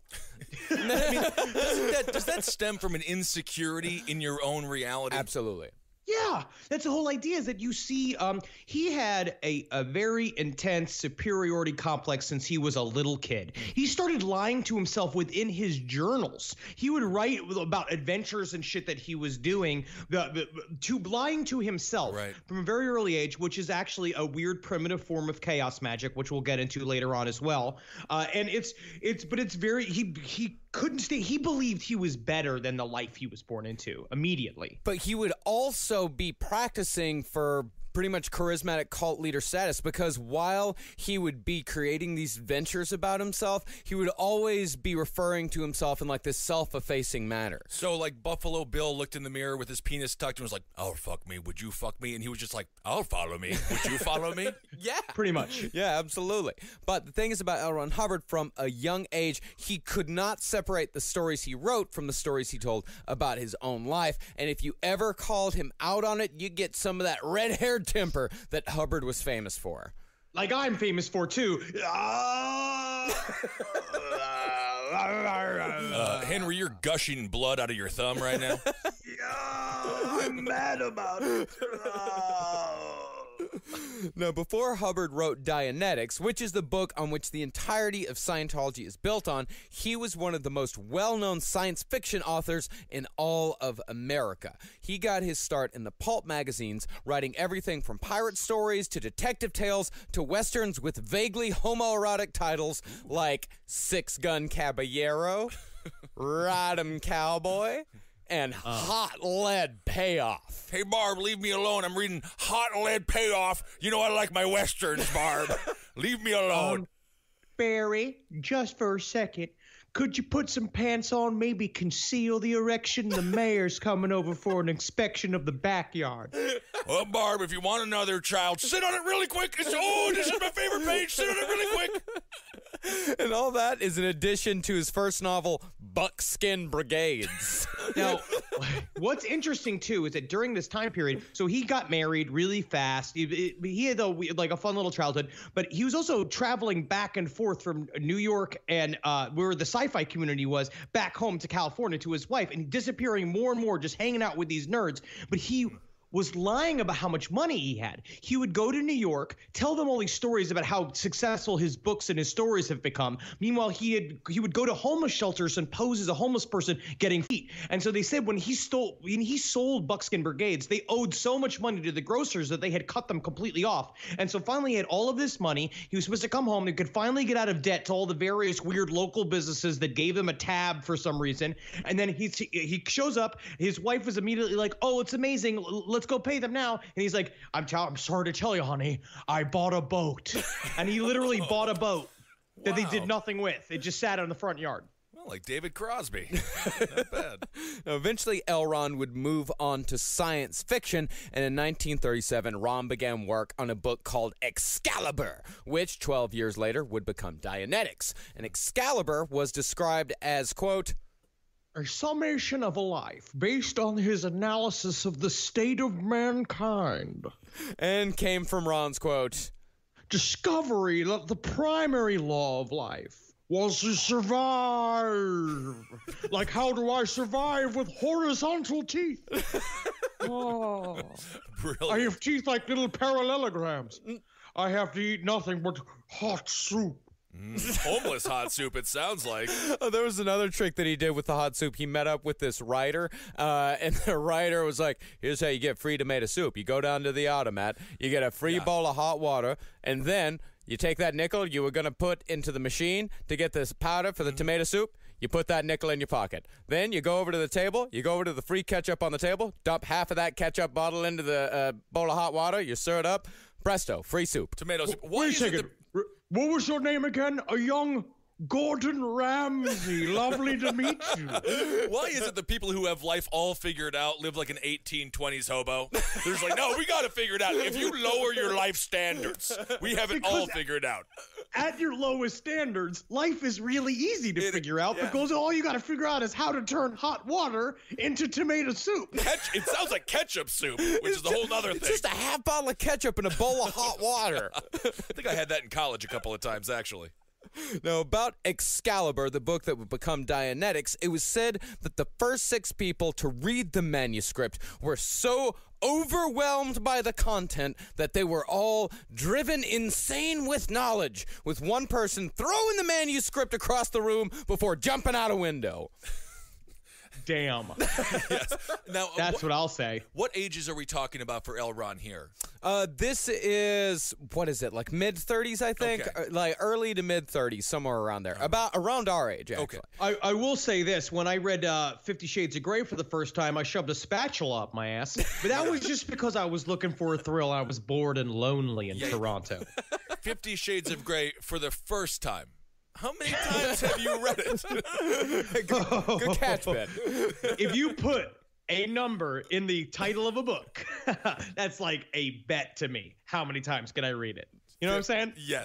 Also, later on, his personal assistant, Jerry Armstrong, that would be like one of the first big defectors away from Scientology, said that, so all manuscripts of Excalibur, which was debated whether or not even existed, there was two. And they're all handwritten by L. Ron Hubbard because that's how he wrote everything. And Jerry Armstrong read it. It was the interview with him, and he's like, "I read Excalibur, and I didn't go insane." Totally normal. Isn't that how the Hudsucker proxy ended? Didn't he read a book and jump out the window? Oh, it's the beginning. I think that's the beginning. Okay, well, I'm happy I didn't ruin anything for anybody. But, for L. Ron Hubbard, for his writing to have such extraordinary power, for it to have the power to literally drive men insane because it was too good, Ron himself needed to have led an extraordinary life, bordering on godlike. People had to believe he had the experience necessary to hold such power, and lo, a mountain of bullshit was built. Even just calling it a mountain of bullshit is not enough. You're at literally the beginning of a trillion-year map of galaxies of bullshit. Yeah. Now, according to official Scientology biographies, Ronald was born in 1911 and grew up with his rich grandfather on a ranch in Montana that was so big it took up nearly a quarter of the state. And when he was 6 years old, he had an encounter with a Blackfoot Indian medicine man named Old Tom, who recognized him as a child while beyond his years, made him an official blood brother of the tribe, quote, in a ceremony still recalled in Blackfoot legend. Thank you. Tell me now, are you guys the Dancing with Sheets Indians or the other Dancing with Sheet Indians? I'm having fun, guys. Wise beyond my years. Oh, no. That's like a strange tale to make up. Boy. Ron. Such big teeth. Well, I mean, out of all, this is all BS, right? Yeah. So he just made up that he owned a quarter of a state that's basically uninhabited? Well, he grew up on a ranch that was as big as a quarter of the state. His grandfather owned it. Okay. But that was necessary for later life. See, it's one thing built on another, built on another. See, Ron spent his days breaking broncos and tending to the land, becoming a seasoned cowboy before the age of 10. While working for his wealthy grandfather, who was also, by the way, a famous sea captain. Oh. Of course, but that's why he's not around. Which seems like that is like the orphanage story constantly, being like, nah, my daddy left me here because he's a famous sea captain. That's why I got to get good at washing floors so I can get on his big old shiny ship as soon as he comes back any day now.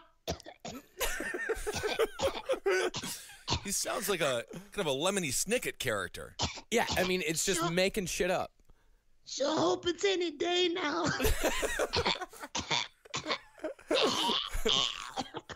Everything will be fine.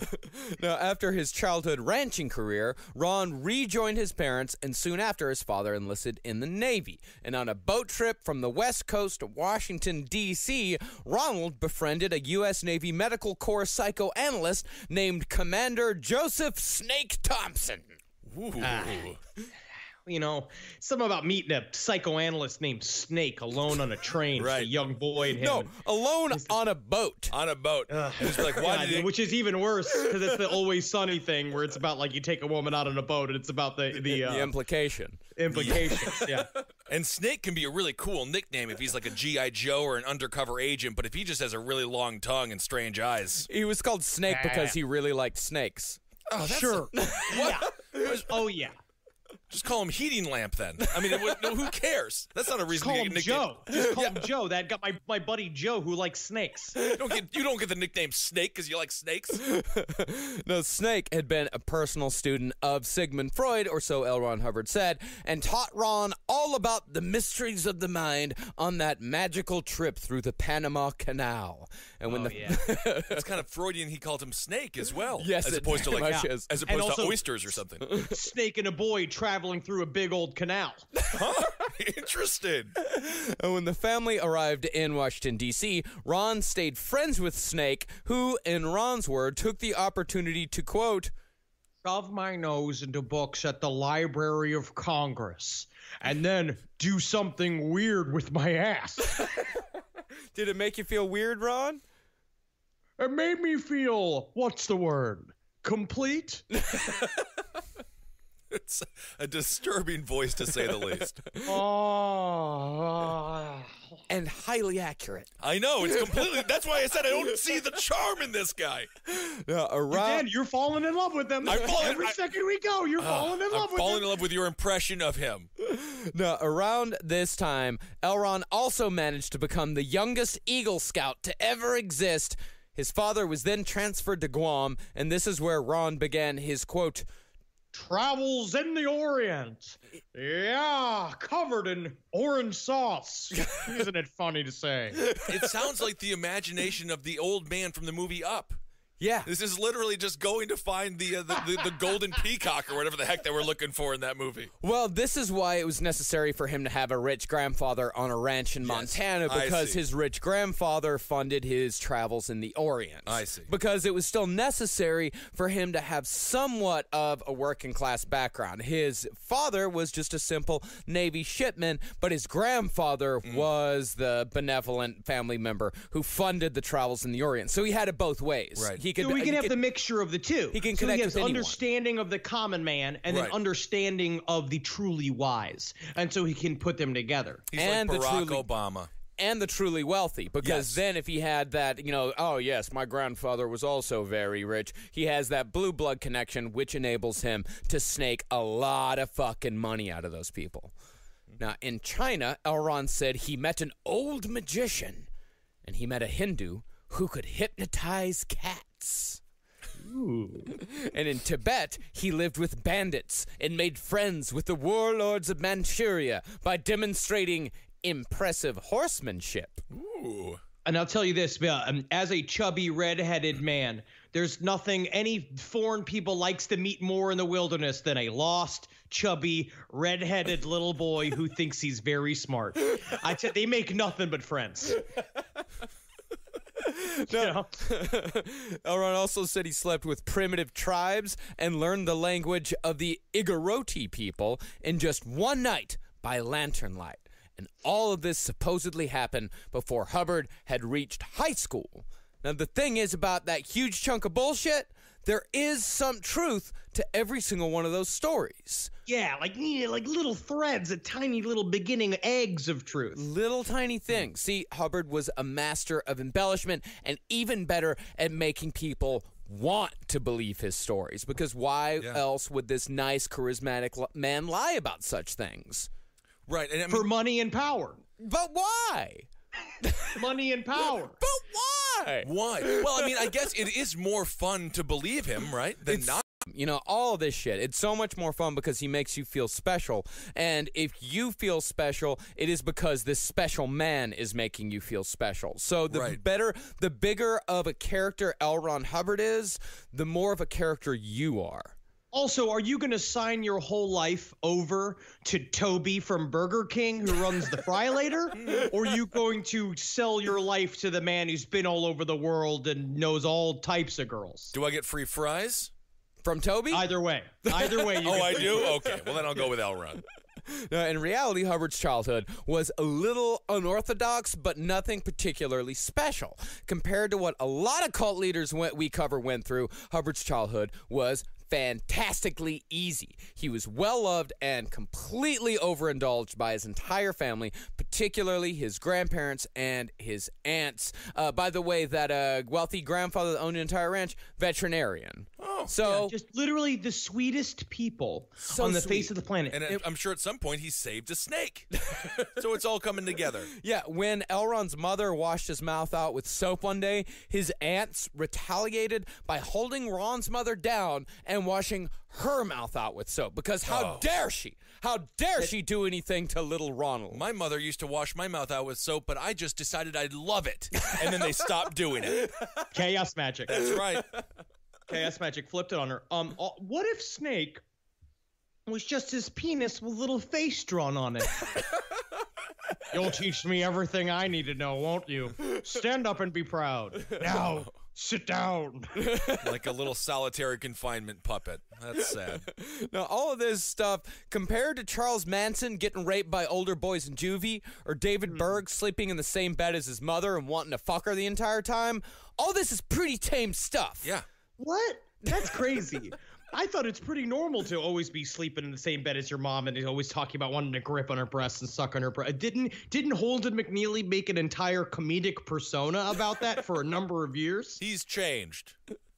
He has changed. Now he's transferred it from his mother over to his fiancée. Which is, that's right. Yes. That's congratulations, Holden. Indeed. Now, Hubbard, like I said, his grandfather was a rancher, small-town vet, and the Blackfeet, they don't even have a blood brother ceremony. Of course not. They're not going to fucking get this little fat redheaded kid in there anyway. He must have been so allergic to leather. Put him up on a horse. Because we look pretty similar. Like, if you look at me and him, especially as back in the day, he was exactly that, like a round little, like, weird, beady-eyed redhead boy like I was. A Robotnik. So yeah. It was just like, more. I need more. You know, they keep spooning porridge into his mouth. No, kind of like a Bobby Hill type character. Yeah. Yes. Now, Hubbard was an Eagle Scout, but it's impossible to know if he was the youngest because at the time the Boy Scouts didn't record ages. It was so he was like 12, 13, but I think that's normal for Eagle Scouts, right? Yeah, it's pretty. I think like Eagle Scouts usually it's like 12 to 14, somewhere around there. That is just such a stupid lie because no one's going to be like, "Oh, you were the youngest Eagle Scout, now I must follow you." Who cares about the age of the Eagle Scout? Well, that lie started when he was around a teenager because when he was a teenager, since he was actually traveling around so much, he would come back to like Helena, Montana, and they would write these stories about him. They'd write news stories about him. So he started planting the lies there because the only record of him being the youngest Eagle Scout, and this is like in a Scientology museum, is a newspaper clipping from the Helena, Montana newspaper that said L. Ron Hubbard is the youngest Eagle Scout in history. So his parents would just submit this to the papers or something? They would seek him out. not. Absolutely not. This is Helena, Montana. There was nothing happening. The fact that this little kid, because he traveled with his parents, they were Navy people, so they traveled and they'd come back, and so it was this immediate, like, fascinating thing that this little kid from Montana went to China, but then he immediately understood the idea of PR. Yeah. Sort of like what we're seeing now with Trump and shit like that. The idea is that you say a lie, and then you dare people to figure out if it's wrong or right. Like they have to then be like, fuck this little kid, I don't trust him. I now have to go research and fucking debunk him as fast as humanly possible. We talked about the internet wasn't around yet. We talked about that on Top Hat. The onus is on you to decide what's real. Exactly. And you said there was nothing that happened in Helena, Montana, Henry, but I heard they had the youngest Eagle Scout. So, yeah, sorry. I actually do know for a fact that was a true story. Now, L. Ron did travel on a boat through the Panama Canal with his parents, but there's no record whatsoever of a Commander Joseph Snake Thompson serving in the Navy, nor is there record of him ever studying under Freud. We do have a janitor here that he called himself the lewd gecko. What? But what did he do? Well, apparently he'd make his. This is inappropriate. Do you care if I share it with the family? I guess it's okay. Apparently he'd cover his hands so thick with a coating of cum that he could stick to the walls just by touching it with his hands. Well, I'm Stan Lee, and I have a new idea for a superhero. Thank you so much. I'll be going now. Yeah, Hubbard did do some light traveling through the Orient when his father was stationed in Guam, but his personal journal tells a different story other than warlords and magicians. He hated the Chinese, saying, quote, They smell of all the baths they didn't take. It is a funny joke. I don't know. Funny joke. It's inappropriate. It reminds me of the old dirty joke books that my father would leave on the bathroom at the top of the toilet that I would read. That kind of turned me into the human being that I've become. Yeah, there was a time where parents were like, "Let our kids really study Milton Berle. That's a good idea. The man who smokes nothing but cigars and says racial slurs." The only thing Hubbard was impressed by in China was the Great Wall, saying they would make $1 million if only they would turn it into, quote, a roller coaster. Just turn it into a roller coaster and it'd be totally fine. That make $1 million. There ain't nothing else going on in China but that big Great Wall. We just put a roller coaster on it and they make a lot of money. His idea was to turn the Great Wall of China into a roller coaster ride. Yes. Exactly. Perfect American. This is a man who knew exactly how to make money. How would it? Okay, we'll get to this. Think about this, right? Number one, you're 13 years old, visiting China. It's a huge event in your life. You come from Montana. You don't know anything about like traveling in foreign lands. You're on these big, huge boats. He's completely unimpressed by all of it. He hates all of it. He's the worst kid I've ever seen in my entire life. Like, literally, like, Mommy, they stink. Why don't they make that a roller coaster? I mean, exactly. Why are there chickens hanging in the windows? What's this, Mommy? What's really important is that he's already thinking of money. Yeah. Like, as soon as he went, it's like, I know it's like ridiculous, but if you look at it, when they talk about the journal and you talk about the ways, he would talk about how they could improve their country at the age of 13 years old, where he said to me like, well, I can go in there and I can fix all these things. I have tremendous ideas. I have absolutely fantastic ideas on how they can fix this country. And it's incredible. Like, you watch, it's like, oh, wow, he's always been the L. Ron Hubbard that he became. Yeah.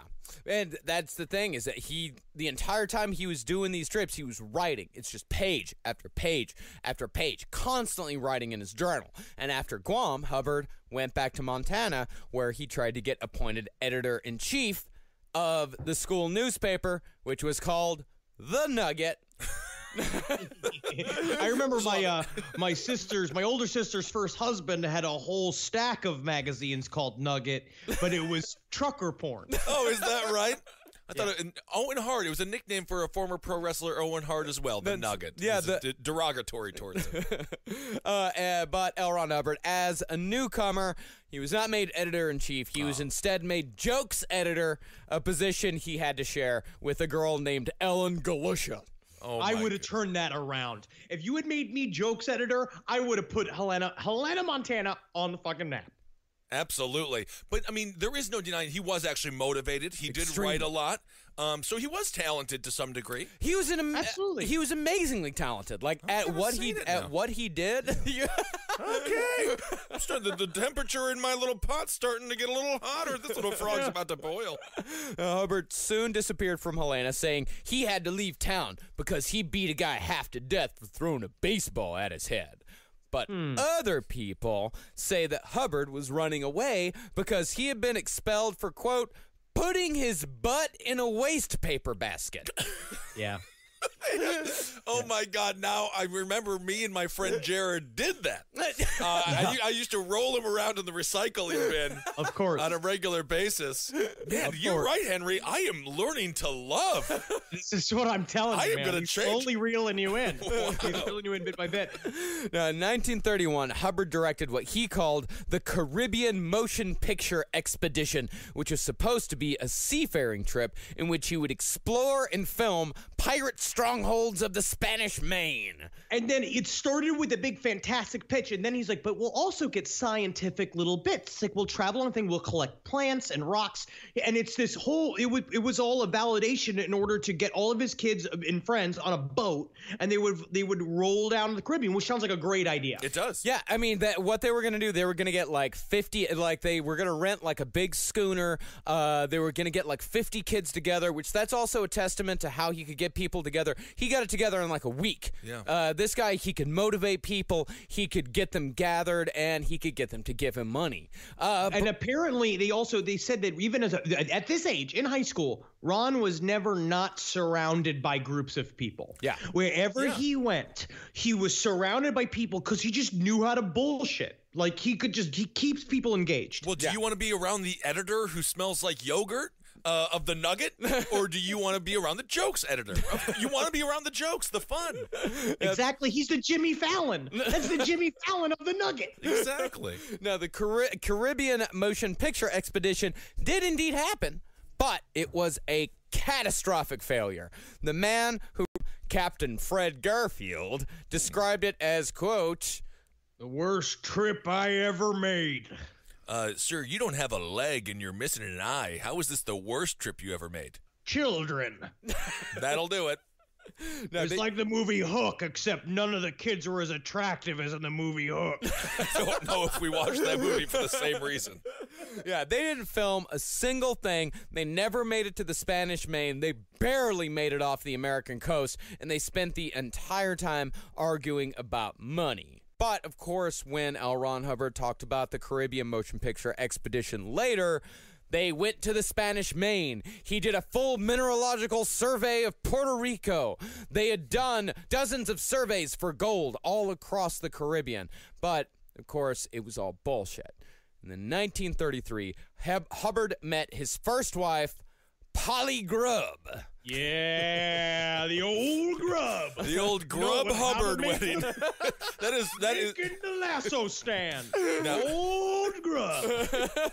Grub Hubbard sounds like a villain with just like, I don't have fingers, but I got strong nubs. Like Grub Hubbard, the nub killer.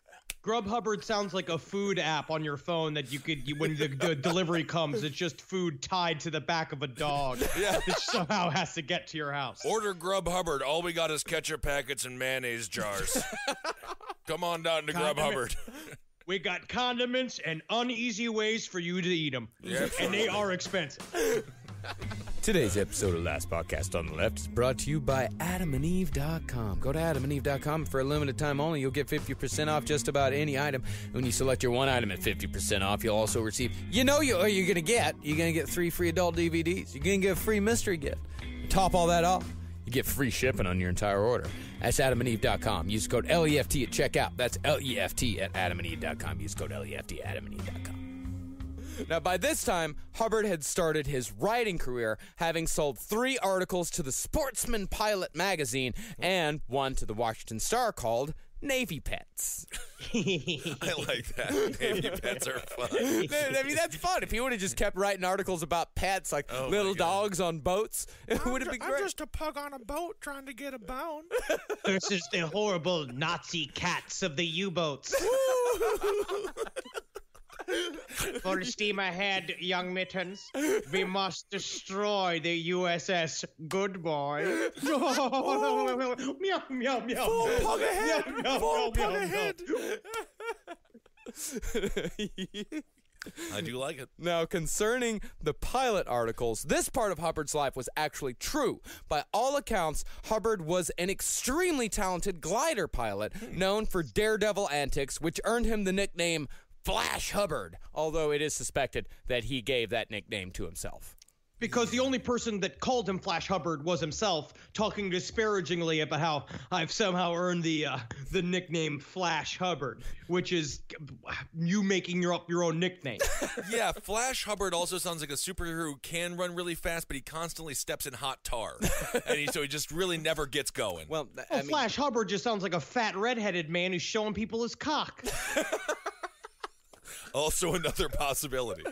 Now, that nugget of truth would help him sell all the rest of the bullshit that he would repeat over the next few years, and all that added up landed him an actual position in the famed Explorers Club, who didn't bother to check out any of his claims. Is the Explorers Club still around? I'm not sure. I didn't check. That is the movie Up. Am I just tripping out here? Wasn't that the Explorers Club? I guess. I don't know. I'm not going to reference the film anymore. I want to look up. I have to look this up. The Explorers Club. If this is still around, that's ridiculous because we found everything. Everything's explored. Yeah. No, the ocean's not explored.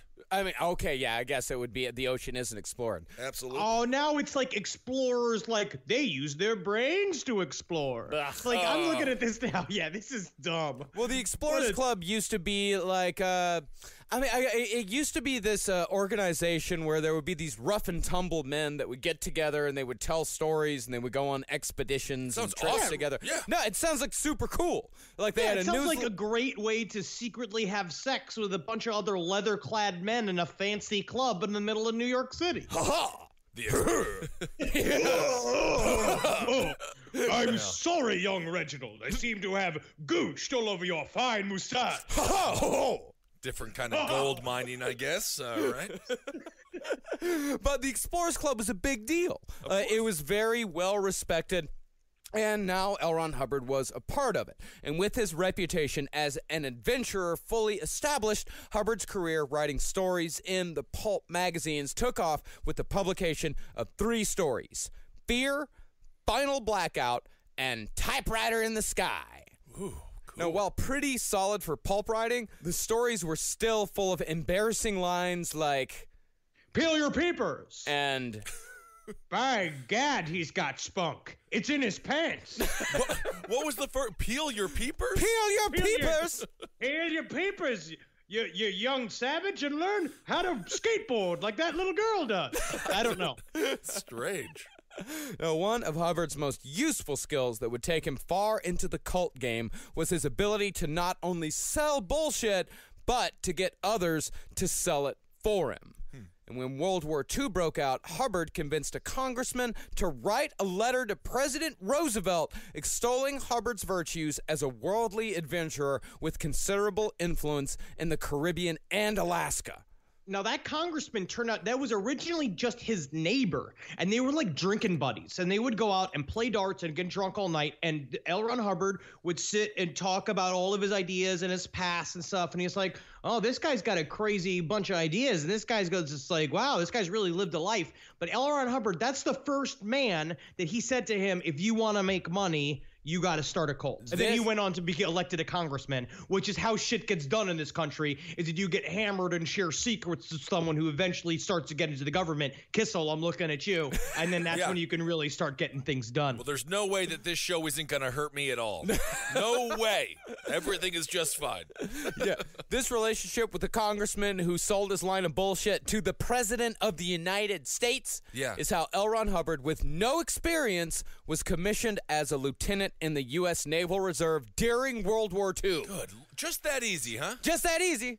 He took bullshit and flipped it into becoming an officer in the Navy. And that's like, we're going to bring this up a lot, but that's like chaos magic in action.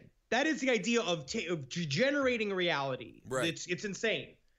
Now, the Scientology story says that Hubbard fought in all 5 theaters in World War II. He received 21 medals and was severely wounded and blinded before miraculously recovering of his own volition after his family and friends had abandoned him. By contrast to that claim, this is what one of his superiors said about him in 1942. This officer is not satisfactory for independent duty assignment. He is garrulous and tries to give impressions of his importance. He also seems to think he has unusual ability in most lines. So, he's now going to be working with old Lewd Gecko. Wow. Now, this review landed Hubbard in a desk job, but it wouldn't be long before he was able to bullshit his way into gaining command of a small submarine hunter off the west coast of the United States. Not in Germany, not in Japan, near San Francisco. Ooh, that's a fun army. But that's like what my dad did. My dad did the same thing, but they had fun with it. Like my dad was stationed in a submarine in the Gulf of Mexico, and they're during Vietnam, and the goal was to just watch Cuba. And so they would just sit on lawn chairs and drink on top of the submarine, while the Cuban submarine just across the way, like over the water, would sit and drink on top of their submarine. And in a way, it was an example of how equal we all are. So it was just McHale's Navy. Yeah. That's basically it. Now, that opportunity with being a lieutenant and him being assigned to this small submarine hunter, Hubbard would fuck that up spectacularly. On May 18th, 1943, and this story is true, Hubbard caught sight of something on his ship's radar, which he immediately assumed to be a Japanese sub parking itself in a busy shipping lane. Now, remember, there were a lot of stories of Japanese subs slowly sneaking up on America. And there were actually a couple of examples. There was a Japanese sub, I guess, was fired at like a couple of years before, like right after Pearl Harbor. There was a little buzz of a Japanese submarine. So like he's kind of like, okay, maybe my bullshit's starting to come true. Maybe I can really command this submarine and make something happen here. Yep. Now, over the course of 2 days, Hubbard dropped dozens of depth charges into the water in an attempt to sink whatever was down there, ordering refill after refill of ammunition after each attack. He'd drop down 2 dozen, he'd call in to the coast, they'd bring in more ammunition. 2 days that went on. And when someone in charge finally got wind of what was going on, probably because an insane amount of ammunition was being fed to one small sub-hunter near San Francisco, it was revealed that Hubbard had been battling with a well-known magnetic deposit. Oh, well, we have to kill that magnetic deposit. Good Lord, but think about how the cancer the magnets will beat. Yes. But before he could be disciplined for that, he took it further by opening fire on a group of small islands near Tijuana for no apparent reason other than he just wanted to. Well, he said he was taking them out for training. But he did not realize that they literally had crossed the state line. They crossed into Mexico to do it. So essentially it was an act of war. Yeah. It sounds like he almost started a war on a different front. Yes. And so this is literally a movie. This is McHale's Navy. This is like a bunch of idiots that are shit up. It sounds like a great time. Again, oh my God. The temperature in this pot is boiling. This is what I'm telling you. Is you fun. love this guy. You're gonna love this guy. But I can see there's just so many opportunities where I could see a guy grabbing his hat, throwing it on the ground, going, God damn it, Hubbard! God, with your faulty plans and your hijinks and your ragtag group of idiots. Sounds like a great time. And then I'd be like, I'm too tall to be on a submarine. And then L. Ron would be like, well, go outside. And be like, now okay. we're gonna have to call you Stoopy. You gotta stoop. Fitness report described him as, quote, below average and recommended he be placed on a large vessel where he could be properly supervised. After this embarrassment, Ron embarked on a long career of malingering, scamming whatever money he could from Veterans Affairs. It began with an ulcer, then expanded to headaches, then moved on to arthritis and debilitating hemorrhoids. Interesting. Well, yeah, and when you have a desk job, technically hemorrhoids are the worst injury you can have. They really are. It's just debilitating hemorrhoids. Debilitating hemorrhoids. Yeah. Well, it's because they also grew a mouth and they were like, I don't believe in you. You can't succeed. Yeah, like an alien that pops out of Sigourney Weaver's chest. Now, one real ailment he had concerned his eyes. He told friends that he had been the recipient of a flash burn evading capture on the Japanese Isles in hostile territory, which is why he had to wear sunglasses at all times. But in reality, it was nothing more than conjunctivitis, a.k.a. pink eye. Which essentially just means he wiped his ass and didn't wash his hands. Right. Not nearly as fun as a combat injury. Yeah, and by the way, he got 3 medals, not 21, and 2 of those medals were essentially participation awards. Well, yes, and he got one for being a part of, he was just in the Navy when we won the war. Yeah, VJ. That's like how you just get those medals. And then you'll see, what I like to see here is that it's the beginning of this scam, right, where he's trying to do the injury lawyer scam.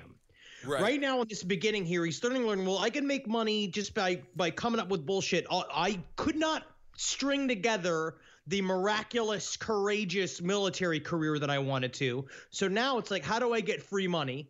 And you just debase yourself. You just allow yourself to say all of these things are wrong with you in order to make money and not worry about embarrassing yourself. You just got to lay it all out and just be a professional victim. Yeah, and he did that for years. And eventually... He really was a veteran. Yeah, I mean, he really was a veteran, but there were many other veterans who were much more deserving. I will say the most noble thing that my dad has ever done is the fact that he won't take veteran benefits because he didn't actually shoot anybody in Vietnam. He was just like literally be like, I was in no danger in Vietnam. Yeah, I'm sure. As a matter of fact, their alcohol consumption probably led to ammunition being less, available to a ship that actually needed it because the Army was out of money because they spent it all on Coors Light. Now, after the war, Ron leached off the Navy as much as he could, but eventually he returned to his career as a writer. And Ron's career took off in the middle of what some call the golden age of science fiction, with Hubbard releasing work right alongside Isaac Asimov and Robert Heinlein. And not surprisingly, these writers were a pretty tight-knit group, although Asimov absolutely despised Hubbard. But on the other hand, Asimov was a gigantic asshole and hated everybody. Okay. Now, through these writers, Hubbard would vaguely cross paths with another charismatic 20th century con man, the man we mention more than anyone else because he seems to be eventually involved in almost everything we cover, Aleister Crowley. Now, I say they had their paths vaguely crossed because Hubbard's real connection was with one of the most fascinating figures of post-war America, famed rocket scientist and Satanist John Parsons, known to his friends as Jack. This is Jack Parsons is an incredible figure in American history. You guys got to look, read about him, get into his lifestyle because it's absolutely fascinating. He lived it. Well, we're going to go into it now. Do you remember this? So think about this. He got out of World War II. He has not been home in years. His wife has no clue where he is. He went straight from World War II back to New York to hang out with his nerd buddies. Then all of a sudden, California calls. Now, during the day, Jack Parsons worked at the California Institute of Technology, known the world over as one of America's foremost experts on explosives. But by night, Parsons was a dedicated black magician who was an ardent disciple of Aleister Crowley, who was by that time in his twilight years living as a junkie in various boarding houses. Now, Parsons joined the Ordo Templi Orientis in 1939 and soon became one of its higher-ranking members. From there, he began correspondence with Crowley and always addressed him as most beloved father and always signing off as thy son, John. That would have made you Crowley just so horny. And it's really nice to do something. It's like when you go and read for old people like in a home. Yeah. It's like nice to do that for somebody like him. I hope that someone does that for me. Yes, depending on the book. Now, Jack's personal room was decked out with a gigantic altar flanked by pyramidal pillars hung with various occult symbols. But like most magicians, Jack was a nerd. And like most nerds, Jack loved science fiction. He would frequently attend meetings of the Los Angeles Science Fantasy Society, which gathered, appropriately enough, in a basement. They don't need all that light.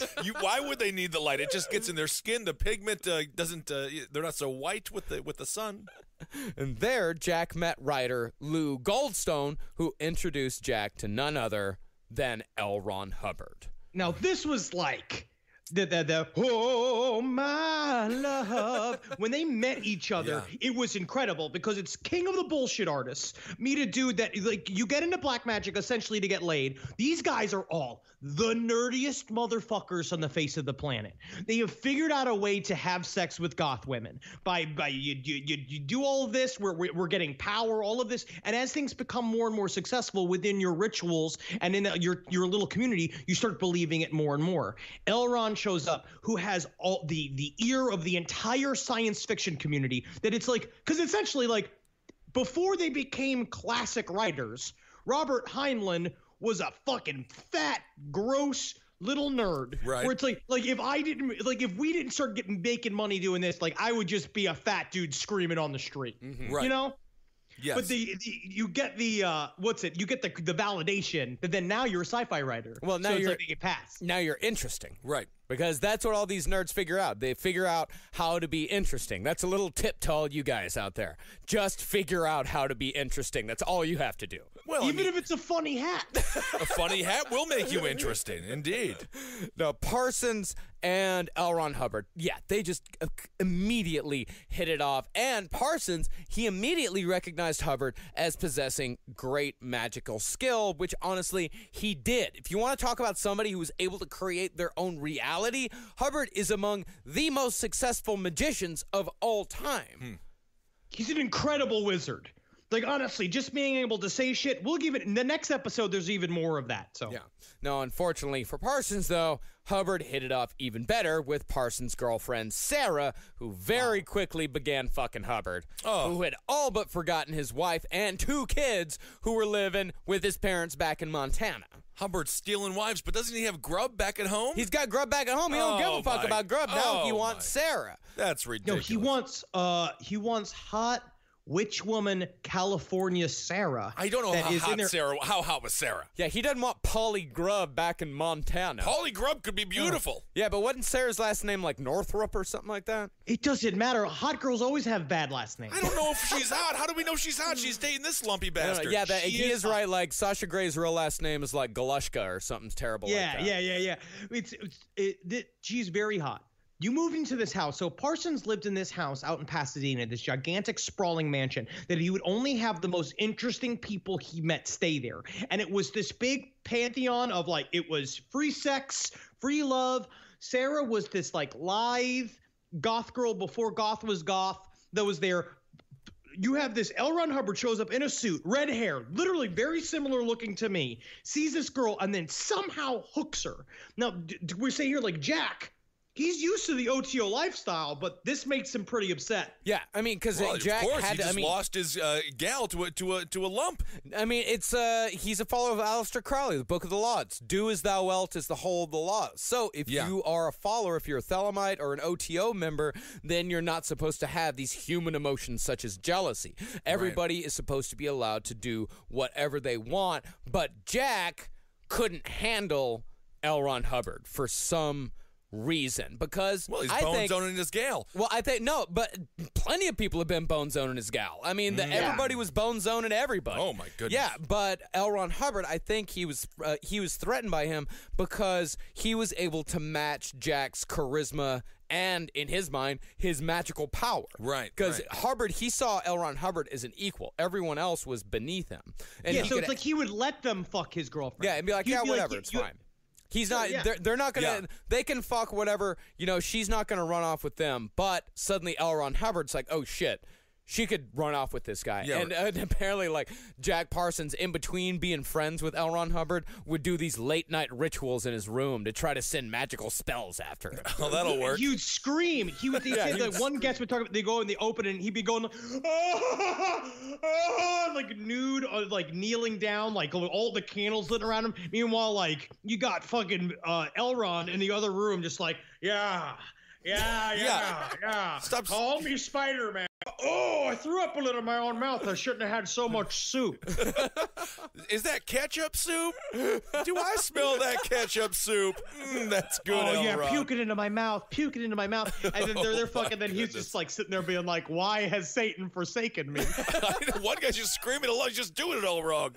But anyway, if you listen to what Scientology says, though, Hubbard, quote, broke up black magic in America. They said Hubbard was sent by a group of physicists to, quote, handle the situation. Go fuck themselves. Because he showed up, because literally Jack Parsons was now writing letters to Aleister Crowley saying, this guy has shown up. I love him. He is the most powerful magician I've ever met. He's trying to take over my branch. Because Hubbard got right in there. Like he showed up. He realized what he could do, and he started swaying everyone around him, telling him stories of being a glider and being in the Explorers Club and all of his many victories in the Navy.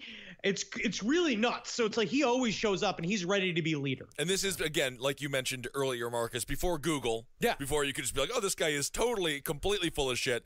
This does remind me, I was watching Lock Up Raw, Extended Stay, and there was an inmate who he was cheated. He fell in love with another inmate's wife, and then she married him. Aww. You can imagine how terrible that inmate felt because he lost his wife to another inmate. That is nice. I'm sure he got stabbed to death in the shower not soon after that. No, I was like, how do you lose your wife to another inmate? But it did happen. I mean, Hubbard, as much as he was trying to take over, he was still doing a lot of rituals with Jack Parsons. They were still friends. The most ambitious and undertaking was, without a doubt, the Moonchild ritual. These fuckers tried the Moonchild ritual. It's pretty amazing because L. Ron Hubbard gets like now he's become officially the scribe of the group, right? Where he writes down, he chronicles all of the rituals. Okay, where so- Parsons puts them together. But what is this Moonchild ritual? Well, Crowley believed that the greatest thing a magician could do was to usher in the coming of the Antichrist, which Thelemites called the Moonchild. And by the way, that's also a plot point in The Invisibles. Yeah, it's that entire chapter. It's really fun. Moonchild's terrifying in The Invisible. It's really good. It's like, I think he likes me. That's nice. It's fun. I like it. The Invisibles. It's awesome. I'm back through it again. I'm on number 4 now, and I love it. Fuck yeah. But think about this, right? Because it seemed to be the perfect recipe. You got Jack Parsons believes he's a powerful man of magic. Mm-hmm. This man shows up who apparently is his equal, his rival, and his best friend, because they used to call each other like uncle. They used to have this thing where they were really, really, really close. So there's something about magically, the idea of something that is both so attracting and repellent. He also then looks as L. Ron Hubbard as one of the most powerful magicians he's ever met. And Jack Parsons considers himself a super powerful magician. So he's like, we got the goods. We got the Space Jam team that it's going to take to fucking make the Moonchild happen. That was technically a sports reference. Space Jam. The Moonchild was supposed to be born of the Scarlet Woman, the unholy harlot that Crowley searched for but never managed to find over the years. And the Scarlet Woman actually comes from the Book of Revelations, this passage in particular. I saw a woman sit upon a scarlet-colored beast, full of names of blasphemy, having 7 heads and 10 horns. And the woman was arrayed in purple and scarlet color, and decked with gold and precious stones and pearls, having a golden cup in her hand, full of abominations and filthiness of her fornication. And upon her forehead was a name written, Mystery, Babylon the Great, the mother of harlots. Ooh, it's like one Fuck of the, yeah, dude. What is that? And her favorite show was The Gilmore Girls. Oh, why wouldn't it be? But before the Moonchild could be summoned, Parsons and Hubbard had to find their Scarlet Woman. Luckily, there was a ritual for that. It began on January 4th, 1946. At 9:00 p.m., they played Prokofiev's Violin Concerto and went forth into the land of magic. First, Parsons prepared and consecrated the appropriate magical weapons, tablets, and talismans. What kind of weapons we talking here? Swords. Yeah, little knives. Yeah. Little knives and swords. If this was not about sex, this would be very lame. All right, just remember that. Then he performed 11 consecutive rituals throughout 11 days, starting with invoking pentagram of air and invocation of the bottomless one. Which is a lot of spinning, honestly. Yeah. It's spinning and it's hand motions and you sit in a thing and it's hours and it's fasting and it's eating cum and stuff like that. Yeah, and the whole thing was to end with license to depart, purification, and banishing. Now, the first indication that something was happening came on the second and third nights when windstorms began to whip at the windows of the mansion. Not quite what he was expecting. He was expecting a little bit more, but still an indication that they were on the right track. The seventh day brought poltergeist activity when Parsons was awoken at midnight by 7 knocks, followed by his table lamp being thrown across the room. And the 10th night brought an actual attack. Ronald, dressed in his magical magician robes, I'm just walking down to the kitchen, eating nothing but a nice pat of butter. People will tell me I'm disgusting, but eating white foods is how you keep your skin white. I've heard that.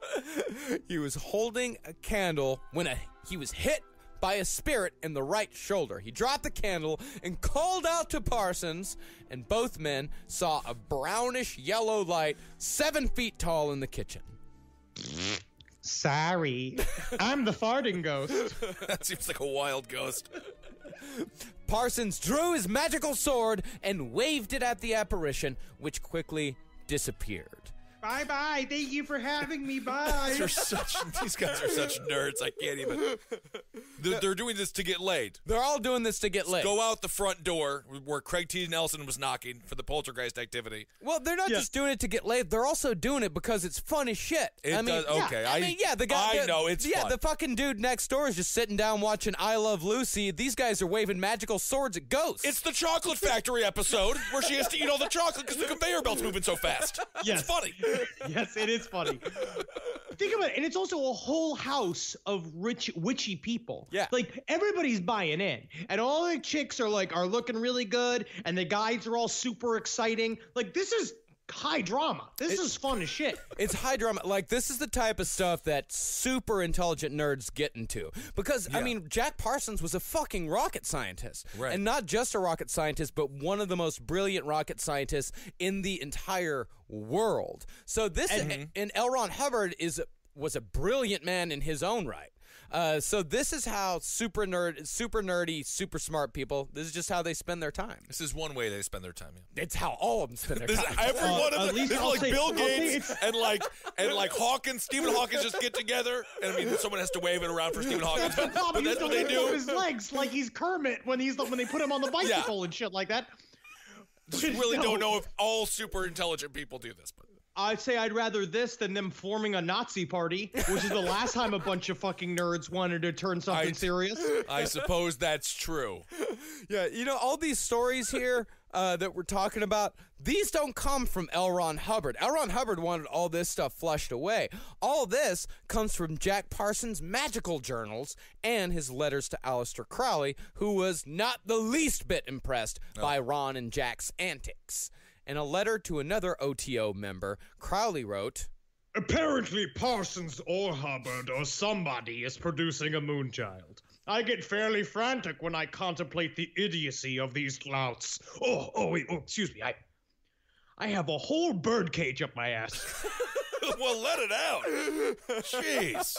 How the heck did it get up there? But the funny thing is, the ritual to summon the Scarlet Woman actually worked. 4 days after the end of the ritual, Ron and Jack went out to the desert to relax as, things were getting a little tense at the house because nothing had happened. Sure. They'd spent 11 days doing goofy bullshit. 4 days went by, nothing happened, but then suddenly Jack said that he was overcome by a sense of relaxation and well-being, turned to Ron and said, "It is done." The toaster strudels? Ooh, I love a toaster strudel. Okay, so it seemed to work. And when they got back to the house, they found a Scarlet Woman named Marjorie Cameron waiting for them. Wow. And this is the thing, too, because this house was known to freaks everywhere. Because this is Pasadena. Well, he put out ads in the papers for freaks. Yeah. What year is this? This is 1947, I think. This is mid to late 40s. There was more redheads around then. There was. Yes. That is true. We're dying out. Yeah, y'all have been bred out pretty hardcore. But so women were just kind of showing up all the time. But in magical teachings, these kind of coincidences are exactly what you're looking for. Yeah. So when she shows up, and not only, and we say right here, like she was not only willing but impatient to have the Antichrist. Yeah, she was. She wanted to participate in any and all magical and sexual escapades as soon as humanly possible. I think that if you do want to bump up activity on your Tinder profile, man or woman, you can just say, anxious to be host to the Antichrist. Yeah, impatiently wanting to be the mother of the Antichrist. And Parsons, he was eager as well, possibly to mend his broken heart, as Sarah had pretty much chuffed him off for Ron by this point. Parsons said he had received instructions from a higher power on how to impregnate the Scarlet Woman with the Moonchild, just as Crowley had received the words that would become his book of law. So tell me. I know, it's like you're taking the fun out of it, the spontaneity. You got to go through a whole book and things like that. No, it has to be very serious, Skessel, for this shit to work. Okay. Yeah. This is a very important ritual, you idiot. It just doesn't seem very fun. I just feel like the Antichrist would like to be born out of fun. No, it's serious. Okay, I guess so. So Hubbard, Parsons, and Marjorie, the Scarlet Woman, performed the ritual in February with Rachmaninoff's Isle of the Dead playing in the background. The three of them began chanting. All right, let's do this together. Yeah. All right, ready? Glory unto the Scarlet Woman. Babylon. The mother of abominations. That rideth upon the beast.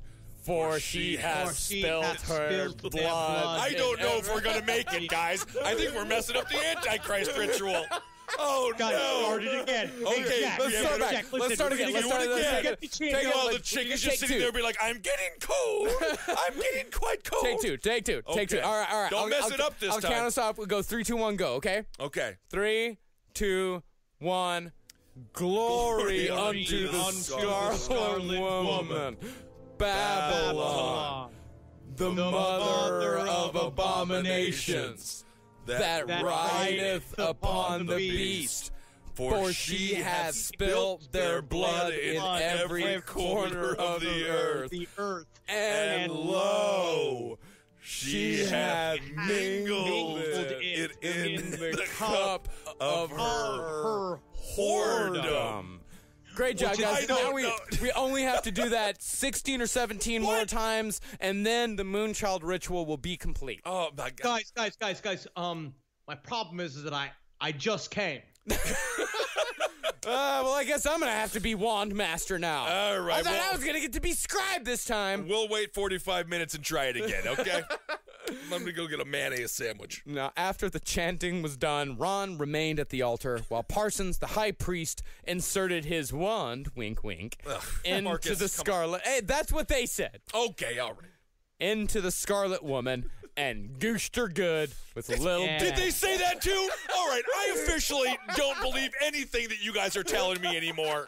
They gooshed in her too? He gooshed her good. He gooshed her good. Okay, and L. Ron Hubbard wrote that along with Mr. Parsons. No, Jack put his little stick in there, right, and then immediately went like, and just shot ropes. Don't know if this is how you make the Antichrist. Parsons was completely convinced that the ritual had worked and was expecting in 9 months' time to come face to face with the fabled Moonchild. Ron, on the other hand, was just along for the ride, playing a long con on poor old Jack Parsons. All Jack Parsons wanted to do was invoke the Antichrist and bring about the end of the world. Oh, that's all he wanted to do. That's all he wanted. That's it. See, Hubbard, though, he had no money and had gotten a reputation in the Parsons house for borrowing cash and never paying it back. Classic. He had also all but stolen Sarah away from Jack, and Jack, wanting to play the good OTO free lover and possibly overcompensating a bit, agreed to enter into a business partnership with Ron and Sarah, flipping yachts. Now, this is the thing that escapes me. This whole time, they are working on creating a ritual to bring about the Antichrist. Yeah. Like, Elron is lying to Jack. Jack's like super serious about this. In the middle, they literally just opened the door to hell. They had a full-on sex ritual with chanting and shit. Right. A couple of days later, Jack's sitting around there, literally knitting like the three-legged thing, like from Addams Family, like waiting for the Antichrist to come. He shows up being like, hey, Jack, great idea. Love making the Antichrist with you. You're great at fucking. Good work with that wand. High five. We got to get into flipping yachts. Why wouldn't we get into flipping yachts? Of course, that's the next step after you make the Antichrist. You go and you flip sea vessels. Parsons was the one with the money, so he only one with any cash. Only one with any How money. did L. Ron? Well, I guess he was charismatic. Hey, huh? man, he was the guy. So he stole this guy's wife. He's taken all of his money. Not his wife, his girlfriend. Yeah. And he's all stolen the her food. away. But that's what I was saying. Like Parsons, he's overcompensating because he is an OTO leader. He's trying to remain in position, so he has to prove that he's okay with Sarah now being with Elron. Right. So So he puts up $10,000. And Sarah and Ron, of course, immediately ran off with it over to Miami. He's like literally, go buy the boats. Okay. Why would So Elron shows up with all these okay, I found this type of boat and I think this kind of boat. We're gonna do these tours and then we'll flip them. Blah blah blah. He's like, okay, go buy the boats. Just come right back. He's like, I'm already back. It's like I'm back. They don't come back.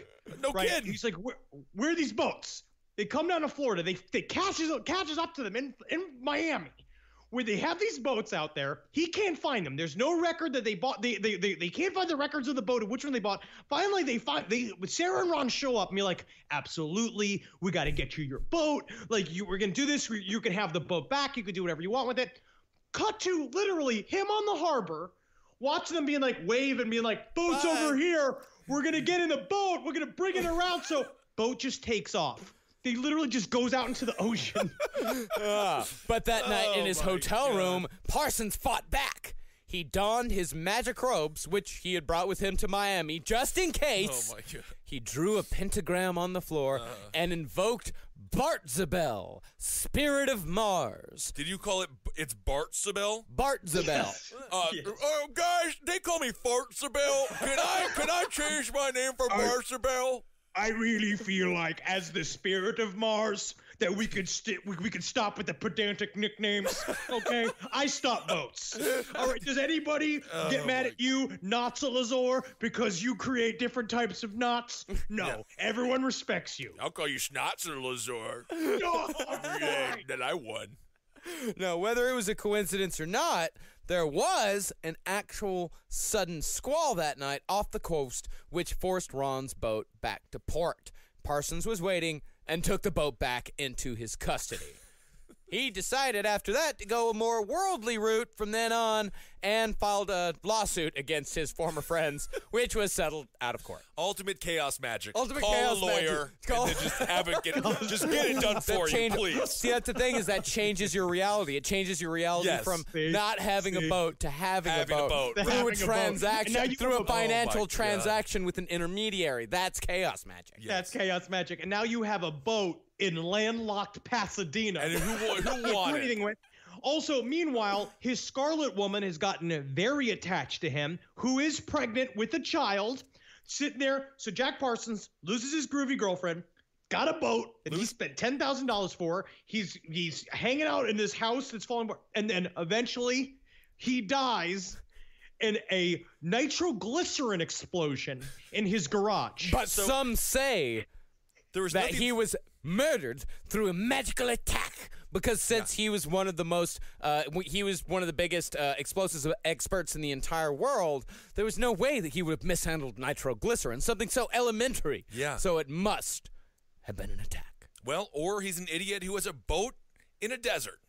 All I know is that I've cooked food hundreds of times, and I chop the whole top of my thumb off. I think that having nitroglycerin around all the time increases your odds that eventually you will be exploded by nitroglycerin. Absolutely. But after the lawsuit, Jack Parsons never saw Sarah or Ron ever again, and the two ended up marrying each other later that year. And Sarah that's sweet. had no idea that not only had her new husband been married before and had 2 kids, but was still married to Polly Grubb when their union took place. He's a bigamist. You can't even trust the guy you cheated on your boyfriend with, who then did a ceremony to create the Antichrist you stole a boat with. You can't trust anybody anymore. You can't trust anybody. That's the worst thing about love, isn't it? Yeah. Wow. And I'll tell you what, being married to more than one person, I mean, it takes a lot. And it's big of him, and it's big of me. Are you kidding me right now? Stu? Are you Stu from ABC's A to Z? What about Barb? What about Barb? What about Barb? Now, after the wedding, the pair moved back to California, where Ron would return to that most dangerous of all his books, Excalibur, and within 4 short years, Dianetics would be born, which is where we'll pick back up next time. Oh, my goodness. Well, what an insightful episode on the weird, nerdy life of L. Ron Hubbard. Yeah, it all starts with nerds, with all of them. And this Every is always cult that ends in death starts with nerds. You've got really Scientology, absurd. Shinrikyo, Yeah. Heaven's Gate. It's all nerds. Yep. Well, we got to start... We're just... Think about nerds. Bullying right? nerds again. That's what I start saying. That's what We don't bully nerds because Don't bully nerds? This is back what this is what happened when they got bullied. Because these cult leaders maybe say they weren't like bullied we enough. can make you powerful. Oh, I Remember about nerds. They're good with money, so they always have a lot of it. Sometimes. Right? They know how to save it. They get very obsessed with specific things. It is a great core group to get at if you want money, and a lot of people doing work for free, because that's what nerds do. That's the idea. That's why you'd harness them to do the group work in school, because they do all the hard work, and then you be the Flash Man. That's what I do. I suppose so. All right. I mean, it is unbelievable that this man really shaped Hollywood and shaped entertainment in this nation for so long, and convinced some of our, not our brightest minds, but some of our more famous minds. Our more John Traw minds. Our more John Traw and Tom Cruise-esque minds. That he was an actual... I mean, yeah, when you look at some of the weird ceremonies that Scientologists have and the reverence they give to LRH, as they call him, at some point in the ceremony, everyone always turns and salutes a picture of him, like, to LRH. Our savior. Yes. Oh, it's so weird. And it's very odd. That's in Going Clear. They show a scene like that. Yeah. They should just call him Flash Hubbard. Yeah, it's Flash. so much cool. Flash Hubbard. To you, Flash. Yeah, that's kind of Man. It's still going, and they have a lot of money, but I think they're hopefully dying. But we'll get into actually what Scientology is, which is very difficult to talk about. I walked into what it is. I walked into a Scientology office. There's one in Midtown, just lit off my ass, and I did scream a little bit. And then they did escort me out. Well, Scientology, their membership numbers are down, but their profits are way up. Right. Way up. All you need is a couple of rich ones. And you're going to be doing just fine. Awesome. All right, L. Ron Hubbard. That is informative, illuminating, and also interesting. Don't fall into the trap of these cult-like personalities. Remember, if it's too good to be true, then it is. It always is. It literally always is. They cannot fix you. No, they cannot. You can only fix yourself. Boom, Marcus. That's we're married now. Oh, that's nice. Now fuck. What? No, I don't want. Oh, now fuck each other, Henry. Later. If you want to see us fuck, go to patreon.com/lastpodcast. No, that's not going to be okay. Well, I don't. If you donate $3 million, I said $3. You said $2,000. $2,000. No, $3 million to have sex with each other. No, $3 million. No, but that's $2,000 every month.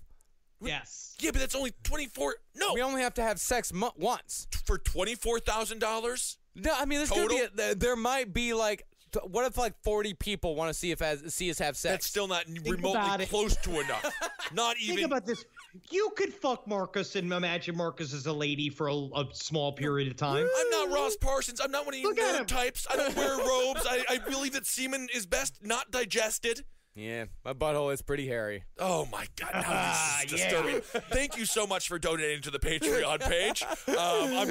I'm trying to do a weekly creepypasta, and you're doing a great job with it. I'll get one out for you guys soon.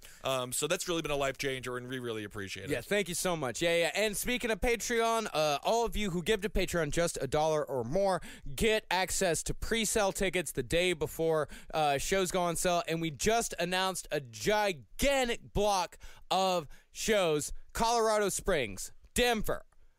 That's 419 and 420. Now what happens on 420? Bong noises, dude. Oh, that's good. All I thought about was ketchup soup when you did that. Yep, we're doing Denver on April 19th and Colorado Springs on 420 at the Black Sheep. Then we're doing 2 dates at Los Angeles, California at the Masonic Lodge at Hollywood Forever Cemetery. Well, you know, I feel actually really weird now that I read that ritual with you guys. You know, I'm converting to Christianity. I'm going back. I think that's very, yeah, we were very talking brave. about it for my career. You know, I think that's better. And Jesus did have a lot of great points in a lot of ways. That he did. And it was so fun. And then May 11th to May 13th, we're doing a Texas tour. I'm coming home. Austin, Texas, Houston, Texas, and Dallas, Texas. A country boy made weird. Marcus Parks is coming back to Texas. Yeah. What I would like I think Dallas is probably the one, right? If someone could point me towards, I want a full cowboy attire outfit. Dallas, I'll take you down to Fort Worth. I'll take you down to the stockyards, and we can fix you up good there. And then we'll go have barbecue at Billy Bob's afterwards. You'll love it. You are going to end up turning on some random gay man in Dallas, and you're going to walk out of there like you were just riding a horse for 3 days straight. It's going to be too much for them to handle with your succulent, strange Polish butt all dressed like a cowboy. I don't wish I could quit him. No, you'll do fine. There's nothing that Texans love more than some dumb shit tourist showing up and spending a whole bunch of money trying to look like them. That's what I want. I want a big hat. I want a big hat. I want an embroidered shirt. Like, I want snake boots. You're just Jeff Daniels from Dumb and Dumber. Exactly. Yeah, that's it. Then you'll get some of that good old-fashioned Texas thinly veiled contempt. Oh, my God. Howdy. So, it's dry. It's a dry heat, huh? Not from around here, huh? Oh, I'm from anywhere I want to be. Lovely belt buckle. Bust into show tunes. That's a good idea in Texas. I had a dream. Well, I mean, we take you to the stockyards if you're feeling frisky. If you're feeling thrifty, we'll take you to Lusky's. Oh, I'm feeling frisky. All right. I want to drop some coin. All right. I want some bones on my hat. All right, we can do that. You can easily spend $1,000 on a pair of boots. Let's do it. Then, May 25th, we're coming to Canada. We're coming to Toronto. Can't wait. And then, Oh, yeah. Oh, yeah. And then June 3rd, we're going back to Atlanta, and specifically, we're going back to the Earl. Yes. Can't wait to do that. We fucking love the Earl. We're doing two shows there. And then on June 10th, we're going to Indianapolis, Indiana. Cannot wait. This is going to be so exciting. So excited to be back with my peeps in Atlanta. I got V and Karen and the whole crew. We're going to do this shit. Oh, we're going to have a lot of fun. I mean, the first time at the Earl, I think that was... we sold out that show, and that was sort of the first time where we realized how well, we always knew the fans were amazing, but I just remember I put some beer on the stage to strike it as a theater actor. Strike is when you take it away. I don't know, set it up.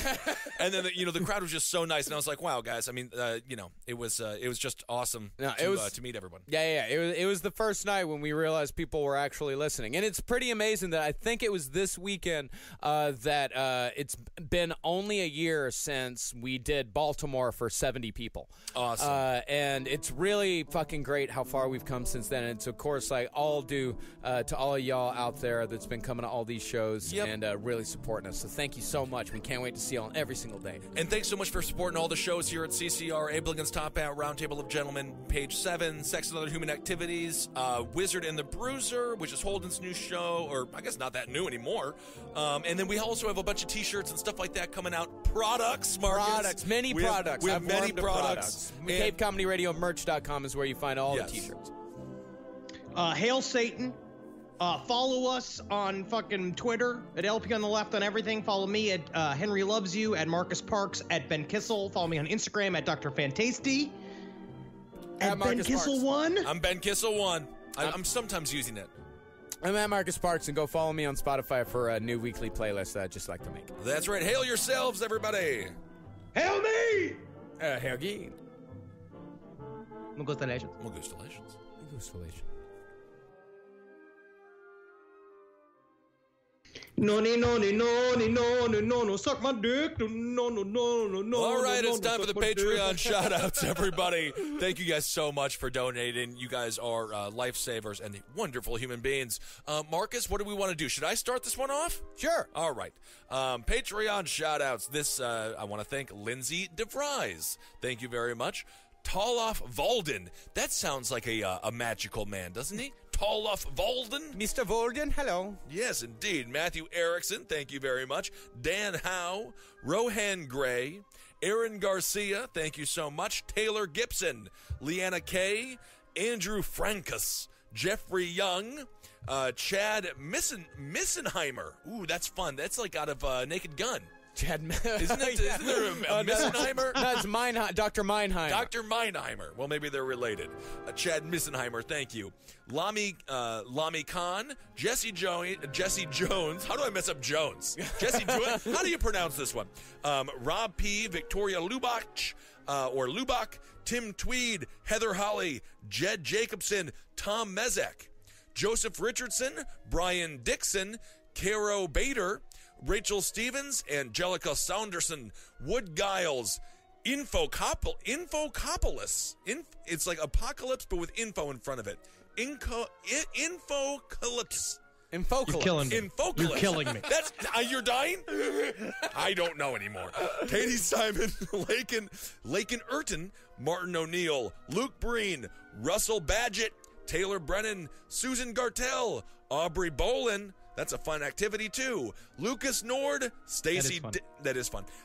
Lucas Nord, Stacy Daggle, Kay Tor, Russell Holly.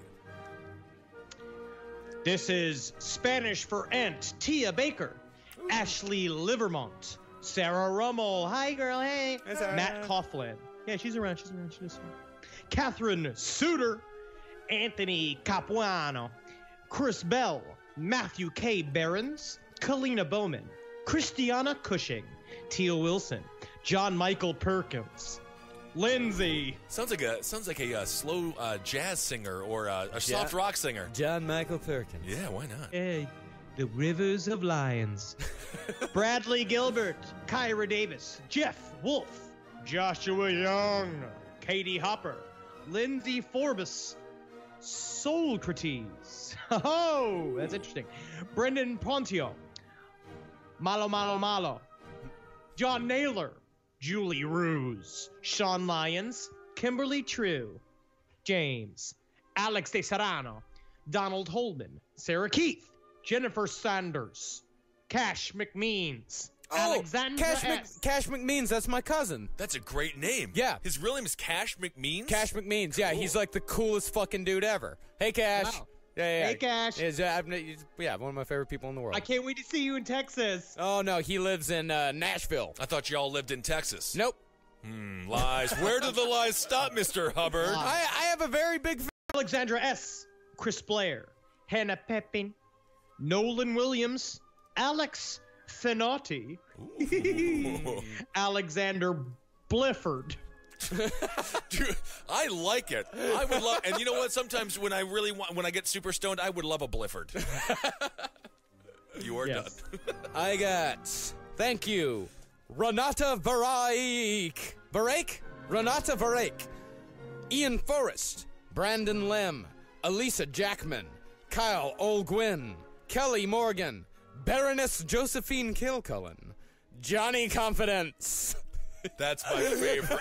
Johnny Confidence. Johnny Confidence. Quick, you got 14 seconds to make up a name. Johnny Confidence. Johnny Confidence. You only needed 1 second to do that.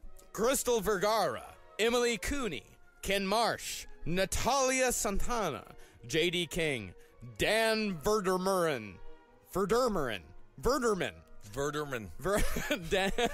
The name you can't say when you're drunk or sober. It's Verderman. No, officer. My last name is... Don't take me away from Farmers Verderman. Verderman, yes.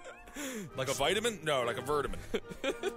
Daniel Finan, Megan Sanchez, Alyssa Vaughn, Patrick Van Brunt, Sarah White, Kaylee Johnson, Taylor Roth, Megan Olinger, Taylor Poe, Tiffany Gabry, Jake Collins, Robert Perry, Carrie, Neil Bartlett, Jessica Colantuno, Rolo Grayson, Kelly Higgins, Corey Newman, Sam Barrett, Liz Bortman, Adrian, Brittany Scherzer, Simon Grimmer, and Rosemary White. All right, I got Ellen Varner. Thank you so much, Ellen. Joel and Josry Villarreal, Mike and Tara Comnelli, Michael Mack, Elisa Ticino, or Ticino, Mark Waldorf, I love your hotel, Virax, Viroxz, I'm assuming Virax, Jake and Sam Labas, Chelsea Mars, Sarah Orvides, it's Oyervides,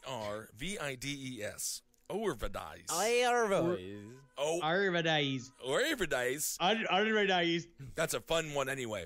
William Langley, Agata Stasik, which sounds like something you say at the doctor. Agata Stasik. Agata Stasik. You are on fire right This now. is good. Here's your sign. Do not belangful me. You might be okay. Jason Scholes, Eric Henschel, Tony Staub, Whitney Meyer. Hello, Whitney.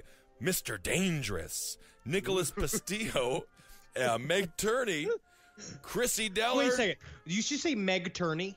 Yes. That's a famous person. Meg Turney. She is a famous cosplayer. She's coming and seeing us in some. I can't remember which one, but yeah, we've been talking to her on Twitter lately. Oh, wonderful. Well, thank you so much, Meg. I'm nervous now. She's coming to the show? Yeah. I don't know. She's just a person, Henry. Take it easy, for crying out loud. You get all nervous around. Oh my! No. Well, you just blew it. It doesn't matter if you're nervous or not because you just blew it already. Isn't that incredible? 35-year-old man. Okay. All right. Chrissy Deller, Jeffrey Edwards, Joseph Downing, Gina Fusello, Andrew Kelly. Well, this is just a series of letters. Sarahkis. Sarakis. Okay. Sarah White, Ashley Snyder, Andrea Devana, Olivia Oliver. That's kind of fun. Tim Thorpe, maybe related to Jim Thorpe, a great football player and Native American. Ravneil Singh, thank you so much. Taylor Neese, Leela Sheikh, Christian Penner, Sierra O'Flanagan, Travis Steenstra, Nicole Gaskin, Carrie, Ashley Smodick, and Catherine E. Kovac. Thank you all so much. Hey, Catherine Kovac. I believe I know you as well. Yeah, I know a couple Yvonne Holden, as in holding the joint. Pass it. You got to pass it, girl. Jason Hill. Nick Dudukovic. I know it's Dudok. It's like Dudokovic. Dudokovic? Dudokovic. Dudukovic. Bonnie Guillotine. Christopher Bishop. Natalie Moros. Kevin J. Hogan. Casey Schubert. Jane Baston. D. Pibb. Seattle McMattenberry. Lindsay Withers. Matthew Scrum. Grady Horn. Elise Deloy. Aaron Corcoran. Aaron Robb. Tamsin Hunter, who we've known for a long time. She's in Australia. Hello. Maddie Gallagher. Kylie Hankey. Nathaniel Bona. Candace Juniper. Nathan West. Justin Brobe. Josh Harden. Marius Zoll Johnson. Christina Smith. Wellington Hotzlar. Leisha Sincox. Summer N. Adamowitz. Madeline S. Amy Romero. Matt Cabral. Sarah Samael. Bill Cassidy. Aaron Garcia. Jesse Smith. And Kelly Kierst. I got Gucci. Ooh. Chris Cataldi. Chrissy Lee. Tyler Gronsky.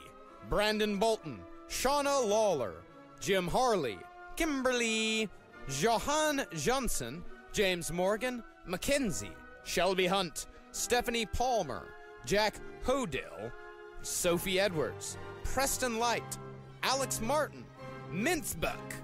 The Matt and JB Show. Kathleen Maw. Alyssa Diaz. Eric Miller. Joseph Zvier. Lauren Roth. Juliana Copeland. Isabella. Christine West. Haley Mara. Brittany Sims. Jeffrey Lohr. Nick Johnson. Miranda Pelicano. Brittany Arredondo. Tara Donahue. Jennifer Wilcutt. Carrie Steer. Austin Koenig. Ryan Marsh. Jennifer Waldman. Stacy Lee. Jess Turner. Peter. Kenneth Clower. Clogger. Elizabeth J. Eric Ashford. Joel Wadsworth.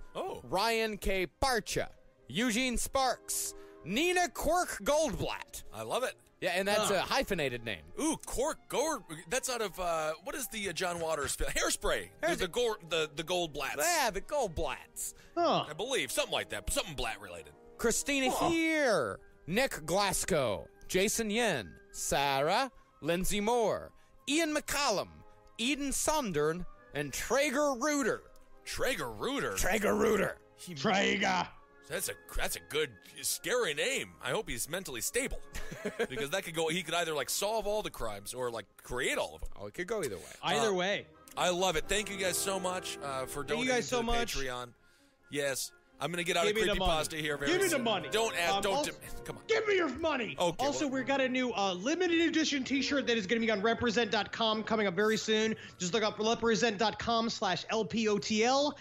And we got an amazing shirt, and it's designed by Ian Clarer. And I think it's really fucking cool. Yeah, we'll blast that out at some point here, right? Yeah, we'll blast it out. We'll blast it out on our Twitter, at LP on the left. There it is. All right, everyone. Hail yourselves. Talk to you soon. Goodbye. Hail me. Hail Satan. Hail again.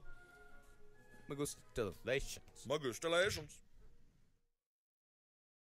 This Earwolf podcast is brought to you by Pepsi Next, the next big thing in cola. Today's episode is brought to you by Bunk on IFC. You can find Bunk every Friday on IFC at 10:30 following Comedy Bang Bang. Watch it with your eyes. Now it's time for How Did This Get Made? We're gonna have a good time, celebrate some failure, not just be a hater. Did you know you wonder how did this get made? Let's wallow in the mediocrity of subpar art. Perhaps we'll find the answer to the question, how did this get made? Hello, people of Earth, and welcome to How Did This Get Made? Whoa, we have a very, very big episode today. We have an in-studio guest, and we have a brand new movie to assign you for next week. But first, let me tell you, today's episode is sponsored by the brand new movie Badass, starring Danny Trejo. This movie is kind of like a positive version of Death Wish. It was based on the epic Beardman clip. You ever see that on YouTube, where like an old guy gets up on the bus and just kicks the shit out of this like punk on a bus? Basically, they made it into a movie. Danny Trejo is the star, and because they are sponsoring today's episode, they let us sit down with Danny and talk to him all about this movie. Whoa. This guy is awesome. I'm very excited for you to hear the interview with him. And then stay tuned to hear our brand new movie for next week. But first, let's take a listen to the trailer for Badass. I don't want any trouble. Leave me alone. I can either kick your ass while you're sitting down or while you're standing up. I told you I didn't want to fight. He's been given the name Badass, and he's a huge hit on the web right now. Nobody knew. They say you've been leaving a bloody trail all across the city. Doesn't sound familiar to me. Badass. That's what they're calling him. I can't wait to see what this footage looks like. Appreciate your cooperation. So today we are joined by the man, the myth, the legend, Danny Trejo. You're in, right now, I'm looking at your IMDb page, 288 different movies. How is that even possible? You know what? A lot of those are like student films and ultra low budget, you know, where they pay you $100, and right. Just like new directors that I always love working with and just helping out, and the student films I love doing. Really? Yeah. And do you still, is that something you did early in your career and still do it now? Still do it. That's amazing. Those kids must be so thrilled to have you. You know what? It is so much fun to show up. Yeah. And it's almost like they don't know what to do. You know, they were expecting. It's just a lot of fun to watch them and the enthusiasm of what they're doing and their whole lives ahead of them and stuff. Yeah. It's like just so cool. I imagine you meet really cool directors that way too. I mean, you know, working with even you got involved with Robert Rodriguez early, right? Yeah, he did. We did Desperado. I walked into Robert's office and he said, "Wow, you remind me of the bad guys in my high school." That's great. I said, "I am the bad guy." And me and Robert, you know, we've been pals ever since. We've got about 11 movies together. And this Tuesday, I'm leaving to do Machete Kills. Which is so good. So great. Wait, now, why do you choose a movie like Badass? You know what? When they gave me the script, it's like first of all, unless there's something exciting in the first 4 paragraphs, I'm not even reading it. Right. I'm just like action. I love action. So this thing like just captured, bang, Vietnam, boom, boom, boom. This old guy that's just sitting on a bus, you know, and just minding his own business, and then this guy starts messing with this other guy on the. Yeah, well, it's based on that YouTube video, right? This epic beard man. If you haven't seen it, it's an amazing video. Basically, this guy, older guy, just gets up and kicks the crap out of this other guy on the bus, and you know, and then so that's the jumping off point for this movie for you. When I read it, I told my mom, "Mom, look at this old man kicks his yeah, do that one." And so it's about this old guy just butting in and kicking this young guy's ass, and you know, just don't, you know, leave, you know, kind of like being somewhat of a hero or Well, you become like a community hero. I feel like it's like watching the movie. It was like the movie Death Wish, but a positive version of Death Wish. Exactly. You know, you're going around, you're helping the community, you're helping all these people out there. Yeah.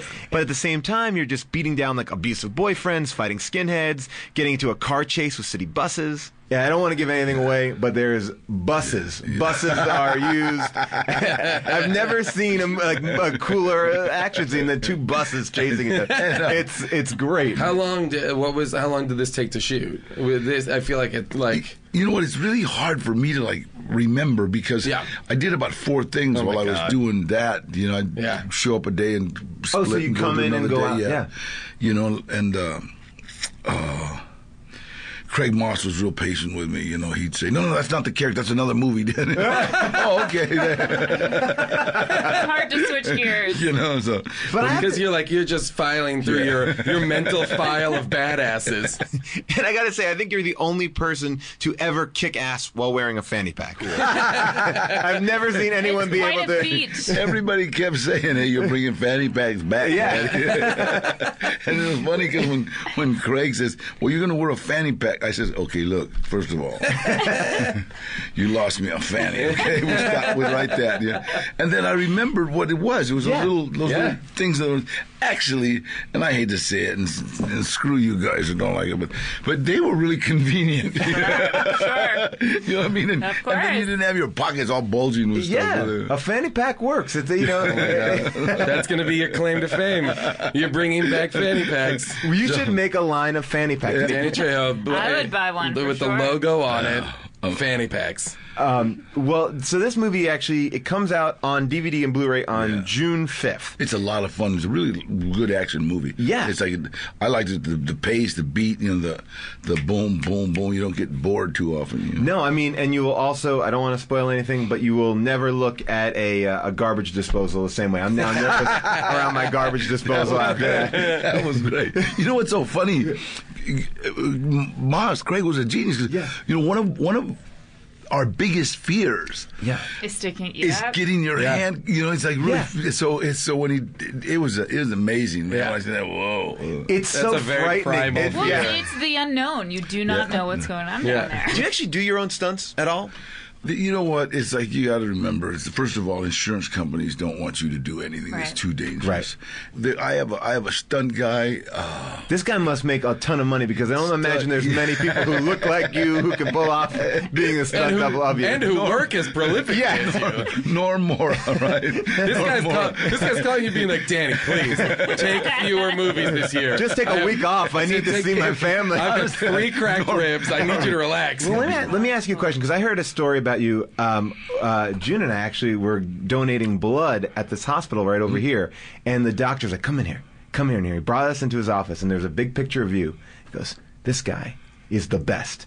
Danny helps out our kids. He goes, what you don't know about Danny is he's amazing at the claw games where they pull out the stuffed animals, so that you go there, you empty out the whole claw game, and then you just have like a truck full of stuffed animals. There's a shrine team pretty much in the office down there. Thank you. So are you good at the claw game? Well, you know what? I say all my friends, any restaurant you have those. So if they collect them, they always give them to me. You know, and so I say no. You do your own claw stunts. I do my own claw stunts. Yeah. It's funny. I was working with this battered women's shelter, and I'd always have like teddy bears in my car, and I'd just take them because a lot of times when they have to run away from dad and stuff, you can't take toys and barely take clothes. So I was in this. I was walking through, I don't know, CVS, one of those, and this little girl started yelling, "Mama, look, the teddy bear man, the teddy bear man." Oh, wow. And it's like, what are you doing?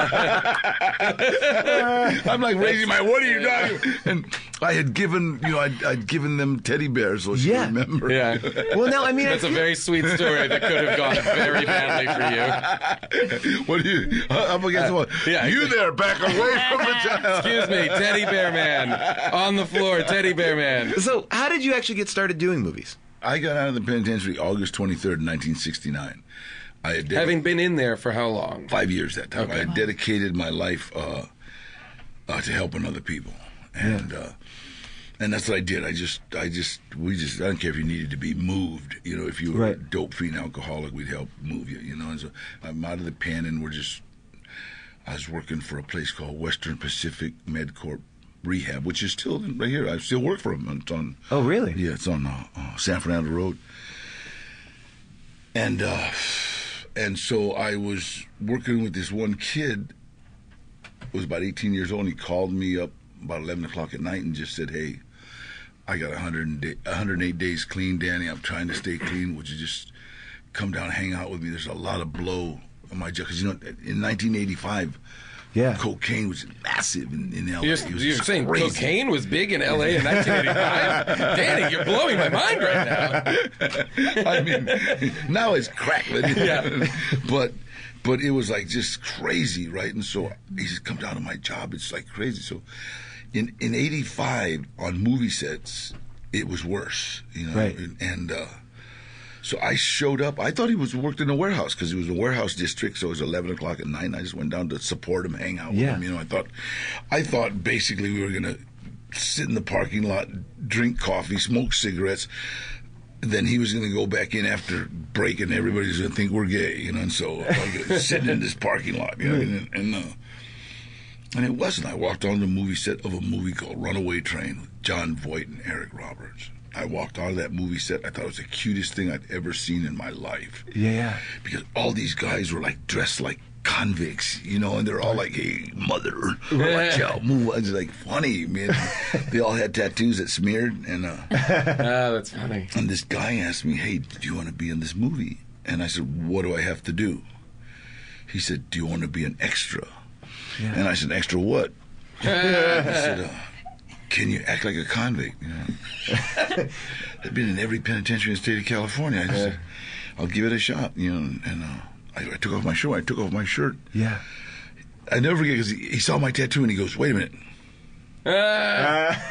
You're doing that thing where the director holds his hands up. I'm trying to figure out framing a shot. I'm trying to figure out what stupid neighborhood is that? I would never. It looks like a gang sign, but you know what I mean? So this other guy comes over and says, "Hey, you're Danny Trejo." I go, "Yeah." Oh, wow. He says, "I saw you win the lightweight and welterweight title up in San Quentin." I go, "You're Eddie Bunker. I know you." And Eddie Bunker was a writer who became very famous in prison because he knew how to write writs.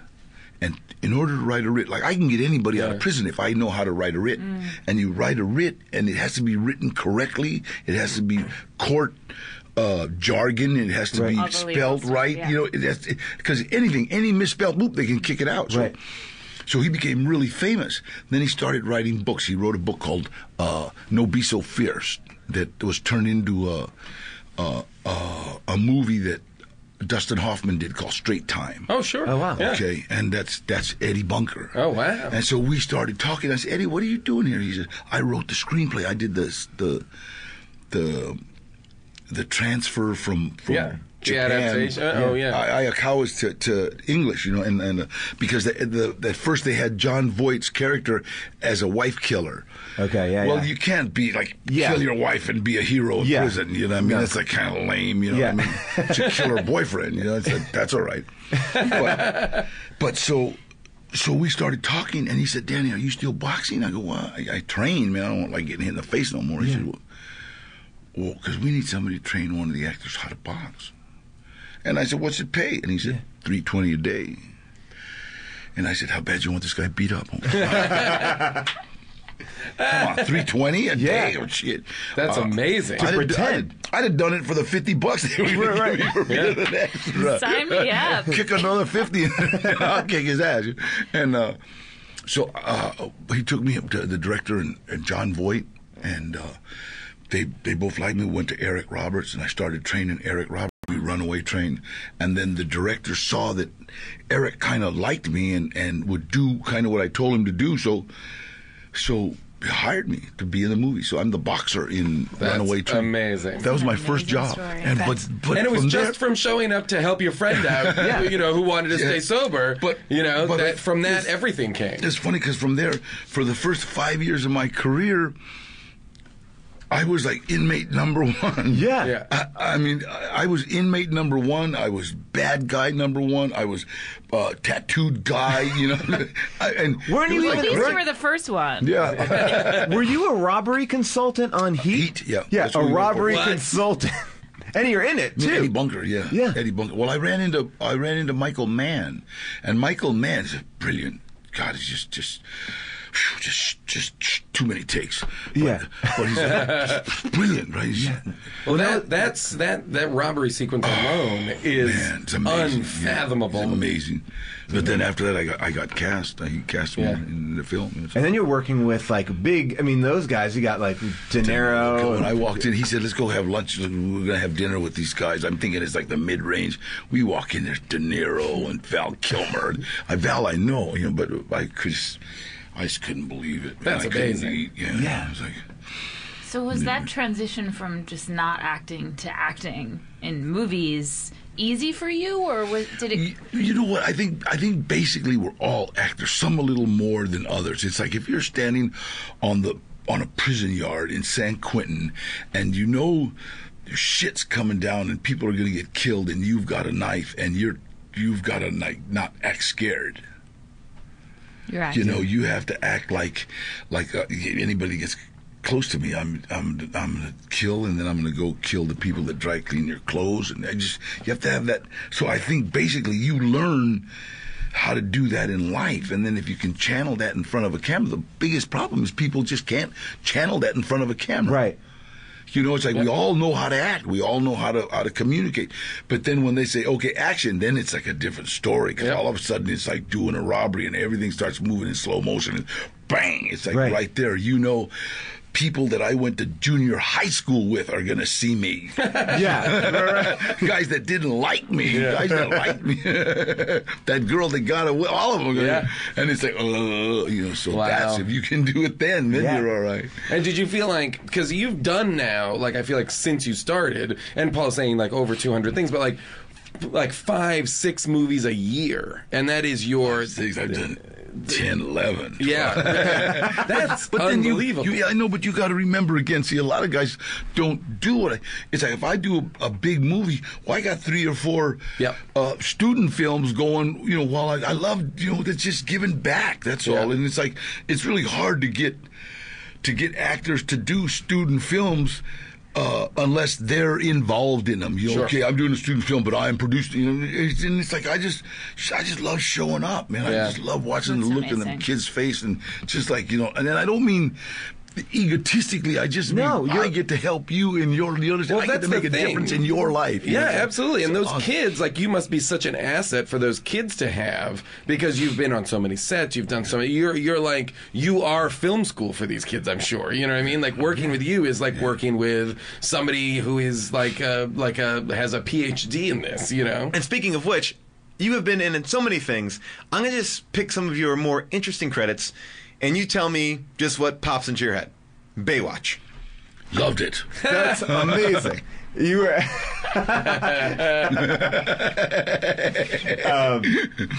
and then also, you the one movie that I'm most curious about, too, is Con Air. Because Con Air, you're there with a bunch of guys who are probably trying to, like, outdo each other, right? Like biggest test in testosterone ever in my life. Yeah. You couldn't spit on that movie without it turning into you would spit, and then somebody would spit a little further.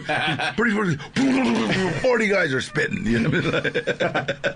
I love that movie, and that movie that just seems so like funny. Go ahead. Wait, Benny Urquidez, who is 5 times world champ kickboxer, right? Benny the Jet, they used to call him. Benny Urquidez was John Sensei, who people don't know this, because there's people in Hollywood, but everybody always asks me, who would be the toughest guy? You know what I mean? You don't know some of the tough guys in Hollywood. You know, it's like you got to look at people's... There's people that think they're tough, but they just don't have that little thing in their eye. You know, that little thing in their eye. John Cusack has it, okay? I'm going to tell you something people don't realize this. You just look at him and you're just not sure. You just think, this guy would go kill the guy that dry cleans my clothes. You know, it has a little something. John Cusack. John, honest to God, Yeah. and he's bad. He can fight. He can. If you ever watch Really? him, Yeah. if you ever watch Bo Benny, you just trained him. I mean, I've watched him kick a bag, and you just hear ribs breaking. You know? Yeah. Wow. And then George Clooney, same thing. George Clooney's got that little, he's got that little, Things are crazy. that little laugh, but it's like just a little off center, right? And then the other guy is, I always forget his name. He's kind of a Texas guy. Billy Bob? No. Yeah, Billy Bob's just crazy. What about, does Nick Cage fall into? We talk about Nick Cage a lot on there. Nick Cage is a good dude. But he's just. He was kind of like he can go crazy, but it's more manufactured. Yeah, it's more. I'll hurt. You know, this guy. Who's that guy on the plane that beat up the bathroom? He got. Yeah, they made him turn off his Alec Game Boy. Baldwin? Yeah. Like he turned off his his Game Boy. He had his playing Game Boy, shut it off, and he wouldn't shut it off, so he went in the bathroom and beat it up. Okay, well, that guy, okay, I'll go beat up, but you're worried about the guy that would grab the stewardess. The stewardess. Yeah, I'll turn it off. You're sedentary. You know, that's the guy you're just not sure of. Absolutely. You know? So beat up all the bathrooms you want. You know? I love it. Clooney and Cusack. No, are the really, badass. I'm serious. Yeah, I buy it. It's like, just look, if you're ever talking to him, just look at him in the eye, and it's like you just get this little, I'm not sure about you, but I'm going to watch my back when you're around. That's amazing. But Benny knew that I didn't play well with others because I grew up with Benny's family. Yeah. Me and Benny's older brother used to, back in the day, robberies and just bad stuff. And this is here in L.A. Yeah, this is in L.A. And so Benny knew me growing up. So when all this contest was going on, he saw that I would really bad sport. He would so he would take me and he had to calm you down. He would throw me and we'd go into we had a big dojo there that they had constructed because we were out in the desert for like 19 weeks. Yeah. Oof. You know, I mean, we're talking Wendover, Utah. Okay, so you can actually stand on the salt flats, and you just about see the curvature of the earth. It's like it's just nothing. You know? And so, you know, I really learned how to meditate. And then we just. Yeah, because I imagine you wouldn't take any shit from kind of idiot actors too, right? It's just funny. I keep trying to tell them these. They like to say, "Yeah, I grew up on the streets." I tell them, look, Hollywood 2 shows a night don't count, okay? Right. You know, Hollywood Boulevard 2 shows don't. Broadway doesn't count. You know what I mean? It's like it's not that tough getting on a subway and driving. You know, going to Strasbourg. Yeah. Have you ever turned down something that you looked at later and you're like, oh, I should have done that? Has there been? I've never turned down anything. As you can see. You know what I mean? And you know what? My agency, they know that I will not. If somebody gives me a script, it's like if it doesn't get me in the first couple, I'm done. I won't read it. So they do. We get about 12, 13 a week, and they'll read them and give me synopsis for 3, and which one do you want to go with? And usually Gloria will just pick them for me. My agent Gloria, she'll just do this, and then McConaughey. Really? That's the other one. You look at his eyes. Oh, yeah. I ran into him in an award show in Texas, right? And we were talking, and it was so funny. It's like, just being just an old ex-convict, you just size people up. Yeah. You can't help it. You have to. Your life depends on. So immediately, and I can see him sizing me. I can see that little. Okay. So there's another one you're not too sure of. I don't know if he's tough. I don't know if he's bad, but you're just not too sure of. We just did a movie of his just recently on this show. Yeah. Because we look at movies that a lot of times that we're just trying to figure out what is going on with this movie. And he did a movie called Tiptoes where his entire family are dwarfs and midgets, and Gary Oldman is his brother and it is a dwarf, and McConaughey is normal size. If you have not seen it, Danny Trejo, it is insane. So speaking of badasses, we have another question from Twitter here. People want to know, is Machete related to Uncle Machete? Yes. And Spy Kids. I would have to say that's what Uncle Machete does when the kids ain't around. Okay. Oh, wow. But what's so funny is Robert and I talked about doing Machete when we did Desperado. Yeah. You know, we did Desperado. Me and Robert just hit it off. Yeah. And then when we were in Mexico, Antonio Banderas was the star of Desperado, who's brilliant, man. He's unbelievable, right? But he's Spanish. Not love Spaniards, love them, love Spain. But Mexico and Spain, different cultures. You know, same language, different cultures. So. You know, everybody loved him, but they're a little standoffish. Didn't rush to him. And me, I'm standing there with no shirt, tattoos all over me, all the Mexicans. They knew I'm Mexican, you know. And so, you know what I mean? And so Robert, it's funny, Robert's watching me sign autographs and take pictures and flirt with Selma Hayek. I think Selma, honey, I would rob banks for you. Wow. She'd send you back to a life of crime. She's so beautiful. She's so beautiful. She goes, in this town? Thanks a lot. That doesn't say a lot. So Robert says, Danny, people think you're the star of this movie. And I says, you mean I'm not? So when we started talking, he started talking about Machete, this man of the people who blah, blah. And that was like 20 years ago.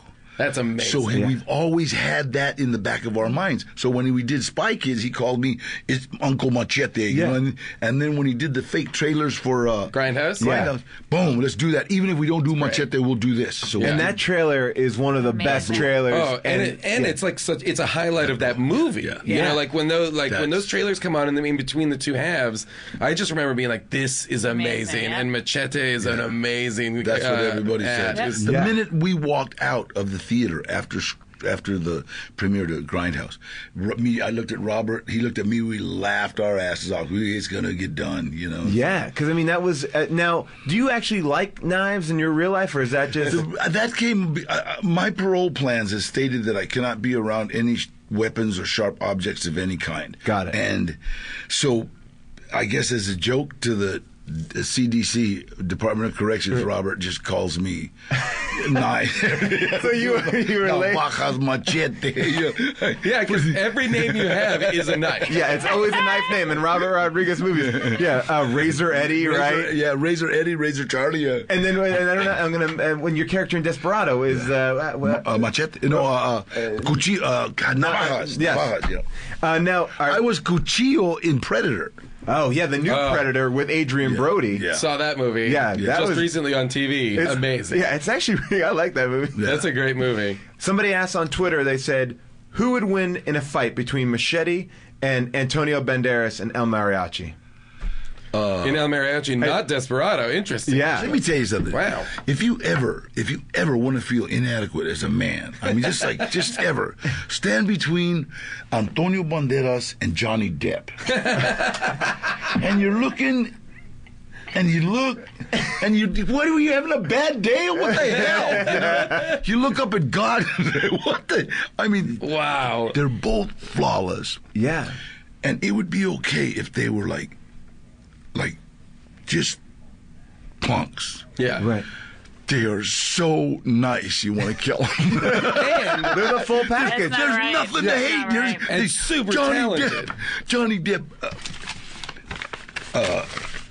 Robert Rodriguez gives us these lines. You know, are you a Mexican or a Mexican? Right. You know, and well, on the set, here, say this. You know, Johnny Depp goes, wow, Danny, this is going to make us famous. He was serious. I said, what do you tell you? What, you haven't seen Pirates of the Caribbean yet?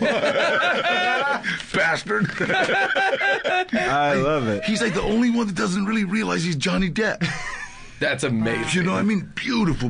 Antonio Banderas, same thing. Yeah. Same thing. Antonio Banderas will cross a room to just see an acquaintance, a friend. I mean, he will just, oh my God, how are you? And just make you feel like, wow. That's amazing. So what kind of directors do you like to work with? Robert Rodriguez wrote this book. It's called Rebel Without a Crew. Yeah.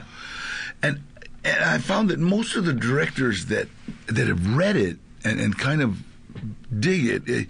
I kind of get along with them. We're on the same page. Whatever that means, I don't know. But they've learned to like utilize time. They've learned to like keep things moving. You know, I hate cell time. Not waste a lot of time. Yeah, I hate cell movie time. sets can just waste. I hate cell time. Destroy your energy. When I'm in that trailer, it reminds me of being in the cell in Folsom. Yeah. Just like crazy, you know. So I'm just walking around, and they don't let you. They're shooting this scene, they're on to this one. Mm-hmm. So the character, we've already discussed him. We already know what he is. And me and Robert, especially Rodriguez, you know. It's like he can look at me and I know exactly what he wants. You know, sometimes he even tells me, "Stop acting, you're acting." You know? Yeah. This isn't Lee Strasberg, cut it out. You know. And That's an amazing. That's an amazing relationship. But you know, but we've done 11 movies. You know, you're his muse. I always kind of like it's funny because I go. My acting coach Juan Strasberg, he knows what he's talking about. And you were great in that movie Sherry Baby as well, which is also like a Props to Gloria Hinojosa. My agent made me do that. I wasn't gonna do it. Really? Oh yeah. Well, I read it, and the first 10 pages, it's like, it was just slow because nobody got hit, nobody got killed. She got up, you know, and then the way Laurie Collier cut that. Laurie, the director. And it was amazing. And I got to go all over the world with that movie. I got to go all over, just literally. That's exciting. Everybody loved that movie. Do you I mean, because you are doing like 10 films a year or a lot of films a year, do you get surprised sometimes when you see yourself on screen? You're like, oh, I forgot I did that. Yeah. Does it like usually I'm in a different country. Yeah. I'll be like watching late night. Hey, I'm in. You're gonna have your own channel. Actually, wait a minute. Robert is working on kind of a third generation Latino channel. It's called El Rey. Okay. And I told him, hey, I want to be part of that. He says, you are. What do you say? You are El Rey. How could you not be? Yeah. So, but El Rey, and it's, look it up. It's something to do with cable, and I'm not sure. But all right. Call Robert. I'll give you his cell number. Yeah. Well, definitely check out Badass on DVD, Blu-ray. You can go get it. Danny Trejo, thank you so much for joining us. You're amazing. I love talking to you. Thanks so much. Danny Trejo, what an awesome guy. All right, there's a lot of things to tell you guys about. I decided to start a summer movie league, kind of like fantasy baseball for movies. If you log on to summermovieleague.com and search for How Did This Get Made, you can join our group. And it works just like any fantasy sport. You pick the movies that you think are going to do best this summer, and the winner of our group will get a prize. I don't know what that prize is. We're not even getting anything from it. I just think this would be fun to do. There's already 200 people signed in, so get in there, pick your summer movies, go to summermovieleague.com, search How Did This Get Made? That's our group, and if you win something, it'll be great. Speaking of winning something awesome, you could actually win maybe one of our brand new t-shirts, our Crank 2 inspired t-shirts, which I just love. They're so good. They're available on our store. You know the deal. You pay for them, we send it to you, you get it. And if you win this whole thing, I'll give you a t-shirt. That sounds good. And some other cool stuff. Now, the moment you all have been waiting for. What is the movie we're doing for next week? Like we said, this summer is all about bad summer blockbusters. And there is no better, worse summer blockbuster than the 1998 Matthew Broderick action movie, Godzilla. Oh, my goodness. I remember being so excited for this movie. The trailers were amazing. You're like, this is going to be great. And then they showed you what Godzilla looked like. You're like, oh, no, this is going to be bad. It was one of the biggest disappointments seeing this movie in the theaters. And now we get to relive it all over again. That's right, Baby Godzilla's hatching in Madison Square Garden, Matthew Broderick being a lead action star, Hank Azaria almost getting squashed by Godzilla. It's all there.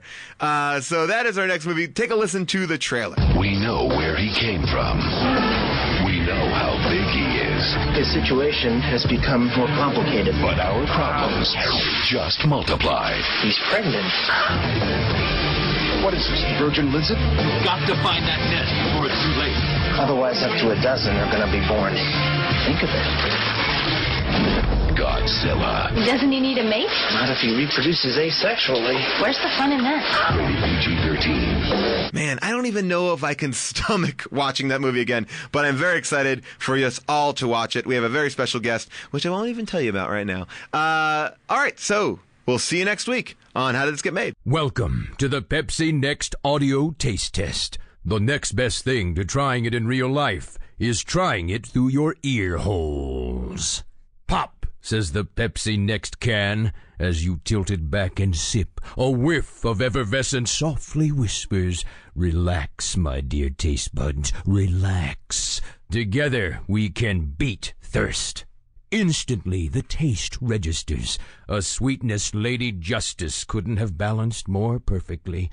And you ask yourself, is this why artists paint? Is this perfection?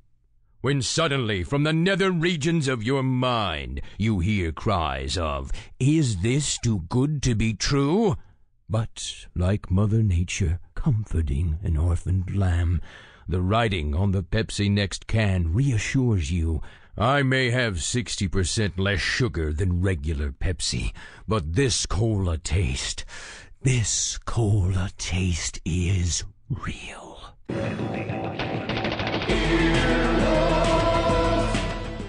This has been an Earwolf Media production. Executive producers Jeff Ulrich and Scott Ackerman. For more information, visit earwolf.com. EarwolfRadio.com.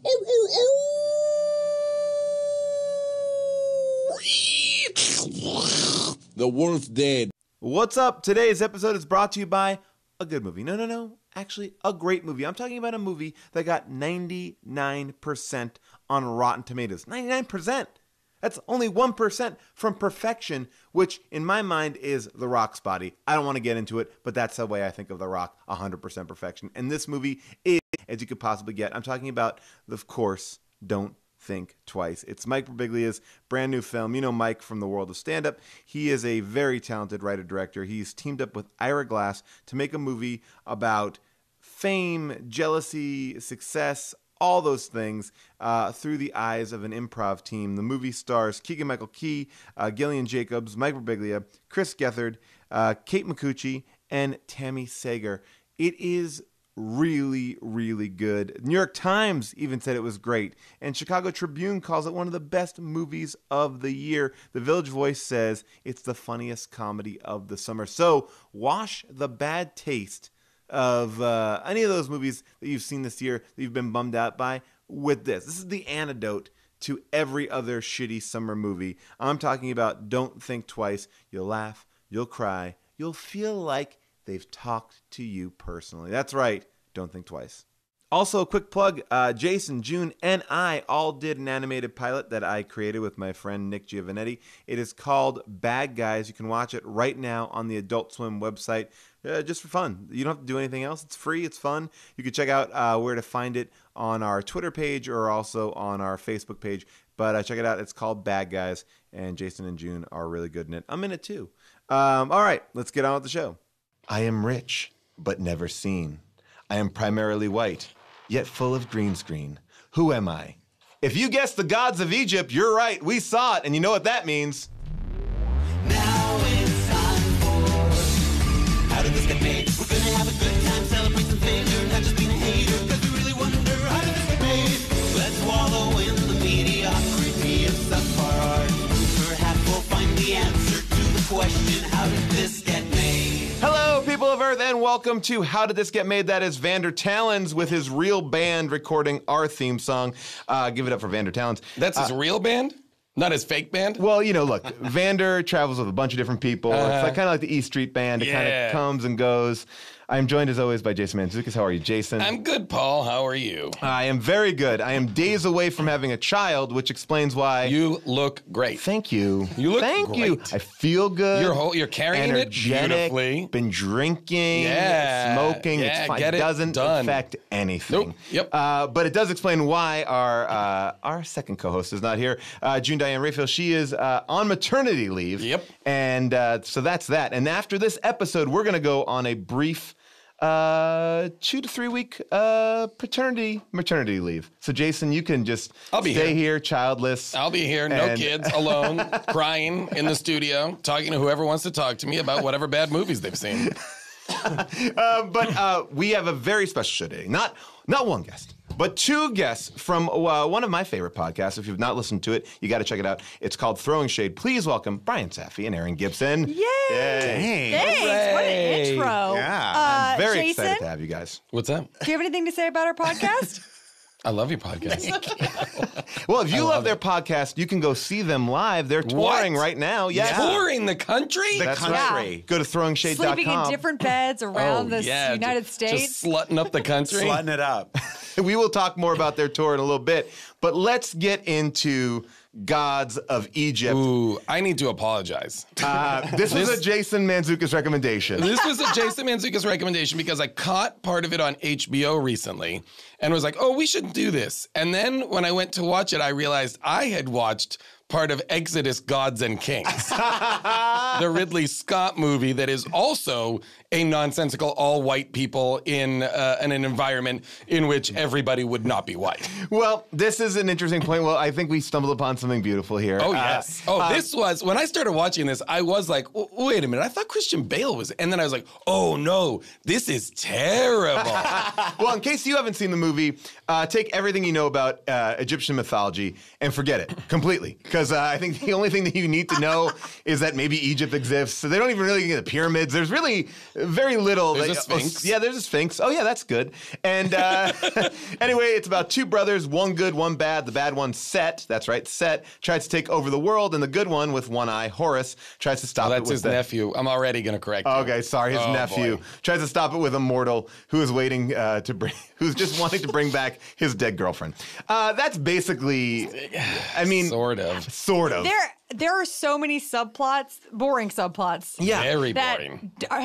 Have no like it was literally like first draft on mescaline. It was also so many meet cutes. Yes. Like I feel like there were so many times where everyone was flirting, even when the dialogue, even when no one else was around. It was like a flirty. And everybody's constantly running into each other. Like we're talking like an expanse of land that is enormous with millions of people plus the underworld.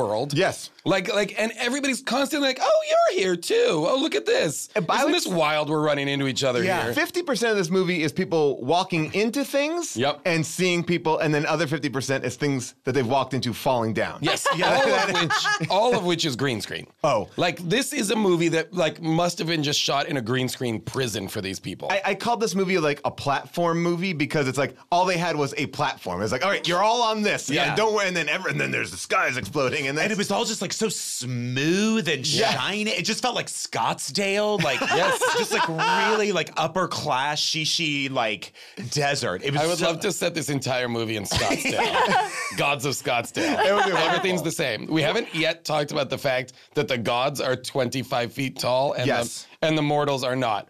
And that's a real thing that happens through the whole movie. Yeah. Jaime Lannister is 25 feet tall, and the human guy he's running around with the whole time is a normal dude. Or a normal Hollywood actor, so probably 5'1". Yeah, it's opposite Lord of the Rings. Yes. Yeah. And that was jarring. And it also never works. Never like looked the good. giant person with us. It never has looked good in any movie. I wanted some more POV shots of just like how, like looking down on the It must have made shooting it very difficult. Yeah. I feel like, I mean. No, remember, you got to look down when you talk to him. You down further. Your eye line is way down here. And this guy only had one eye, so it's even harder. All right, so I want to just ask a general question. Because this is when I started watching this, is like, are you ever excited to see a movie like this, like an Egyptian? Always, really. And I have to be honest with you. Always, yes. I think I saw Exodus, Gods. I love biblical epics. Okay, I'm not a religious person at all, but I love the Ten Commandments. I love Ben-Hur. I saw Exodus. What do you like about them? I think just the scale, just the absurd. The dialogue never matches the scale of what they're doing. It's always so pedestrian and or like modern, like. There was one moment where Tiny Man was like, whoa, whoa, whoa, whoa, whoa, calm down, everybody. I was like, no one's ever said that in Egypt. Ancient Egypt. Ancient Egypt. Well, the first scene where our mortal, meets up with his girlfriend, I'm like, wait, what? It took me by surprise because it was so jarring how casual they were. Very it was. casual. You could have just replaced the scenery and put this in like a regular rom-com and about Completely. fine. The first 10 minutes of this movie is shocking. Like, I mean, because it really. I stopped it like 3 times. Wait, I gotta rewind it. Did I miss it? I don't. Because the dialogue's so cute, and Gerard, no one's accents match at all. Not at all. Can we just? I want to play Gerard Butler's accent because Gerard Butler is like, I'm not changing the fact that I'm Scottish. Yeah. By the way, I won't do that. But even his own accent is inconsistent throughout the movie. His real voice is inconsistent. Doesn't match anything. Check out. This is Gerard Butler's accent. Wait. Sorry I'm late. 3 days to cross the desert, and nearly one more to pass through all your admirers. Set. Brother, good to see you. And you, This brother. is. There's always a place for you here. Such a big day for the family. This is in front of. This is in front of millions of people. They're on a stage in front of millions of people at a king's coronation ceremony. And this opening line. Wait, sorry I'm late. Sorry I'm late. It was like that show, Thank God You're Here. Yeah. You remember that horrible improv? It was like, felt like that. He's like, hey guys, my bad. But also, they're speaking in a voice even lighter than what we're speaking So in. casual. And the audience all heard that joke. Died laughing. Yeah, they were like, killed it. So are gods just naturally amplified because they're presenting, but they're not even. They're just like, all right, so we're gonna coronate the king today. And they're like, Yeah. Like, there's no yelling. There's no pomp and circumstance. And they're in a field bigger than like Wembley Stadium. Yeah. Talking at a normal volume. They're about to put the crown on Jaime Lannister's head, and Gerard Butler shows up, as we just heard. And they then proceed to have an intimate 4-person conversation on the dais or whatever they are on in front of millions of people who are just rapt, watching them undergo like family drama, basically. It would be like if you went to go see like if you went to go see Hamilton, and then like Lin-Manuel's mom came on stage and was like, "Hey, baby, you forgot your sandwich." It was like that level. The show's going great tonight. Oh, thanks, Mom. And then everyone in the audience is like, "Ooh." Everyone was still as invested as no they one were has in any Hamilton. questions. No. It was such a strange choice for the director to be like, so at this coronation, we're going to be at our most casual. Yeah. Yes. Like we're just. This is you just came in. It's like you're grabbing a snack from the kitchen. It really that scene, and again, it's these first couple of scenes that you're like, all right, what is going on? I can't get the tone. They're setting up nothing except for the fact that everyone's related. So when Gerard Butler turns on his brother, which, as you can see from the beginning, the confusing family tree that happens when you're like, wait, who's related Everybody's to who? ages were wrong because Gerard Butler's brother is played by Brian Brown. Yes. Who is a much, much older actor. Yes. Yeah. And Gerard of Jaime Lannister. And they're the same age. They appear to me to be the same age. Yeah. And I kept Jeffrey having to Rush yeah. is the grandfather, who I believe is the same age as Brian Brown. 100%. I was like, what's doing here? Is Jeffrey Rush Zeus?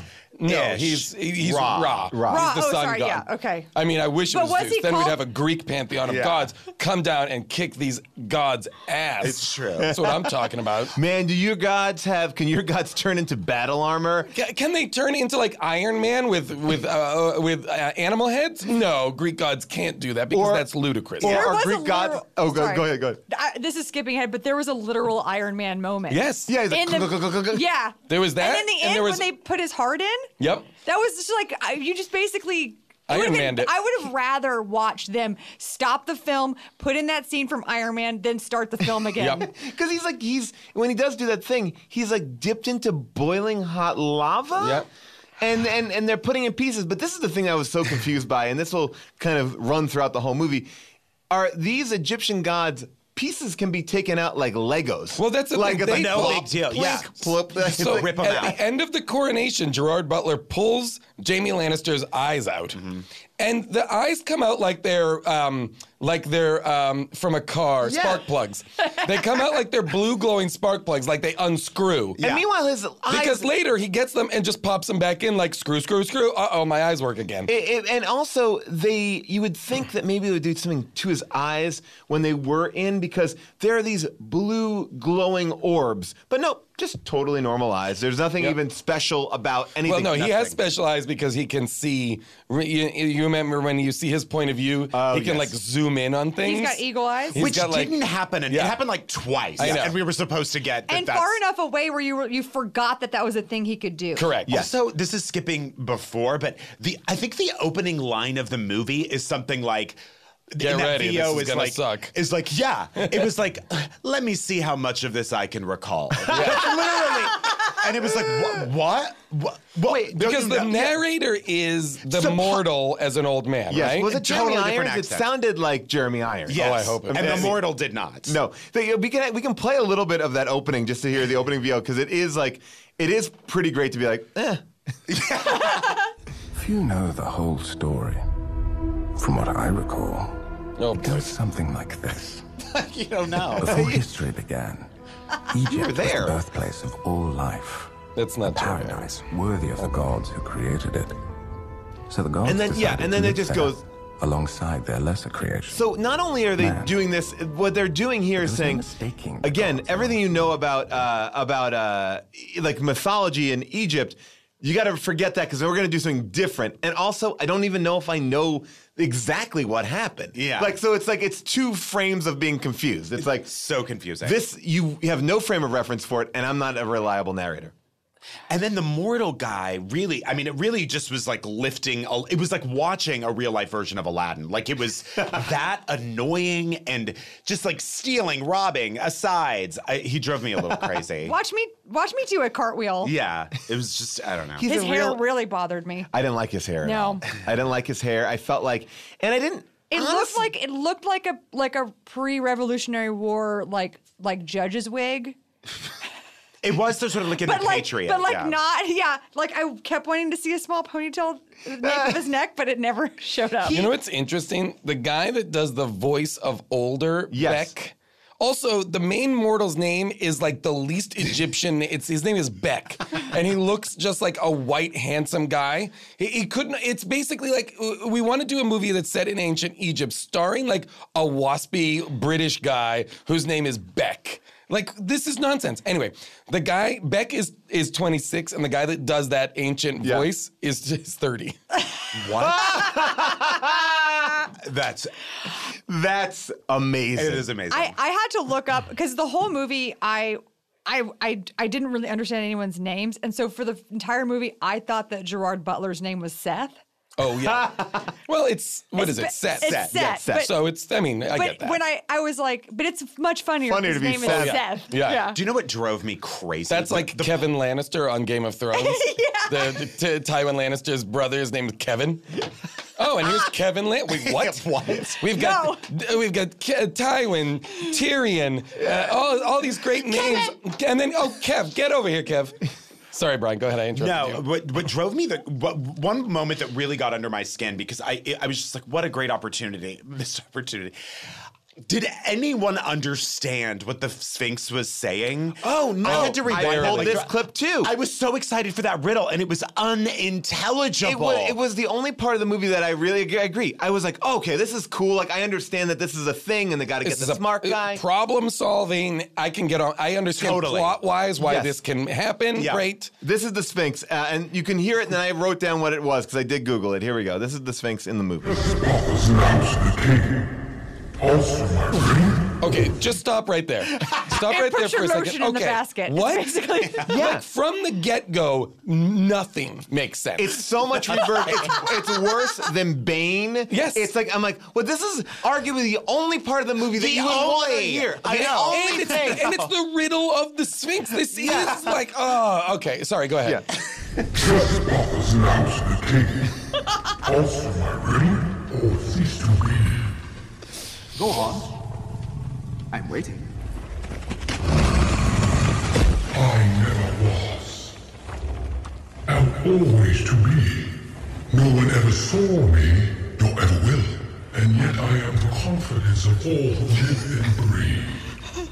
What? Order. Order. And by the way, this is where this movie kind of sucks ass too, because he asked that question, and you can actually hear it a little bit better when you've isolated all the images, because the majority of this movie also is just snake-like creatures. Yes. Like, someone was like, hey, can you design some creatures? Yeah, they can all be snake-like. As long as they can all slither. Yeah. Everything. The Sphinx was slithery. They had, like, guys riding on giant dune snakes. They had those. Oh, those are pretty cool. I like that sequence. Was that lady from Diane Ward? Oh my gosh, I don't think it is, but it's not. No. Okay. They were in Chappie though. The Diane Ward people. Oh, okay. They were in Chappie. Good. That's what I needed. I needed to know they were in something. They're. Don't you worry. They're out there. Are you talking about Ninja and Ninja? They had and, names? Oh yeah, the Diane Ward people. Of No. course. No. I'm sorry. In this movie, the snake ladies. I believe it was Yaya Ding as Annette and Abby Lee as Annette. Annette. Oh, Anat. and Anat. Oh, and then Estart. I loved that scene. I loved the snakes. I thought that was great. That was my favorite sequence of the movie, and I think I was just always confused about where we were at. Like, I was even confused, like, when I was like, are we in the underworld? Are we not in the underworld? It's a movie in which people are constantly going from place to place. I don't have any understanding of where and why. No. Oftentimes they don't know. Yeah. A lot of times characters are saying, why are we here? Yeah. Why are we here? Oh, we got to talk to Ra. Okay. How are we doing that? Bing, bang, boom. Now we're at Ra's. And also every scene felt cut so short that Yes. they just sliced it in half and you were always And in a it's new place. still 2 hours. It's a 126-minute movie. And that's the other thing too. Like at the end, they're like, "Well, let's go back to the Capitol." Oh, you had that ability to like just traverse from the underworld to back to the real world. Like, and when the girlfriend just leaves the location when she's about to be killed, and I'm like, you could have done this the entire time. It's so stupid. Yeah. By the way, I wrote two lines down that I think illustrate similar points of like, there was what you were saying earlier about the voiceover where you're like, why are... They're like, we don't give a shit, why should you? There was one where Jamie Lannister said to John Bon Jovi, which is what I'm calling that mortal, because there was like weird oh, this is going to be a funny scene, orchestral music. Like, oh, we're about to say something funny, so we're going to show you with this, like, Looney Tunes thing. There was a moment where Jamie Lannister said, do you think I'd put any effort in trying to amuse you? Which I was like, well, this whole film doesn't understand the irony in that. And then there's another one where it was like, they were trying to figure out, but they didn't know where they were. And then, it was one of those things of like, sorry, I'm figuring this out while I'm saying it, but where they were like, why are we here? Why haven't you figured this out? It was, next time run towards their weak spot. This is about the snakes. And then Bon Jovi says, how do you know they have a weak spot? And then Jamie Lannister says, I don't know, but they must, right? Yeah. I'm like, this is not happening in real time. Yeah. This is a script. You can figure this out. Why can't he know? Yeah. Why can't he know that they have a weak spot in order to defeat them? And why didn't you know what running everyone was? Time. Yeah. By the way, this is also my irritation with this whole movie is like, you set up these things that should be like, they get the philosopher, right? That guy Toth, who I liked, Chadwick Boseman. Yeah, no, that's great. Chadwick Lettuce Man? Boseman. Yeah. I can't. That's Black Panther. It was shocking, yeah. And he comes in, and they set him up. He's contemplating a head of lettuce, and then they bring him there, and he doesn't figure out the fucking clue. The mortal does, and I felt like that was like a weird undercutting. Like, we got to get this character. This character's so important. We got to get him. Also, do you get 3 guesses? Yeah, that was the another. Are you allowed 3 guesses? That also drove me crazy. I was like, I don't know that maybe that is part of the rule of the riddle of the Sphinx that I'm just not knowing. But like, he immediately is like, he gives his answer and he's like, wrong. He smacks Jamie Lannister once, and then they're like, "Oh, wait a minute! Well, let me try again." Wait, what? You could just stay there forever. Yeah, that drove me crazy. If you think about what happened in the first 30 minutes, first hour, it's so hard to even. Oh yeah. Like he loses his girlfriend. We still haven't even talked about the architect. Oh, the architect! Fantastic. I love that guy. Me too. Didn't you? Is this unfair to say? As shitty as this movie was, I respected every single person in there because they all did. I thought they did a great job for the bullshit that they had to do. Everyone was in. Like, everyone was like, I am here. I am committing. Like, Gerard Butler, sometimes it didn't match, but I was like, fuck, man. He's like ready. He's like, I'm going to do bad guy. Yeah. This is where I will say, like, I believe this to be true, a cast of Americans could not make this movie. Oh, yes. No. There's simply something about these are like, this is controversial, I know. People are going to write in and be like, no, that's not true. Here's this person and that person. But this is a movie in which everybody in it is like men. Right. Grown men, fighting and for honor and the hierarchy of all this stuff. And for some reason, we just associate that with whether it's like British people or whether it, I guess, Jamie Lannister's Danish? What is Yeah, or like Australia, like the Hemsworths, whatever. Great. And then they're all men, but there's something about those accents, there's something about this that I'm like, I get what this is. Yeah. And like, I don't know if you could cast Americans in all these roles and have it land right. Well, you it gives it that like, for whatever it is, that weird bullshit realness. It's like the same way you're saying that guy is like just a few years older than the 26-year-old doing the voiceover. It's like, he sounds like he's lived a life. That sounded to me like Jeremy Irons, like, let me tell you the story. And it's like, oh yeah, I'm just 32 years old. I'm 32, and I'm like, I just got a new iPhone, and then I programmed it. The thing that is still that is, I mean, we talked about it at the beginning, but that is so shocking in these epics still, especially like set in Egypt,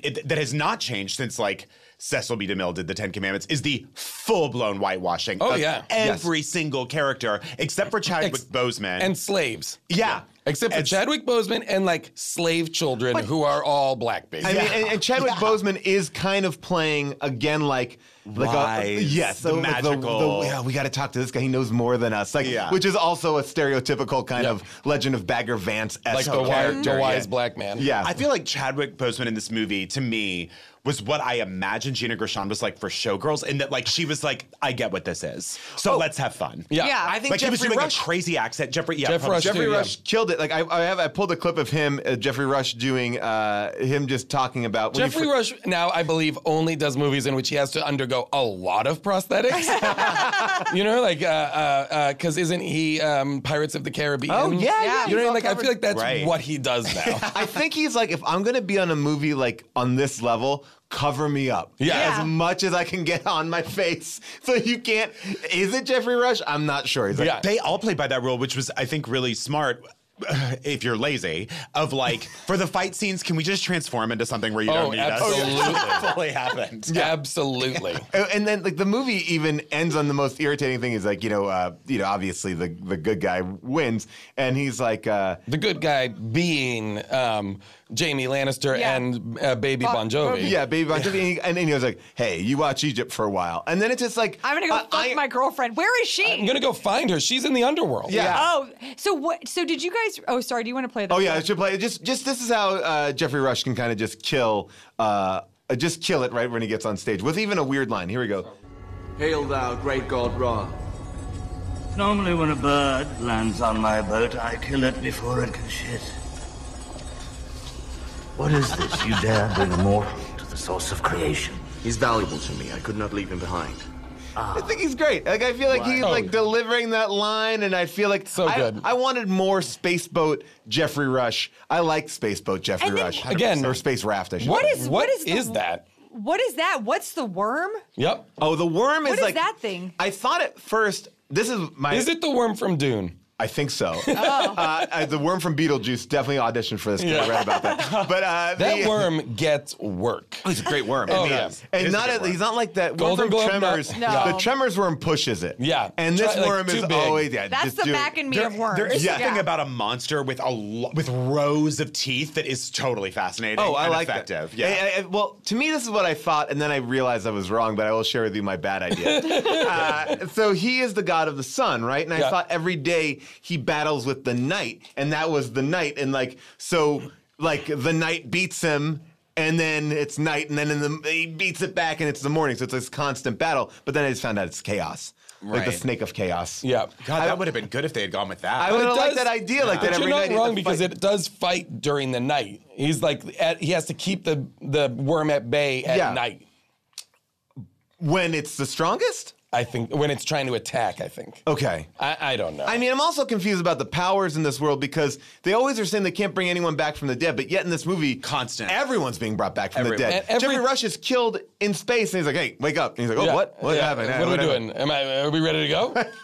I also had an issue with the fact that I was angry about the fact that that gods got to decide what your afterlife was. Oh, yeah. That was just at the whim, whoever was ruling. That drove me nuts. Well, we were going down one path too. Aaron, you were saying something, and then we played that clip. Oh, yeah. I know I forgot what I was going to say. I don't know what we were talking about before that. I'll figure it out. I was going to say that when the girlfriend goes to the underworld, you see this gigantic line, and then all of a sudden she's at the front of it. I'm like, she made really good time in the underworld. Like she really. They also said it was going to take like 7 days to walk to like the scales of whatever, or the afterlife. Another boat, it looked like to me. So many boats. I liked those. I liked the underworld decision-making scene. I thought that was cool. I liked when they went to the underworld. I also liked that the guy running the St. Peter of the underworld, like who decided was like when shit went down, he's like, oh hey, hold on, whoa, the underworld's closing. Guys, back up. Don't walk into this shit. Okay. I got he became like a real frustrated just manager of like a Best Buy. Like middle manager. All right, everybody, calm down. We're gonna get this sussed out. Our computers are down right now, so we're not gonna be able to decide who goes to heaven or who goes to hell. I can only take cash, no credit cards. The machines are down. Your gold is worthless. I know what I was going to say. So at the end of the movie, spoiler alert, no one cares. At the end of the movie, you don't know where you don't know where Zaya, Seth's girlfriend is. Yes. Zaya. Electra. Yeah, Electra from the Daredevil series. Yes. You don't know where she is, and then I was reading online that they were. Was this Sony?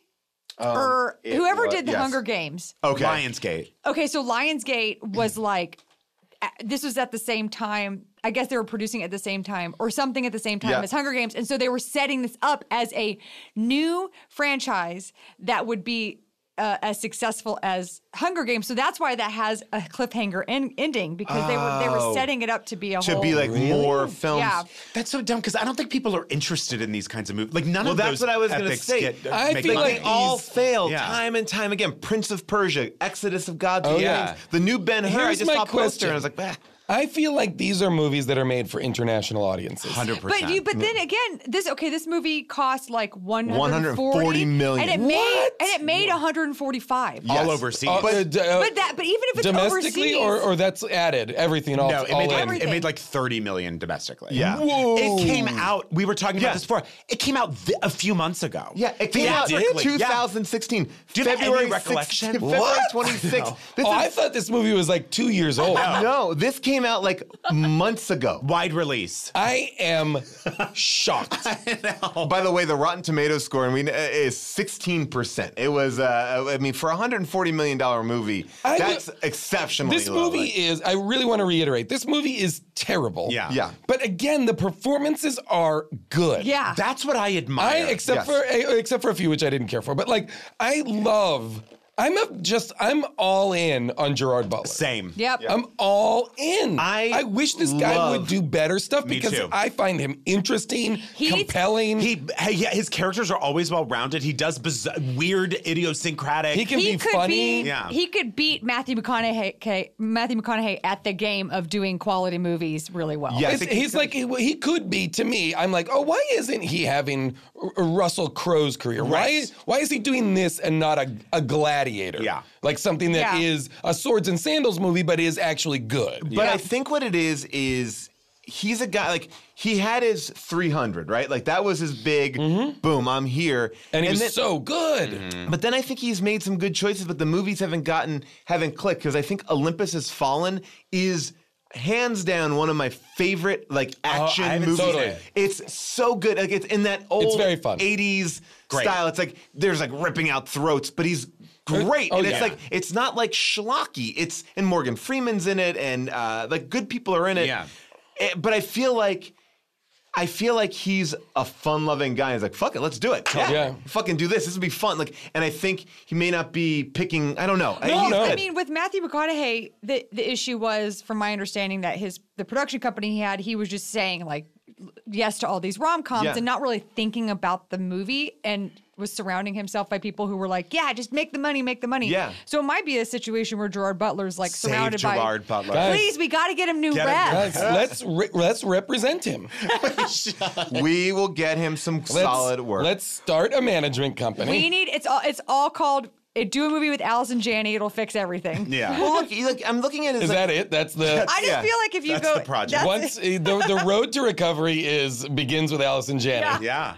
100%. I do feel like this is an interesting thing too, and I feel like Sam Jackson falls into the same category, where like they asked him one time, like, why do you do all these movies? And because Sam Jackson's quality of work is Well, just like Michael Caine. Yes, right. Yeah. But Sam Jackson said something that I feel like may be similar to him, which is he's like, oh, I want to be in the movies that I liked as a kid. So like he's just like, oh, giant shark movie, I'm in. Yeah. King Kong movie, you get it. Like, and I think he's just sort of like, I'm in on the simple premise of, fuck, cool, we're gonna blow up this city. And I feel like when you look at a lot of his stuff, he's working with cool people. Like, you know, it's like the guy who wrote Seven. All right, I'll be in the next movie that he does. Yeah. You know, the guys who did Crank, I'll be in their movie. I'll make a romantic comedy with Katherine Heigl at the height of Katherine Heigl being in romantic comedies. Right. Like, he's making all the right, like, again, it's like, he's not like devaluing. It just is sort of like, either gets there a day late or like no one cares. He does get there a day late. Yeah, just like, oh, if you had as much money as I assume Gerard Butler has, wouldn't there be a point where you're like, I want to start doing stuff that is actually. Unless you're just having a blast. He may just not realize it yet. You don't like think so? I will say sometimes you're making something and you're like, this may be bad or it may be great. I don't know. Right. I think it must be hard to know that when you're making this. He Sure, could have thought this was going to be good. I don't And think he's got, anyone like, works Jamie on a movie they Lannister. think is going to be bad. I think everyone's like, oh, you know, it'll all come together, and it's we don't even, especially in a movie like this, because you're like, we don't even know what is going to be here. Visually, it's going to be amazing, and we've got Jamie Lannister, and we've got Jeffrey Rush, and we've got all these great actors. One of the most surprising things about it is with that budget, and I honestly was like, well, this just must have been released overseas, not here, but that it was, and that they thought it would be a franchise operation. That the special effects were so terrible. Oh, they were bad. shitty. They were awful. Like some of the worst I've seen. And the sound design was like, oh, these two robot birds are fighting. Let's get two pots and pans. Ching, ching, ching, ching, ching, ching, ching, ching.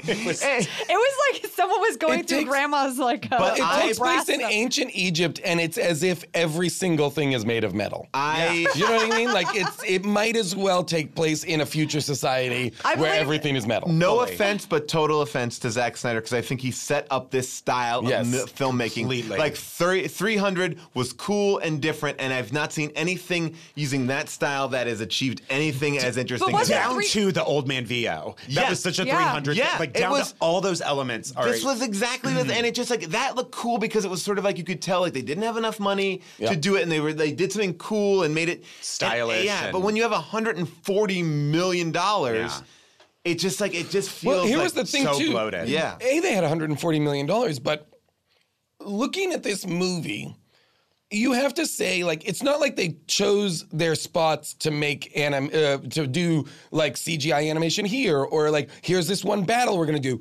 All of the movie is always computer generated. So when you get something All like of the it, snakes, you're like, well, I've already seen 17 of these things by the time you get to the snakes. So And the even snakes as impressive, have no weight in the world. Yeah. You know what I mean? Like everything, even though the snakes look cool, like when you put snakes in a world in which the ground is CGI, the snakes are CGI, the background is CGI, everything is green screen. And no one then you're like, I don't know what I'm looking at. I don't know what's going on. And no one and you're right, and no one seems to care about like nothing seems like just like because when literally anything can happen, like nothing is surprising or carries any weight. Hey everybody, sorry to take a quick break here, but we have to thank our sponsors. Our sponsors are fucking awesome.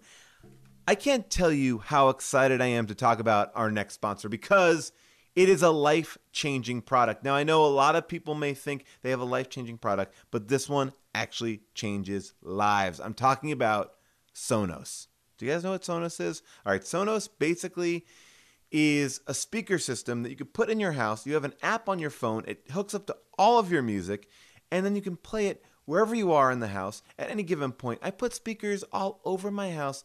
I'm just pop out my iPhone, and I'm throwing it on.